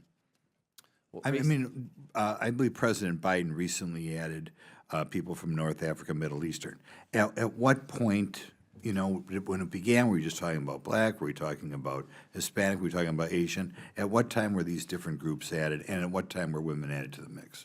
So the women were added a few years after the original affirmative action order was issued, but then in the 1970s, the OMB came up with this Directive 15, which establishes racial categories that we actually live with today, which broadly defines Asian, but irrationally also defines Asian to exclude many people who are from Asia. For example, someone from Afghanistan is not considered Asian under the federal law. Someone from the Middle East is not considered Asian. People from North Africa are considered white. People from different parts of the world are labeled other things. You know, Hispanics are people who only derive from Spanish-speaking countries. So if I'm say of German descent, but my ancestors spent a few generations in Uruguay, am I considered Hispanic or am I considered European? These are difficult questions, and I think right now you would be considered South American or Latino or Hispanic, depending on which federal law you're actually looking at. A lot of these federal laws contradict each other into who's in and who's out. Right. If I'm 1/4 Mexican and 3/4 Irish or something in ancestry, and by Mexican I mean Hispanic. even not Hispanic, because Hispanic, as you just mentioned, covers people of European descent who came here from Cuba, say, could you, yeah, if I'm 1/4, like I said, if I'm 1/4 of my ancestry is from Uruguay and 3/4 is from Ireland, am I considered a minority for purposes of this law? It is presently interpreted as self-identification. So if you identify as that race, you get the benefits under the current federal laws. So it's not a blood quantum sort of process that they go through. They ask you how you identify. You talk about people who are at a disadvantage. If my father's a billionaire, but my ancestry is Latin American, am I considered disadvantaged? Yes, one interesting point, we just won a case against the Minority Business Development Agency, and the judge in that case said that under federal law, Oprah Winfrey is disadvantaged. Right, so is there any reason for this other than that you want to divide Americans? Why we don't take in, if we're really looking at disadvantage, I can have a life of hell, but since my ancestors are from Europe, I'm not disadvantaged. And you know what I mean? We can decide who is disadvantaged in this country by asking them. Under Medicaid, you can get on the Medicaid rolls by establishing your individual need. There's no reason to assume someone is disadvantaged just by the color of their skin, which is what federal law does in many, many programs right now. Okay. I'll maybe come back to myself later. Mr. Krishnamurthy. I recognize the gentleman from Wisconsin, Mr. Grothman. Thank you. First of all, just a quick general statement. This has been talked about, the third or fourth, fifth, whatever, committee hearing dealing with anti-Semitism on American campuses, the fact that in many campuses the Jewish students don't feel safe because of what's going on or not being done on the part of the administration. I'll point out, we're never going to, we could sit here for years, we're never going to have a committee hearing on anti-Semitism at the construction site. We're never going to have one anti-Semitism working in retail or working in manufacturing or in the military or anti-Semitism in the retirement home. This is basically a university problem. And I think it became a problem because we have such a slanted overall view of the world in the university compared to the country as a whole. You know, in an ideal world, I think you'd say that the university faculty represents a cross-section of the country.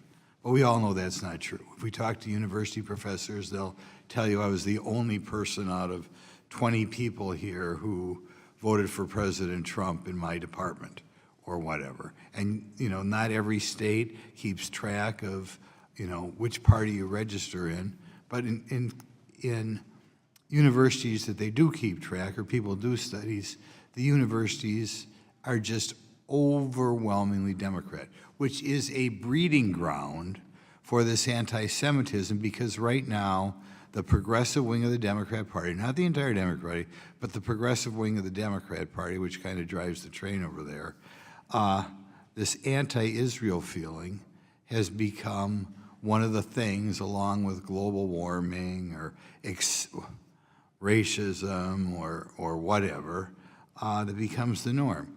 I'll ask a couple of you guys. I guess I'll start with Dr. Lyons. Do you feel your university ideologically across the board represents the country as a whole, or even California, as far in disciplines in which there's an ideological component?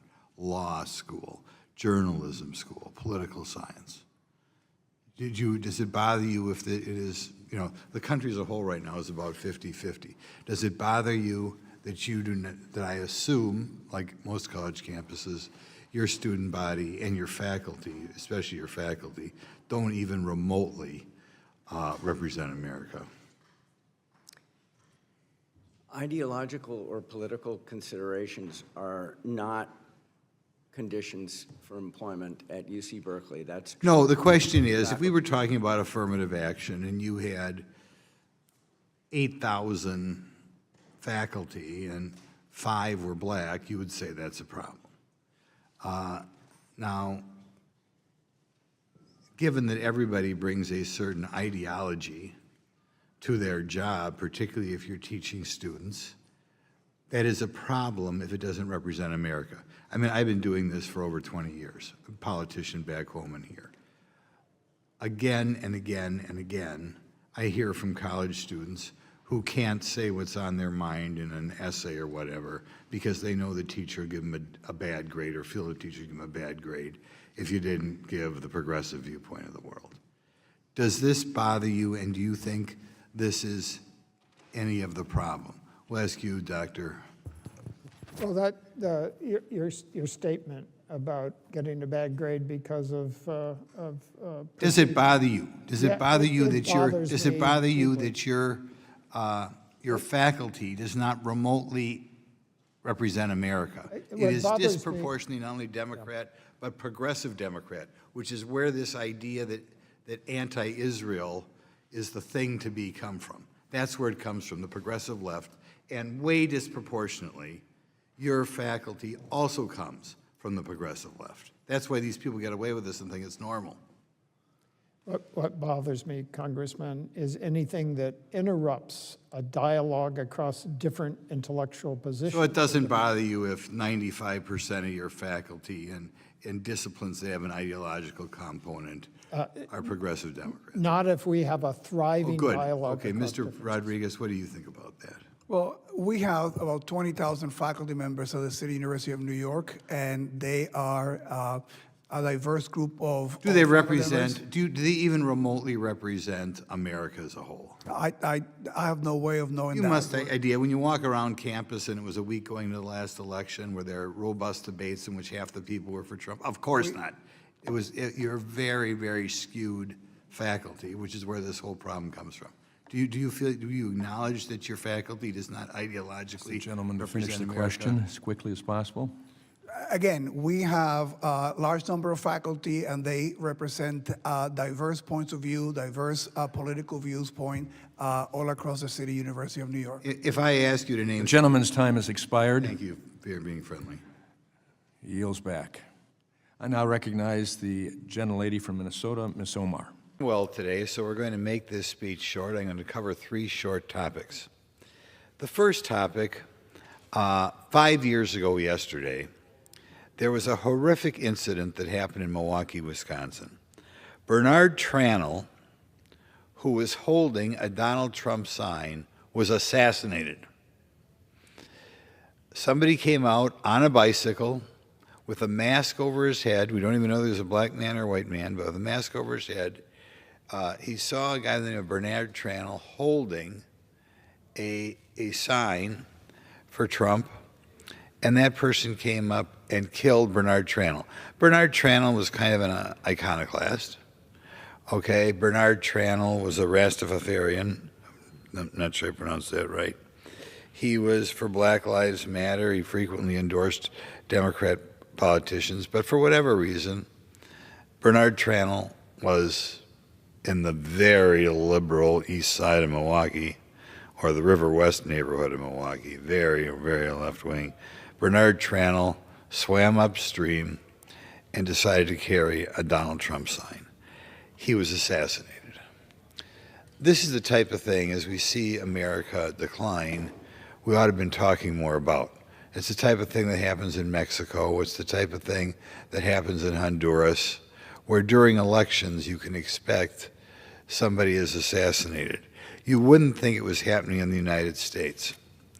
One of the things we have to take into account when we look at this situation is not only is it something you would expect to happen in a third world country, but I felt at the time the liberal establishment in Milwaukee didn't treat it different than any other murder.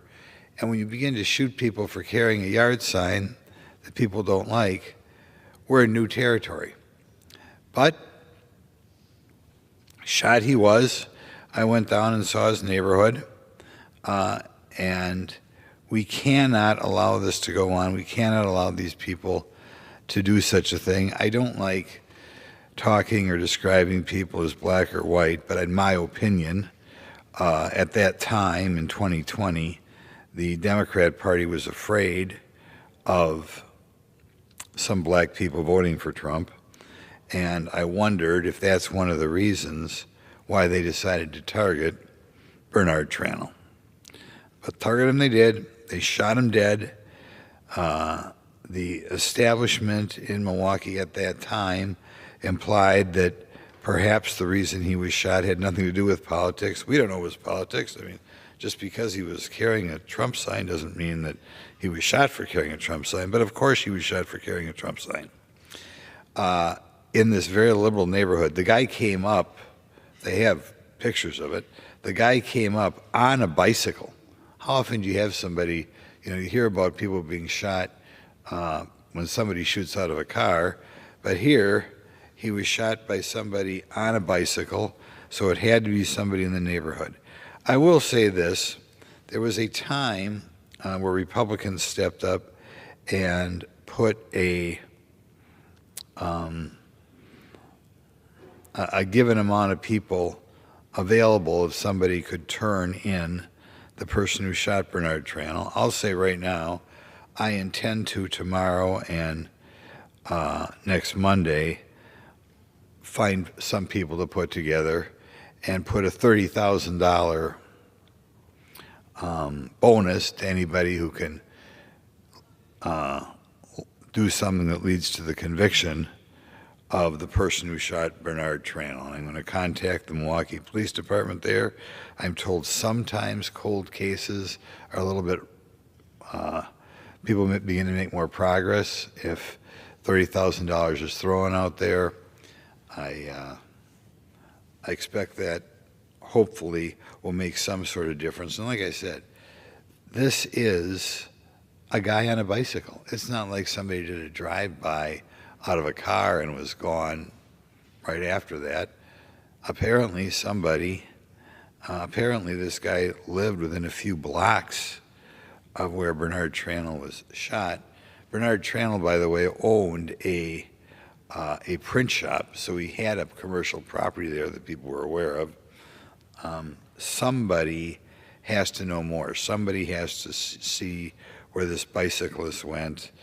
Presumably, somebody told the bicyclist, we got to kill this guy. We can't have him elevating the number of people who are voting for Donald Trump in this radical liberal area to 15 or 20%. So, but in any event, let's not forget about it. The Republican Party should never forget about Bernard Tranel. The next thing I'm going to talk about here, it kind of bothers me when I think the conservative Republican movement, of which I consider myself one, aims so low below the target. A couple weeks ago, we had a newspaper article dealing with the U.S. Supreme Court and the U.S. Supreme Court allowing children or parents to opt their children out of graphic LGBTQ books in Montgomery County, Alabama, right? Montgomery County, Maryland. And this was supposed to be a great conservative victory, that a second grade child did not have to read books that were clearly designed to promote a lifestyle, a sexual lifestyle. And the Republicans considered this a great victory. It really bothers me that Republicans considered this a great victory. Was this a great victory? Because of the Supreme Court decision, we wind up having maybe, I don't know, maybe 1 out of 20 parents who are on the ball enough to say that we are not going to allow or not going to force parents to or parents are not going to create a situation in which their children have to read LGBTQ books. That's preposterous. It never should have happened in the first place. But instead, they're pretending like this is a great victory. Another thing about this so-called great victory, 3 of the 10 judges on the U.S. Supreme Court ruled that this was no big deal. That in fact, parents shouldn't be able to object to their children reading books of a sexual nature in first or second grade or up to fifth grade, apparently. I mean, that's almost beyond belief how far down we've come as a society. And the conservative news media, Fox News, that type of thing, they thought this was a victory. Can you believe that? We're handing out LGBTQ books in first and second graders. The Supreme Court, with 3 people dissenting, 3 judges, rules that we don't have to have children go here, and if 5% or 4% of the parents opt out, that's a great victory. Is that what America has come down to? I would hope the comatose clergy in this country wake up, demand that schools not do any of this stuff, and begin to put elementary schools back where they were when I was a child, talking about reading, writing, not talking about LGBT, and not as saying it's a great victory if like 1 out of 20 parents says you don't have to give this to your kids. So let's dial it up, America. Let's dial it up, conservative news media. This was a horrific sign that 3 Supreme Court judges would have the nerve to say that parents shouldn't even be able to object to this, much less the idea that it's even in the schools in the first place to be objected to or otherwise. So there's your second issue of the day. The conservatives should wake up, you comatose people. Wake up, you comatose clergy. We do not have to have LGBTQ books in, couldn't exactly tell here. I think it's 5th grade, 4th grade, 3rd grade, and 2nd grade. I know down to 2nd grade. I mean, just unbelievable. Now, my third topic tonight, we passed the Great Big Beautiful Bill, and I voted for the Great Big Beautiful Bill. There were a lot of good things in the Great Big Beautiful Bill, but there were things that were highly questioned. And there's no question the number one defeat that I had in the Great Big Beautiful Bill was spending money on what they call low-income housing tax credits, in which a property developer, with some conditions, but was given tax credits equal to 70% of the cost of a building. In other words, he got to build a building, but the government would pay for 70% of the building. That's preposterous. Prior to us increasing the amount of credits, I felt I was in good shape. We had the Heritage Foundation editorialized against it, the Wall Street Journal editorialized against it, the Cato Institute editorialized against it. I thought all with just completely common sense, not to mention the average congressman should say it's not up to the government to pay for a private citizen's 70% of a private citizen's building. But that's what we have, and the Republicans, when the bill left the House, at that point, about $12 billion a year was spent on this. The Republicans, and we were told and given pep talks about how we're going to cut spending. Oh, man, we're going to cut spending. Wow, this is historic. Actually, increased spending on low-income housing tax credits in the House. That's preposterous. Then we sent it over to the Senate, and I was hoping, because I had a couple buddies over there around my side, that at least we'd go back to where we started in the Senate. But no, in the Senate, the free spending Republicans went up again. It's something we ought to spend a little bit more time looking at, how this was able to happen here. Why, with all the conservative think tanks types explaining it's a train wreck, why anybody with an ounce of common sense realizes it's a train wreck. The Republicans went ahead and upped spending on this program, first in the House and then in the Senate. So I hope the press corps is not going to forget about this program, and hope continues to follow it. the Washington Post, of all newspapers, pointed out, looking at about 4 or 5 different projects in the Washington, D.C. area, they found that the cost of some of these was over $1.2 million a unit. Is that possible at the time we had this supposedly tight budget? We're going to spend over $1.2 million per unit?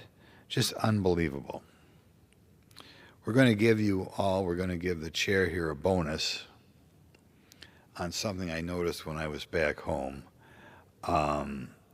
My good friend from Ohio decided to talk a little bit about all the wonderful things we could do with gambling proceeds.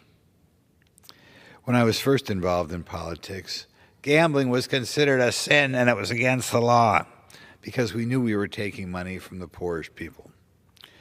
Now, at least in Wisconsin, we've gone from, I believe, 1 small casino to have to be 15 casinos, including some huge casinos. In Wisconsin, they have separate slot machines in many bars. In the helpful Wisconsin, they sell scratch-offs in gas stations throughout the district. The reason it was brought up to me, I noticed that in some of these convenience stores, they're now selling $50 scratch-offs. Can you believe the horrible state of Wisconsin is selling $50 scratch-offs? My goodness, they're just shameful the way they take advantage of the poor and the dumb. It's just horrible. I don't think we would have put up with that when I first got involved in politics, but apparently Tony Evers thinks it's a great way to get more state money in to take advantage of people who are buying $50 lottery tickets. In any event, it's maybe not the biggest problem in America, but the number of people who are losing money at these slot machines and scratch-offs is not a small number. It's not something we should be proud of. I guess I shouldn't be surprised that the Democrat Party feels it's a great way to increase funding on schools, take advantage of people. But I don't think it's a good thing. And I wish my brothers and sisters in the state legislatures would get rid of some of these ridiculous machines and ridiculous scratch-offs and stop taking advantage of the most vulnerable people in our society. Thank you very much. There's 4 different topics for you to remember. We covered the increased gambling pushed by state governments as they want to have government play a bigger and bigger role in life. We covered the ridiculous Republicans who think it's a victory that 3 Supreme Court judges ruled that you have to allow LGBTQ books in 2nd or 3rd grade. We covered Bernard Trannell, the poor guy who was assassinated for carrying a Trump sign 5 years ago yesterday, and we covered the low-income housing tax credits. I think the most questionable program in our Internal Revenue Code and probably in federal law altogether. Thank you very much. A few more. Again, I want to thank our witnesses. You've been very patient, very good. We appreciate you being here. We're going to start with the gentleman from Wisconsin, then we'll go to the gentleman from North Carolina, unless a member of the minority party shows up, then we'll go with them, and we'll finish up from there. So the gentleman from Wisconsin is recognized for 5 minutes. It's my opinion. First of all, I had a few comments I wanted to have for Mr. Brang, do you call it, before he left. And I have always known there's certain things you think about the English. I know we can't stereotype today, but when you think of the English, you think of irreverence, you think of accepting of eccentricities, right? You think of their dry sense of humor. There is if we had to crack down on free speech in any country in the world, the country we'd lose the most in is if we crack down on free speech in England, because they are great, aren't they? So there's just a general comment. Now, Mr. Price, there are a variety of things we're trying to get at in this hearing, and some of it is financial and how regulations can hurt companies. But I think the most important thing is to wake up the world in what's going on in Britain, okay, and other countries in Europe. I don't think the average American is aware of that.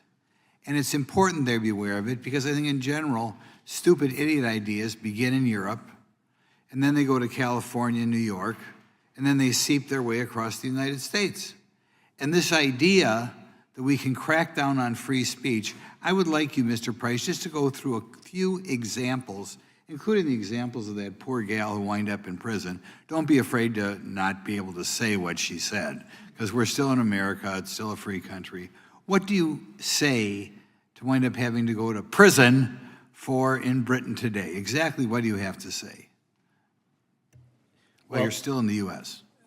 Yes, sir. I am going back to the UK, though, and after what happened to my fellow Irishman, Graham Lenihan, I might just be careful.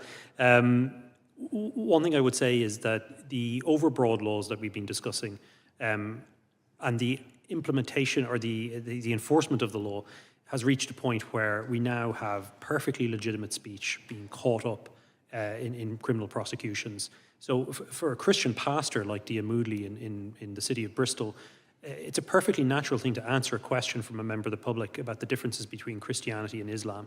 And the fact that he was ultimately arrested under the Public Order Act there for stirring up religious hatred, which a charge they later dropped, and not the people who were assaulting him, gives us an idea of how bad things have gotten in the UK. And we were delighted, of course, that Vice President Vance, in his Munich Security Conference speech, drew attention to this other class of cases involving prosecutions for praying silently or for holding a sign offering consensual conversations in the vicinity of abortion clinics, which is an extraordinary assault on freedom of speech and, I would say, freedom of religion as well. Okay, when I was looking this up, I didn't know what she said. Apparently, she was critical of a mass murder whose ancestors came from Rwanda. It's now against the law to point that out in Great Britain, apparently. Yes, that's the case of Lucy Connolly. Lucy Connolly tweeted a tweet where some of us, or I think most people would probably disagree with what she said. She disagreed with it herself. She took it down 3.5 hours later. It was, as Mr. Farage said, in a moment of great tension and great personal stress. And for that, she received a 32-month sentence. And she had been released since, but she was prevented from attending this hearing, which I think is a real shame. Last week in the United States, we had a horrible murder, and I think it was a Catholic school in Minnesota. The murderer happened to be a transgender. Would that be illegal to point out in England? If you were, you could very readily see that it could be regarded strong criticism. He was a very bitter, angry person. Yes. Could we point out that, you know, maybe that had something to do with transgender? Could people have that opinion in Britain? If I were advising people, and this is the chilling effect in action, I would say think very carefully before posting criticism of what happened, that tragedy in the school in England, because you could be accused very easily of stirring up hatred against a group of people. Stirring up hatred? I mean, that's just preposterous. What is hatred? I don't even know what hatred is. This is an ongoing discussion among lawyers in relation to is there any, just so you know, in your understanding, Mr. Reed, is there any, doesn't free speech means I can say things that maybe imply I hate somebody? Can I hate somebody? Is that against the law? No. Really, I think that's a question that Mr. Price is probably better to handle. Controversial. Maybe I can't. Well, thank God I'm the type of person who's never hated anybody in my life. But if I was a different sort of person, would it be against the law to say I hate somebody? Well, the difficulty with it is that we've seen again and again legitimate Christian beliefs being described as hatred when it comes to the definition of marriage, when it comes to sexual relations. Would it be the easiest thing is to just to enforce the First Amendment and say we can say whatever we want to say? Go back to Old English? What I would say is you're well blessed in this country to have the extraordinary protections of the First Amendment, and I really do wish we had something similar in Europe. Well, next time you get back to Europe, straighten them out, kick them in the butt. Okay, thanks. Yes, sir. Gentleman yields back. Gentlelady from Texas, who joined us for part of our visit to the European, to Europe. We appreciate that. Recognized for 5 minutes. Yes, I hate that I didn't get to reminisce with our good friend, Mr. Farage. But nevertheless, For 1 minute to revise and extend my remarks. For that, the gentleman's recognized for 1 minute. A lot has been said the last few days about the horrible assassination of Charlie Kirk. I was able to attend 2 ceremonies over the weekend in which people gathered to memorialize him.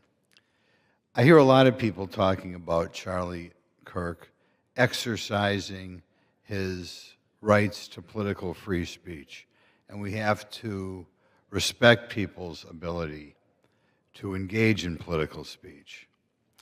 I think if you look at some of his videos, and certainly if you attended these ceremonies, Charlie Kirk was much more a religious person than a political person.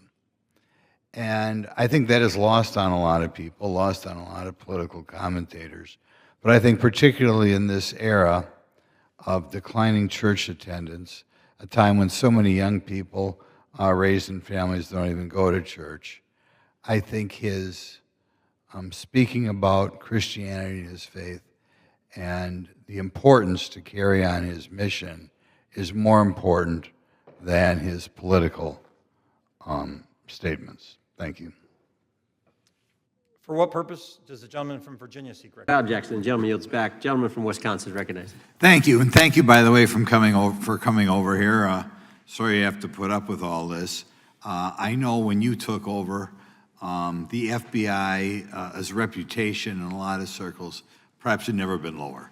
I mean, part of that is brazen involvement in political activity, the Foreign Influence Task Force, you know, getting involved and trying to suppress news stories in the New York Post, Crossfire Hurricane coming up with bogus stories to try to flip the 2016 election, FBI downplaying the stories of Hillary Clinton's emails in the 2016 election. That's their overt involvement in political activity. I think a strong anti-religious bias. We talked about stories of an anti-Catholic bias in there. I know I've talked to people about horrific overreaction at the big Hindu temple in New Jersey, in which, just so people understand, you had a rectory in the temple area, the religious leaders, you know, taken out at gunpoint, big problems. And I think finally the FBI trying to turn America's viewpoint on certain political issues. And when I talk about that, I'm talking about what was done in Mexico with regard to shipping weapons, fast and furious, shipping weapons into Mexico in an effort, I think, to try to turn the Americans against the First Amendment. But in any event, what scares me is, and all these horrible things that were done in the past, there were individual FBI agents who participated in them, in which apparently their supervisors told them this was okay or even admirable. And what I'm going to ask you, are you able to do anything to make sure that in the future these corrupted FBI agents understand the importance of religion in our life, and they're not to view it with suspicion? They understand parental rights and the idea that traditionally in America, parents have the ability to object when their young 5 or 6 year old children or year-old or very young children are getting what most people consider highly inappropriate sexual contact. What are we doing there to try to make sure we don't have problems with these FBI agents again, or make sure that in the future administrations, they would object if they are asked to behave in such a immoral fashion? 2 things. If you are corrupt, you don't work at the FBI. It's that simple. So we don't tolerate any form of corruption or any deviation from our high standards, whether you're an agent, an intel analyst, or whatnot. And just to show the American public the resurrection that the FBI has had in these last 7 months, you don't have to believe me. Our applicant pool has doubled month over month, every year, from the highest point it's ever been. More people want to work at this FBI than ever before in U.S. history. I'm sure that's because of you, and you're kind of anticipating my next question. I talk to retired FBI agents in my area who sometimes retired in part because they hated the woke, anti-conservative culture at the FBI. And they are concerned, the retiring agents, about new agents, not on your watch, but before this, being corrupted in the universities before they were hired, and they are very worried about what will happen with the new agents. So I think you're answering my question. Do you feel you'll be able to a certain extent solve the problem of inappropriately woke agents filling up the agency in the past, because now you're going to have a larger pool to draw from? Everybody that comes to work at the FBI is allowed to have their own belief system, but they're not allowed to bring that belief system into the workplace. And anyone that does won't work at the FBI. Okay, very good. Now, recently, there's another potential scandal, I guess, a politically motivated thing, Arctic frost. Do you want to comment on that? And it appears one more time as perhaps the FBI was getting involved in what would normally be considered political events. We are not getting involved in political events, except this one. Okay. And final thing, with regard to prejudice against Catholics, what happened in the big Hindu temple there in New Jersey? Do you think, has anybody ever apologized to the Catholic Church or apologized to that temple? I don't know, sir. Okay. Is that something you think would be perhaps a good idea to do in the future? I think leadership should address it. Thank you. Gentlemen, time has expired. Gentleman yields back the. Thank you very much. I'll point out this idea of crime going up or down. Crime, it depends what year you take as your base year. I guess in Washington, D.C., the all-time high was in 1992, where we had 482 murders. That's just almost beyond belief. Last year, we had 187. If you go back 10 years to 2014, we had 105. So you could say the murder rate almost doubled, or you could look at what we were at 220 and say it fell dramatically. But in any event, I think the number of murders in Washington, D.C. is an embarrassment. The amount of crime is an embarrassment. I guess the thing is what we're doing to solve it, and we just heard 4 experts apparently on the topic give their opinion. I sometimes, when I'm back in my district, which is not Washington, D.C., do ride-alongs with local police, local sheriffs, local police, what have you. And I ask them what the causes of crime, and almost uniformly they talk about the breakdown in the family and how families are not as strong as they once were, is how they're not fathers in the family. And I think if you look at statistics, which are hard to find on the background of people committing crimes, you frequently look at what I would describe as weak families and fatherless families. Nevertheless, 4 of you in your prepared statements and talked about what we're doing to reduce crime.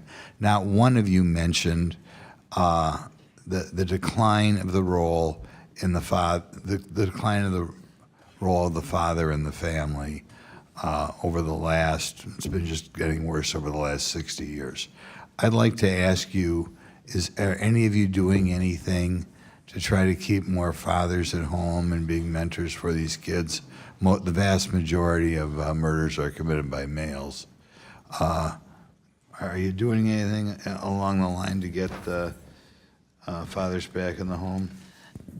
Congressman, let me answer that by saying and I know that I focused a lot on our law enforcement efforts, but we commit to and invest in a lot of prevention efforts as well, from incredible and effective funding of our public schools to our... Yeah, I only got 5 minutes. We got to address the topic. What Yes. are we doing to get fathers in the home?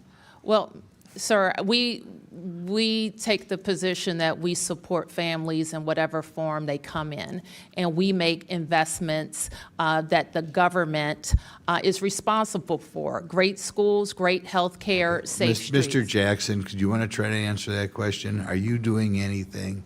Yes, Talk about the importance a major priority for funding for community violence intervention programs focus directly on mentorship with young men.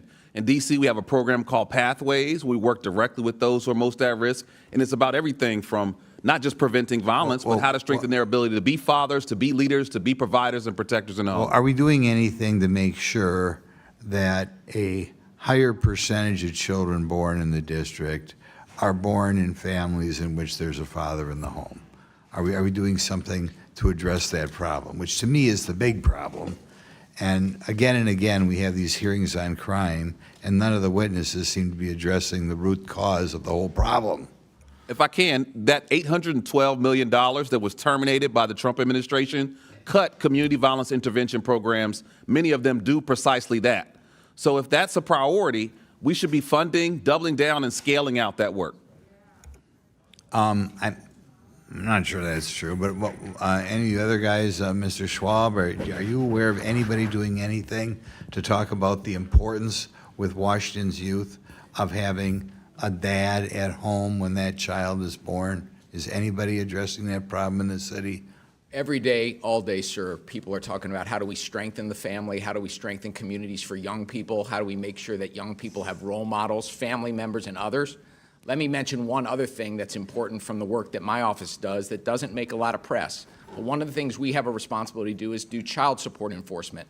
And we know that that's not the problem. The problem non-custodial- is we don't need a guy paying child support or having his wages garnished. The problem is we need a guy in the home. So what are we doing about getting the guy in the home? We're trying to make sure in the enforcement of our child support rules that we are lowering the friction between non-custodial parents and custodial parents so that kids raised in the home have So we're both not parents addressing the engaged. problem. Okay, thank you. Well, I don't agree that we're not addressing the problem at all.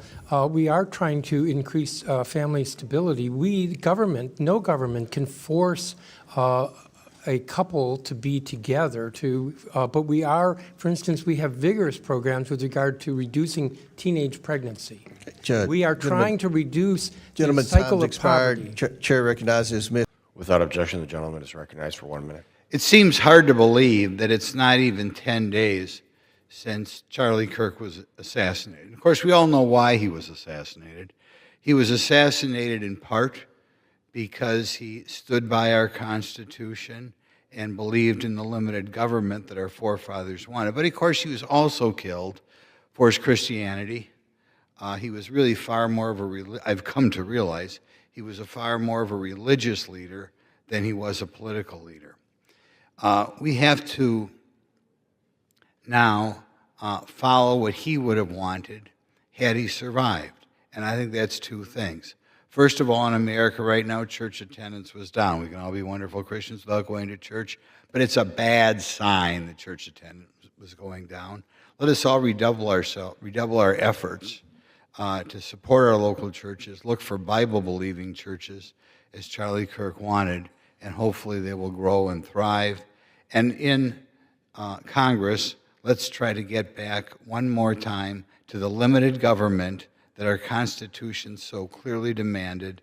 We'll stop asking the federal government to add another program after program after program, but instead have the type of government that encourages self-reliance and strong families. Thank you.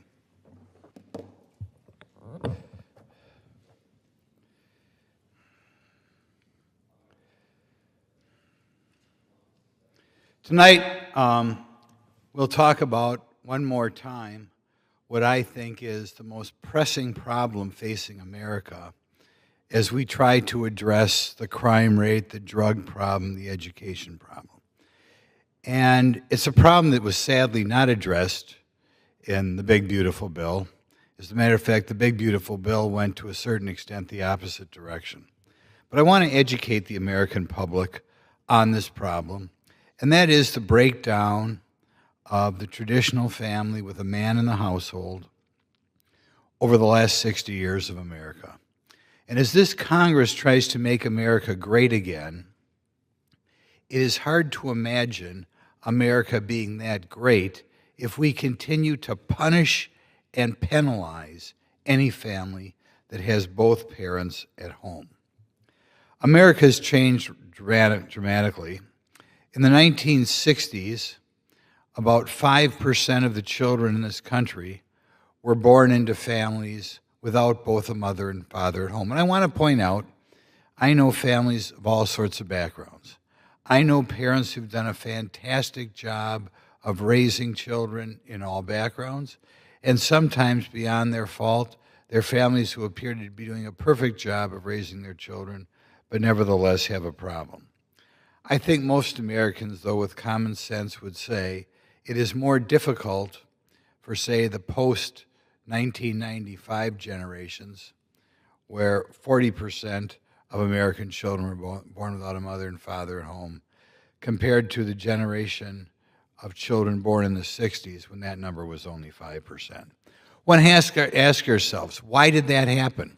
And sometimes when I talk to people back home, they mention the decline in religion, and maybe that's why we shot up from 5% to 40%. But actually, if you look at the programs the government authors, and I'm going to reference George Gilder a little bit here, who was a great sociologist, if I can call him that, who wrote Wealth and Poverty in 1980. He looked at families, single-parent families, to see if he had any observations. And the families he looked at were specifically from the poorer parts of Albany, New York. And at the time a woman got pregnant, if the family was not a married group, they began to collect benefits. And it was not a panic situation in which, how are we going to support the child? What are we going to do? Are we going to have to live with your parents? What are we going to do? It was kind of gleeful as they went from government office to government office, getting their low-income housing, getting their free health care, getting their free college education if they wanted to go to college, food stamps, like I said, free apartment, which I think is the most generous giveaway of all.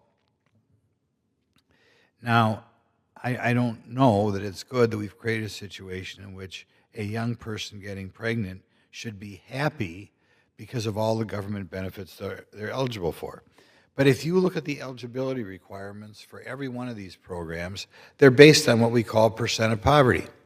And if you have somebody in the household, let's say it could be a woman, could be a man, if a man is in the household, you could penalize that family by easily $25,000 or $30,000 cash for having both parents in a home.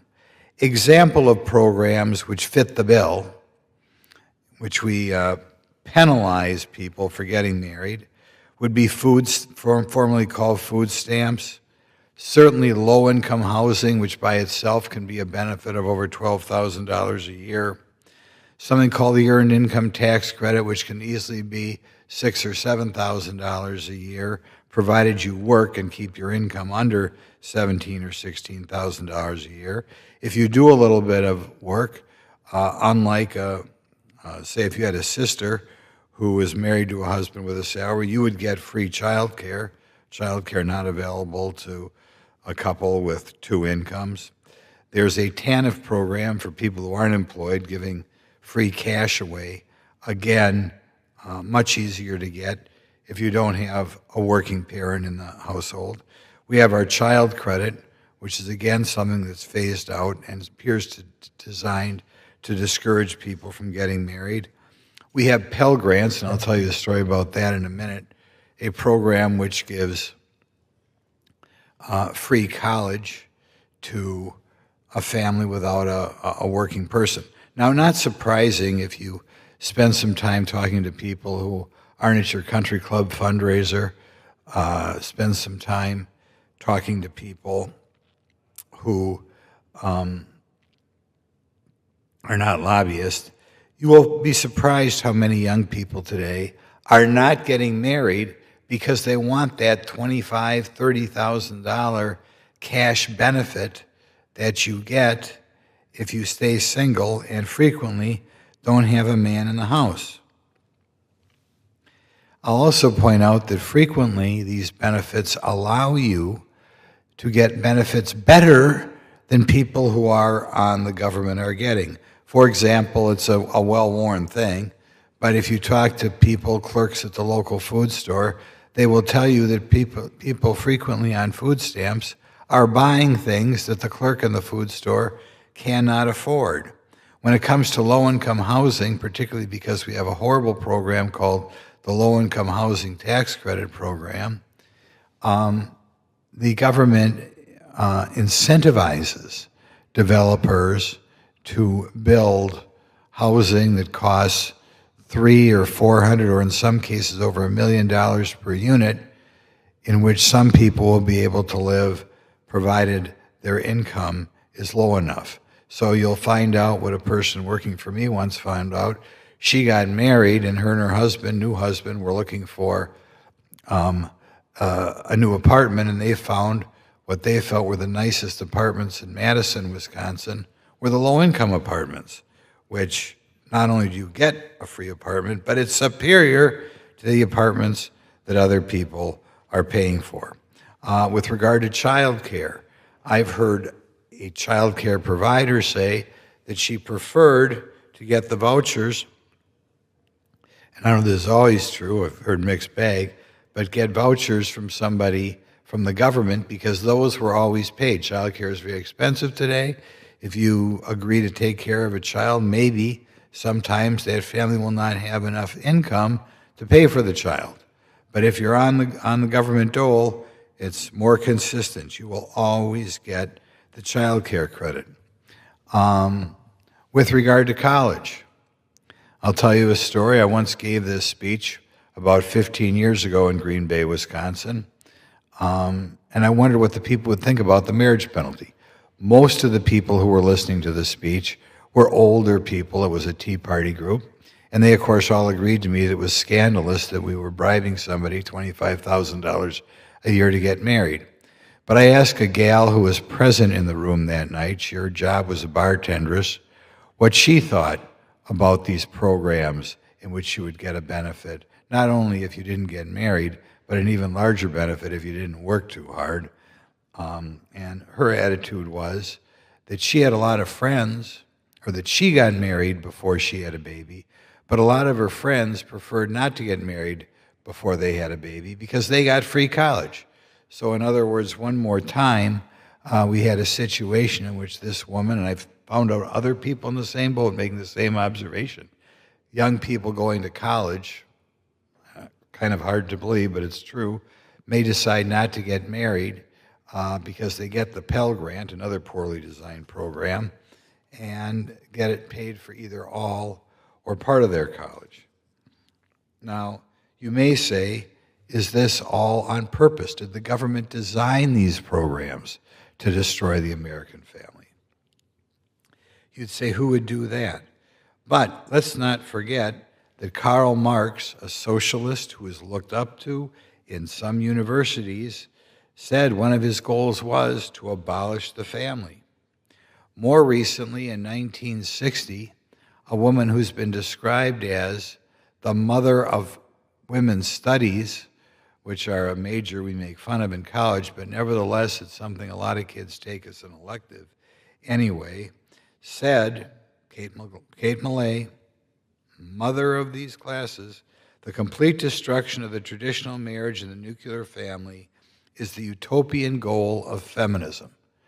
I have a feeling a lot of people don't realize that the utopian goal of feminism was to get rid of the nuclear family. But obviously, Kate Millay's successors are probably thrilled that we penalize married couples $25,000, $30,000 for getting married.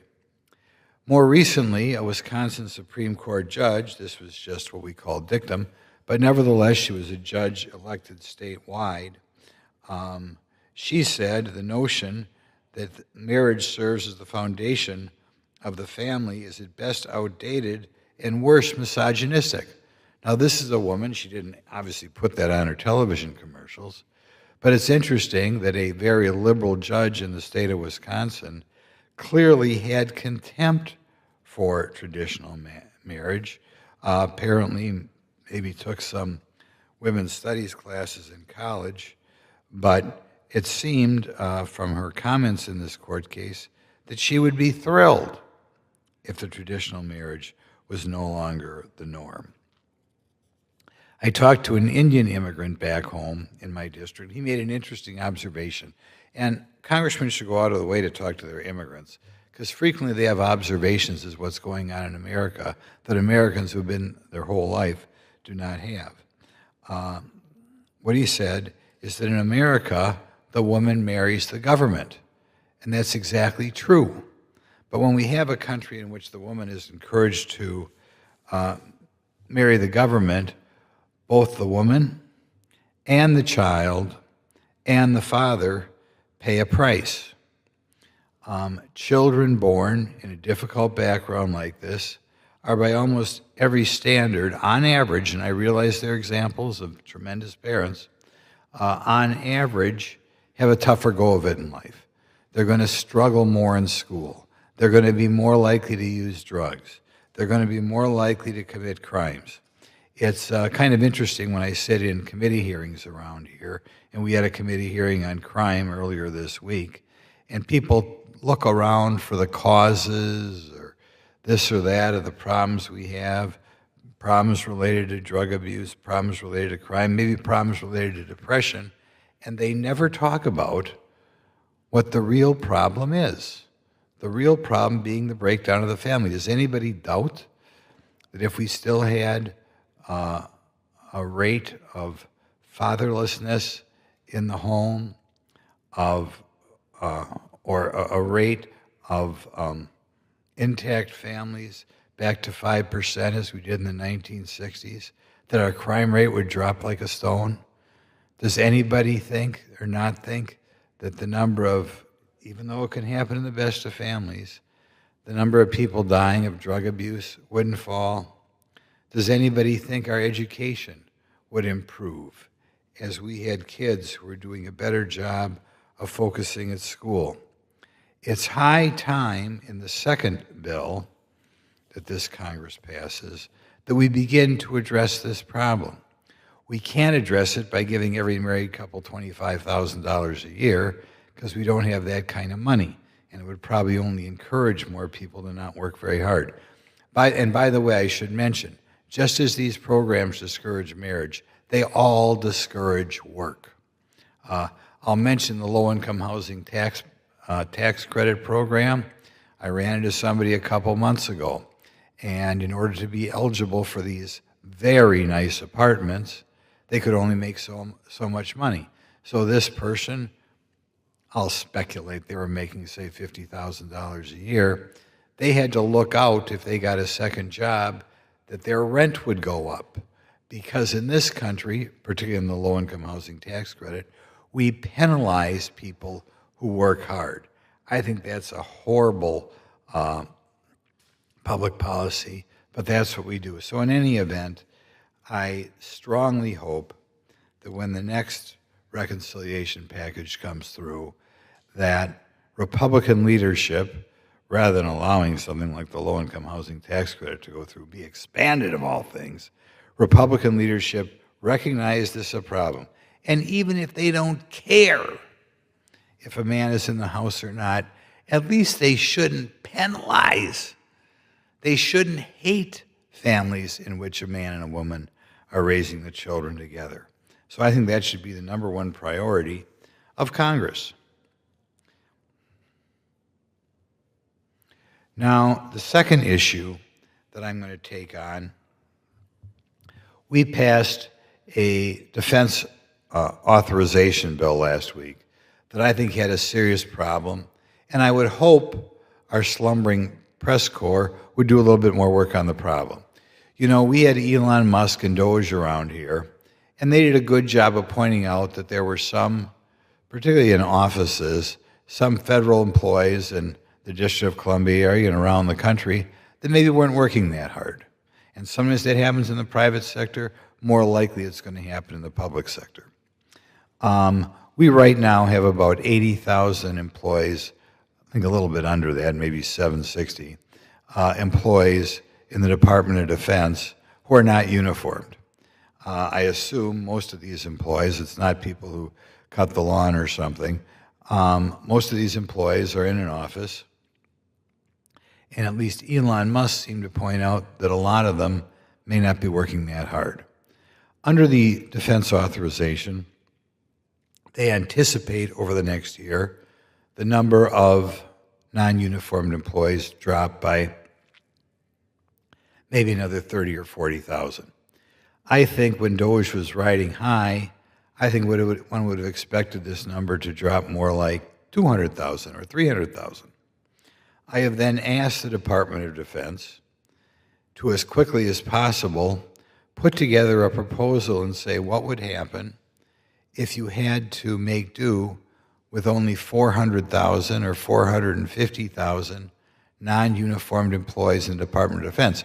And I'll point out a lot of these employees are making over $100,000, $150,000 a year with anecdotal evidence they do very little. You know, one of the reasons Congress is so irresponsible is our press corps is asleep. But I hope our press corps digs into this situation a little bit, publicize how many people we have working in desk jobs in the Pentagon, desk jobs in which they are not in uniform, and questions whether this is really necessary, and we can see whether there are significant savings here. Some of the money, of course, will not just go to reducing our debt, but insofar as we find excess people around here, I think we are not prepared enough in this country for hypersonic missiles. I don't think we have an Iron Dome type Israel situation in which we are prepared for other sorts of missiles. And the reason we're not prepared is I think we have way too many people working not as hard as they could in the Pentagon. So I'm going to ask the press corps to wake up and ask people about that, just as I'm asking the press corps to wake up and ask congressmen whether it's appropriate that we penalize married couples by $25,000 or $35,000 a year because they got married, as opposed to their siblings who may not have gotten married. There's one other thing I want to comment on tonight. And I was listening to a television program on one of the big conservative networks and listened to a commentator make fun of socialism and talk how much better capitalism was. But I don't think she had a good handle on why capitalism is good.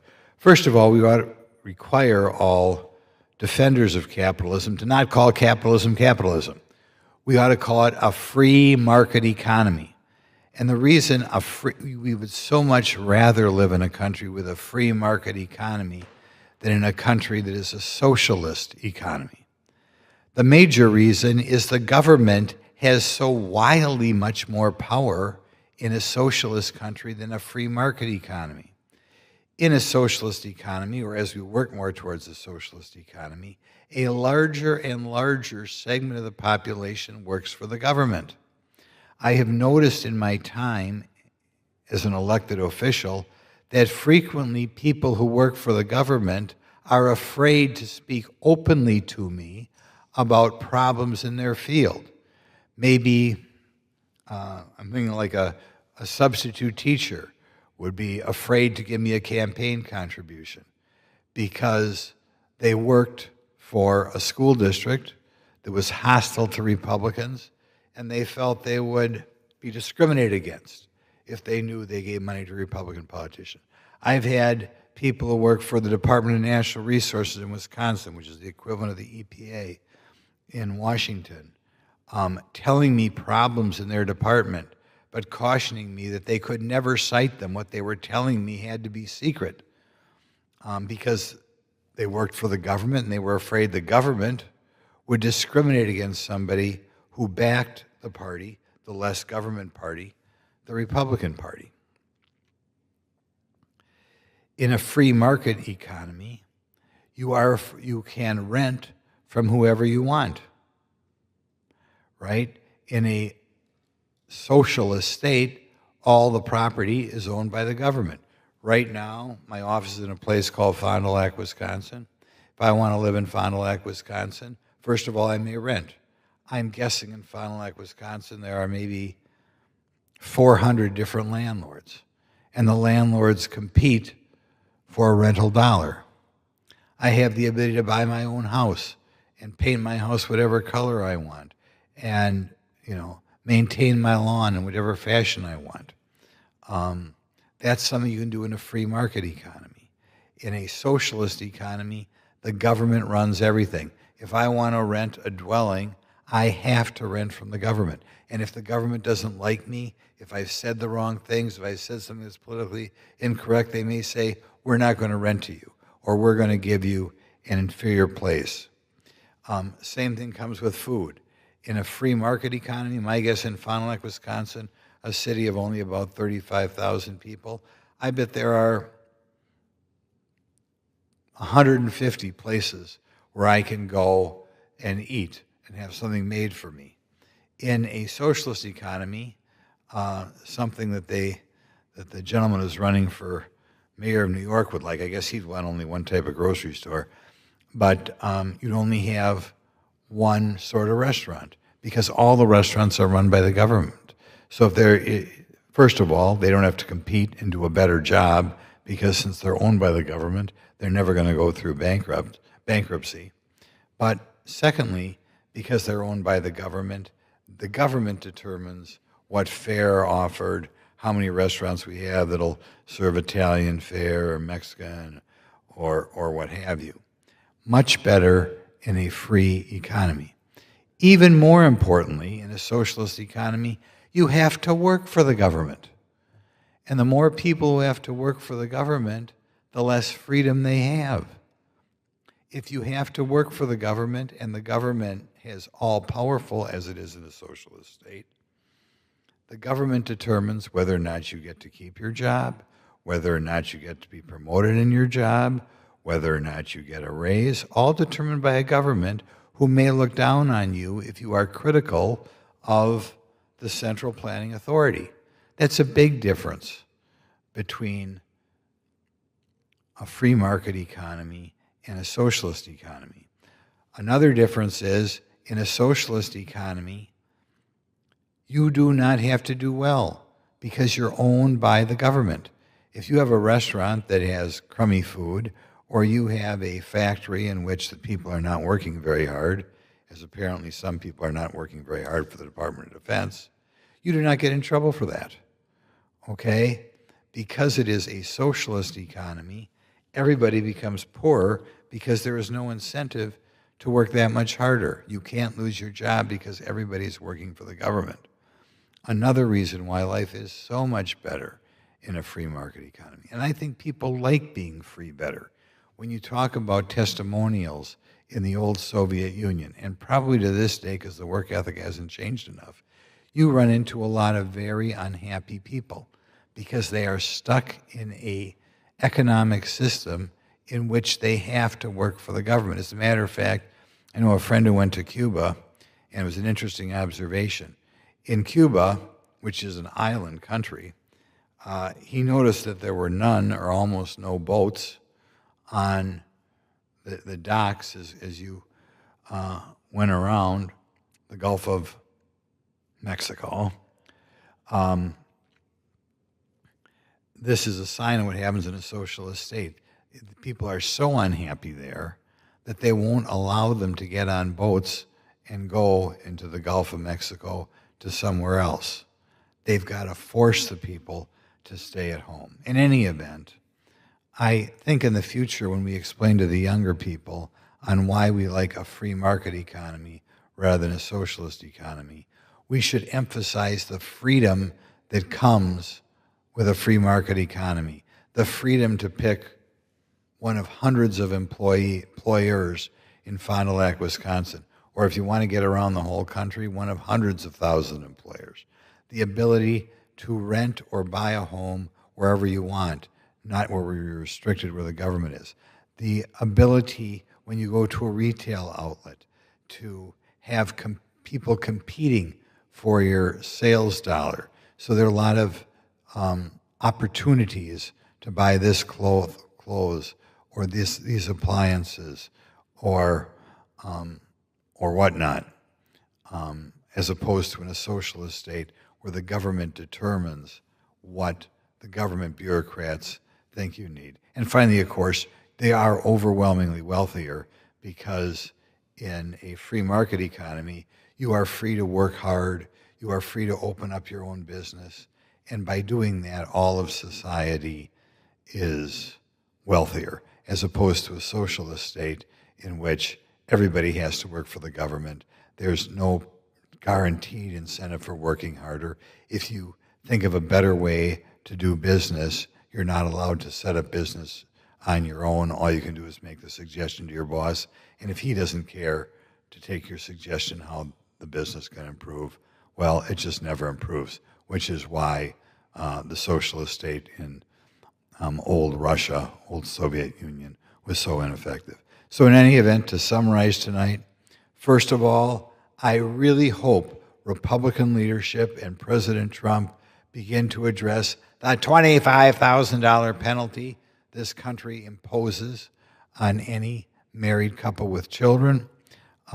Secondly, I hope Republicans point out when they talk about the difference between socialism and what they refer to as capitalism, that the major difference is the freedom that comes from a free market economy. And finally, I hope the press corps pays attention to the huge number of non-uniformed employees in the Department of Defense and what the current administration is doing about it. Thank you very much. Does the gentleman have a motion?